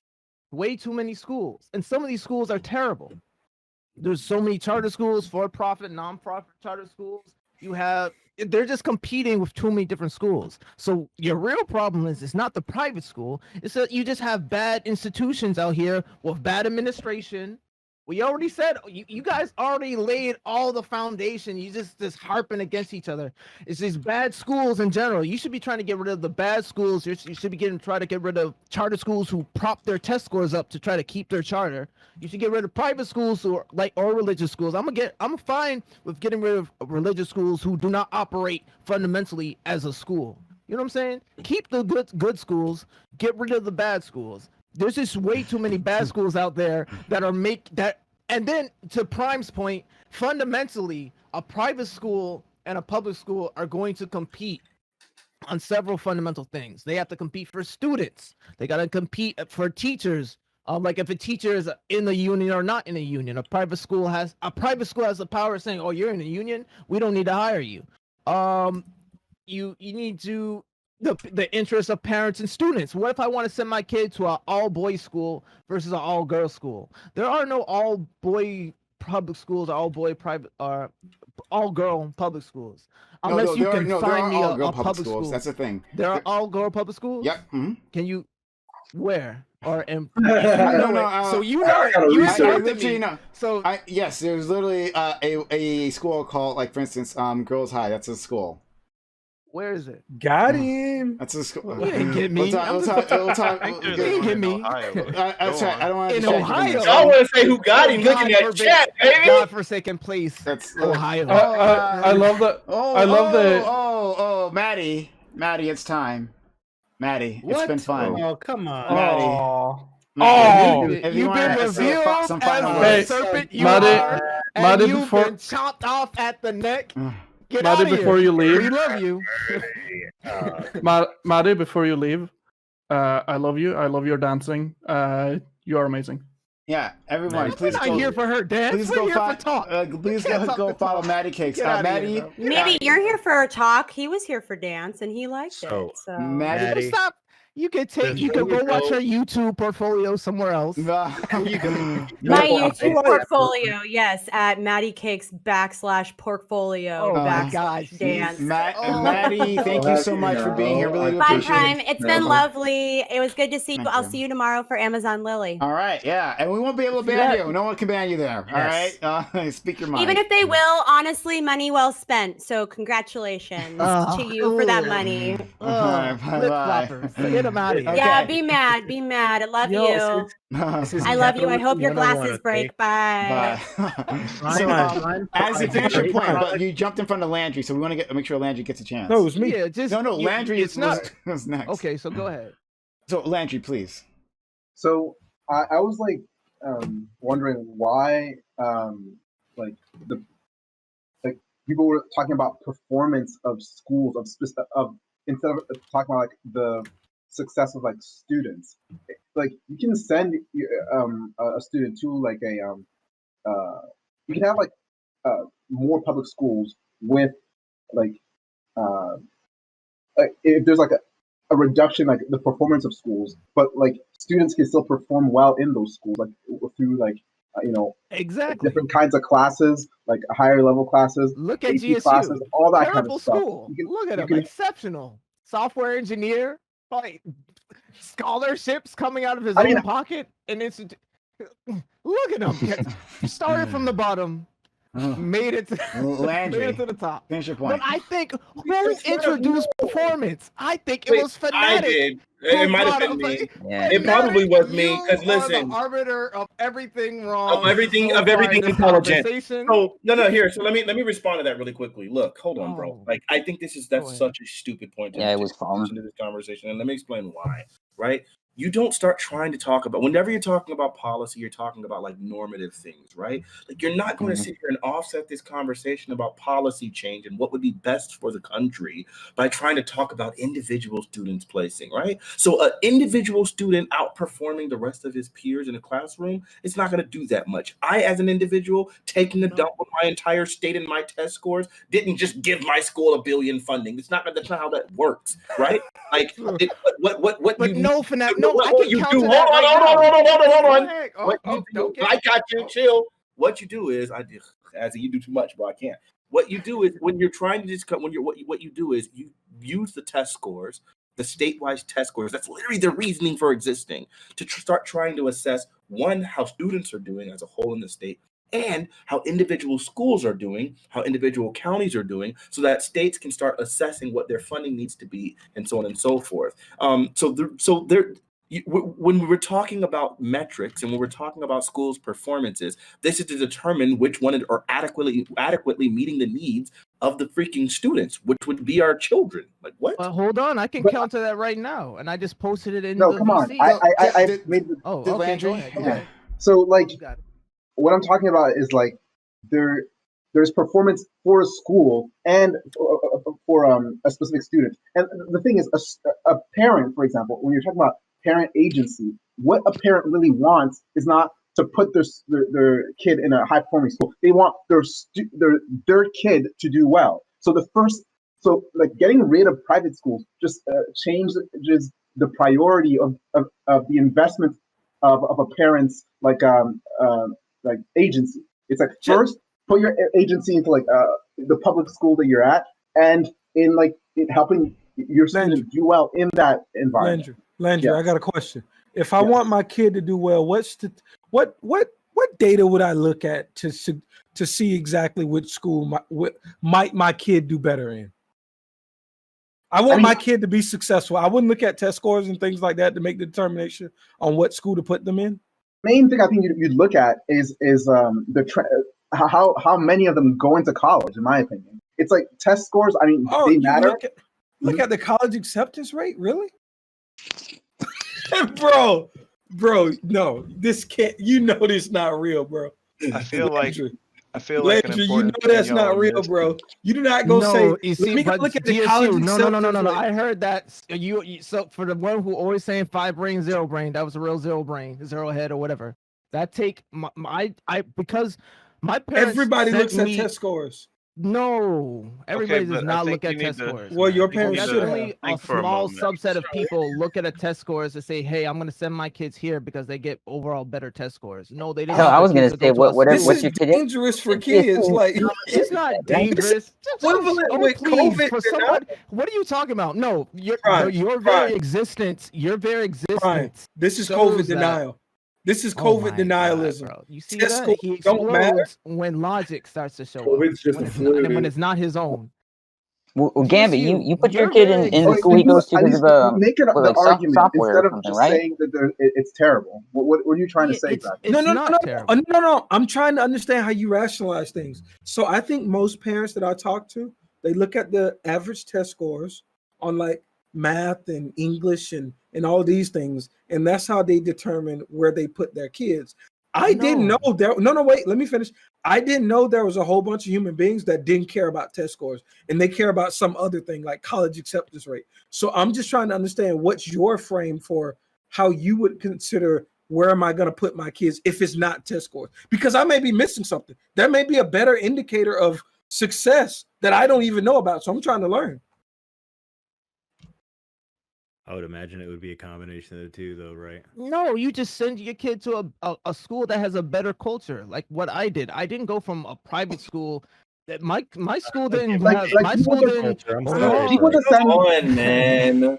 People that send their kids to like Montessori schools, are they looking at like the test score performance? They're talking about the holistic like educational opportunities. It's like students that teach their kids at home, like do homeschool. Are they like worried just about the test scores? That seems kind of ridiculous. It's about like the amount of knowledge and like critical thinking skills that they're teaching. That's my understanding. I might be wrong. No. It's not. Listen. You guys are being so reductive. This is so ridiculous, right? Listen. No, you guys are trying No. Don't misrepresent our position. It's not that people only care about test scores as just an abstraction of just test scores or just an isolation of that's what it is. It's that the test score is typically what people use as an indicator of the performance of the school. So it's not just that I just want a test score for test score's sake. They want test scores because they want to make sure that their kid is getting a quality education. Are you talking about one thing that you from the K through 4 level? I don't think that the average person is looking at the test score when they're determining where their kid goes. The average person literally just sends kids where they're zoned to, and zoning typically goes when it comes to when it goes based on locality and proximity. Now, what we do discover is when parents start having choice, when parents want to start paying money, then they start looking at quality of education, which they typically measure through test scores, overall college preparedness, extracurricular activities, if their kid happen to be if they have like a good sports team, so on and so forth, and they start looking at all of these other things. Once you start like putting choice in there, then yes, they're absolutely going to be looking at that. But the average person puts their kid just in basic public education wherever they go. No one cares about test scores just in abstract. They care about test scores only when it applies to having and trying to determine what schools they would go to.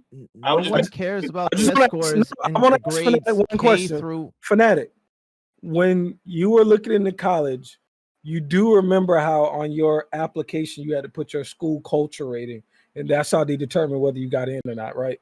What? Well, I don't remember that. No, I'm being. What are you talking about? I'm memeing on Ashley. Okay, I was like, yeah, I don't remember that.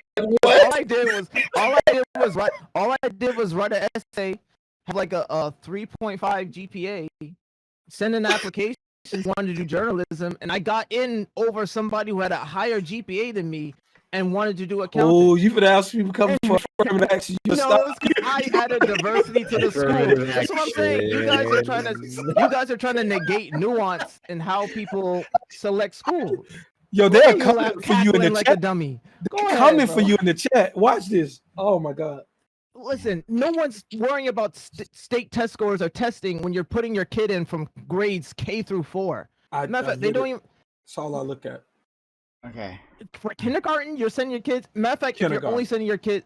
So I went to a school that was only kindergarten and first grade. There was no standardized. They took no state testing. There's no state testing. As they ask, are you in space? Every school in the entire country. No, that's not true. Every school. Every school in the country has to subscribe. Has to do statewide testing. Every school in the country, including homeschool. I just said the annex school was only grades K through second grade. There is no state testing in second grade. State testing starts in third grade. What let me double check. So no. Hold on. But then no. Hold on. But that's based upon the state. That's based upon the state. That's based upon the state. That's not every state. We took the That's ITBS not consistent amongst. test That's not consistent amongst every single state. Where second grade they do state testing. I didn't do state testing in second grade. I was in New Jersey. You should have moved. Well, no, because I went to a great school, had a great education, and had a better culture than the school that I was going to go to. The only reason we switched schools is because they treated my older brother like trash. And then we went to a new school. Just FYI, the ITBS test is for K through 8. Just FYI. Okay, he's right though. I'm reading here that state standardized test scores they have to start testing reading and math in grades 3 through 8. And at least once in grade 10 and once in grade 10 through 12. And maybe in certain places, we took the ITBS test before that. I know, because you went to a trash state school. I know, and you even said it out your own mouth. You went to a trash school, Hey, I and they turned made out you pretty do well. things that they probably shouldn't have made you done. I Made you turned do. out pretty well. But Even though I went to the worst school through, in Georgia. yeah, through your own willpower and the You're a your smart guy. benefactor of your family, you did all right. That's It's what I'm because saying. they started But testing no, me but early. even to that, the fact that you were able to go to a Because of public affirmative school that action. was so trash and yet still do well makes it opens up the possibility that there was plenty of. And matter of fact, you said your whole grade did well on Yes, state school. specifically so only then my your score was grade. probably not that bad. No. His Only class my is just grade. based. But that Only my doesn't grade. mean anything. The grade that doesn't before mean and after anything, me. man. Okay, all right. Your Maybe grade they just doing well maybe that doesn't year mean they a just single thing. buckled down and they did better that No, year it and was they treated you guys better. They provided you No. a better opportunity. No. Yes, No, it because was that culture- happens in the It was a nuance. culture No, thing that from. No, I can tell you because I actually was there, right? It's kind of crazy how you're trying to tell me what the hell I because I experienced. can guess it because it's not Yeah, that hard to find out. Yes. Yeah, okay. Okay. All right. Go ahead, GSU. No. I want to hear from GSU's mouth why he did so well at school. A trash school, albeit. Trash school. Literally, I can give you an article as ranked the worst school in Georgia. No, we had a culture where we embraced academic excellence and we clowned people that failed. That was our recipe. We were nerds and we were like, yo, we got to be on top of the social ladder. So we would clown the shit out of you if you were a dumbass, and it made people strive for academics 100%. Hold on. You can look at school test records. We broke almost every damn Georgia record every time we took a standardized test. The grade before me and the grade after me had like horrible graduation percentages. It was only our grade that had a good in like school history almost. Are you saying the school, the kids, or the whole team? The whole grade. My entire grade. Yeah. Only my all grade. staff, they clowned people who are less smart. No, just the kids. Kids, right? Yeah, it's like a student culture that So I somehow don't developed. care if the kids just buckle down. So then that means okay, the kids chose to do well in a bad environment. No, which is more kind likely of what than it sounds like anything you're else, saying. they learned the test. They didn't learn anything else. Oh, I so mean, you guys standardized testing is You can't test. wait. Yeah, I want to attack worse. this. Oh, Because no, that's even worse. When people say silly things, I want to attack it. Okay, there's fluid intelligence, and then there's crystallized intelligence. A lot of these tests that are testing in math and stuff are testing fluid intelligence. So there's not like you can't just go learn. You got to understand application to be able to do math. Because you're not going to see, it's not like who's the first president, right? That's like crystallized intelligence. That's not what the standardized test are testing. So it's also. Go Okay, ahead. but you don't acknowledge the fact that some standardized testing can only test for things to a certain extent. And they would then sell courses and programs for those standardized tests to train you to have that information ready to that extent and nothing more. You're not talking about critical thinking or anything beyond. That's just exactly what's what tested fluid for. intelligence is. Yeah, that is. Yeah, that's. What are you saying? Why are you guys talking about intelligence? It's not an intelligence It's not test. an intelligence It's a I'm not conversation. talking about intelligence. I'm just You talking think about you standardized testing. wait? Oh, this is great. Oh, this is great. You all think that the tests that we take aren't some kind of proxy for intelligence? ACT, SAT? No, You don't- because it does not know, because the standardized test has already been proven. It's not a predictor of future success. It's just a predictor. It's a predictor of how well. It's a predictor of how well you do in college. Future and job. success and intelligence are two different things. You can be an intelligent, lazy ass person and sit on your ass and not do nothing with your life. Fluid intelligence Fail the test and still do well. So what the hell do y'all think tests actually test for? What? They're testing for your ability to do well in college and job success, which is why certain colleges. What skills do you think it takes to do that? Crystallized intelligence. That's It what I doesn't test understood. crystallized intelligence. Because it's a knowledge test or No, it's not. Okay. No, So it's are you saying- Give me which it's a test is a knowledge test? It's All not them practical application. information. It's not practical information on these tests, which is why I was trying to talk about the CPA exams. Stop. I was trying to talk about this. This is Hold crazy. on. What I'm which about test to are you use your talking own. about? Cassie, you're not telling me. Let me finish. You just said this is so stupid. He's literally saying that in the state standardized test that they're not testing for practical information. The hell are you talking about? Just shut up. Come on. What? I love you, fanatic. Bro, this nigga just said in the statewide standardized test, they're not testing for any practical information. The statewide? Are you serious? Azzy, what are you saying? Excuse me, fanatic. I'm sorry. I meant pragmatic. I apologize. What? You? How does that make a distinguishment? Okay, I give up. I'm sorry. I give up. You're right. I'm sorry. So, like I was saying, in the CPA test, what that accountants take, they were moving away from more book smarts and they were putting more application on their test. Okay, did you take the SAT or the Yes, I took the ACT? SAT. Do you think those things were testing for prior crystallized knowledge that you had or application? If you've taken it, right? Because I think this should be a really they clear were looking answer. for crystallized. I thought you said it was liquid knowledge. Fluid.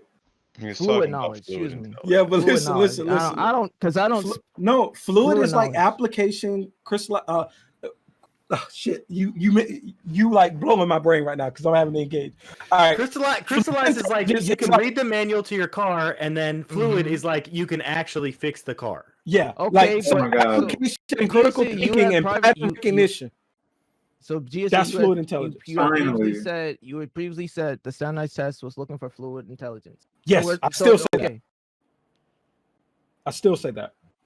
It's been 5 hours and I just now learned something on education. I thought you just said it was test. Is it testing for crystallized or fluid, or is it testing Fluid. for both? Fluid, unless it's like a science or social studies type course. But what? Those are crystallized because those are asking you for hardcore facts. No, listen. You're saying two different things and saying you're saying no. Those things are not on like the ACE. Well, maybe it's on the ACE. Those things are on the SAT. Those things are on most of the end of course tests for the classes that you take. They ask you for application. They give you a word problem or something, and they ask you to work it out and come to a resolution that's not based off prior knowledge that you would have. You would have to understand application of what you've learned in order to answer those questions. That's fluid intelligence. Yes. Crystallized intelligence is who's the 44th president. Shit like that. That's not what our test. That's not Test 44, like, but that's not on the SAT. That's my point. Yeah, okay. So that's what I'm saying. I don't know. In fact, I don't know what anyone's saying anymore. I think I'm we've all lost confused because you're confused, here. GSU. You Okay. out here just talking. No, guys. Sorry, we just. I have a very quick question. Nope. Sorry, we're done. Thank you all. We're 8.5 hours now. I don't want to make this 9.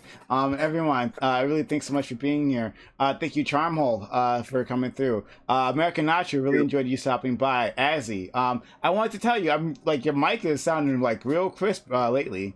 So yeah, we're. I don't know what you did, but like you're making me blush, bro. You're making me because I buckled down in the worst of situations, and I just made things better. You know what I'm saying? Okay, all right. Thank you, but thank you for being here. But I'm glad that your sound is better because we want to engage with you, but like it was almost impossible before. It's still impossible. It was. Azzy, you know I love Azzy. I love you. Like 3 Azzy, all black everything panels with the same setup, bro. and it was just fine. No. It's just that when GSU Prime set you up. You know what's funny? GSU didn't yell over anybody at those all black everything panels, so my mic didn't act up.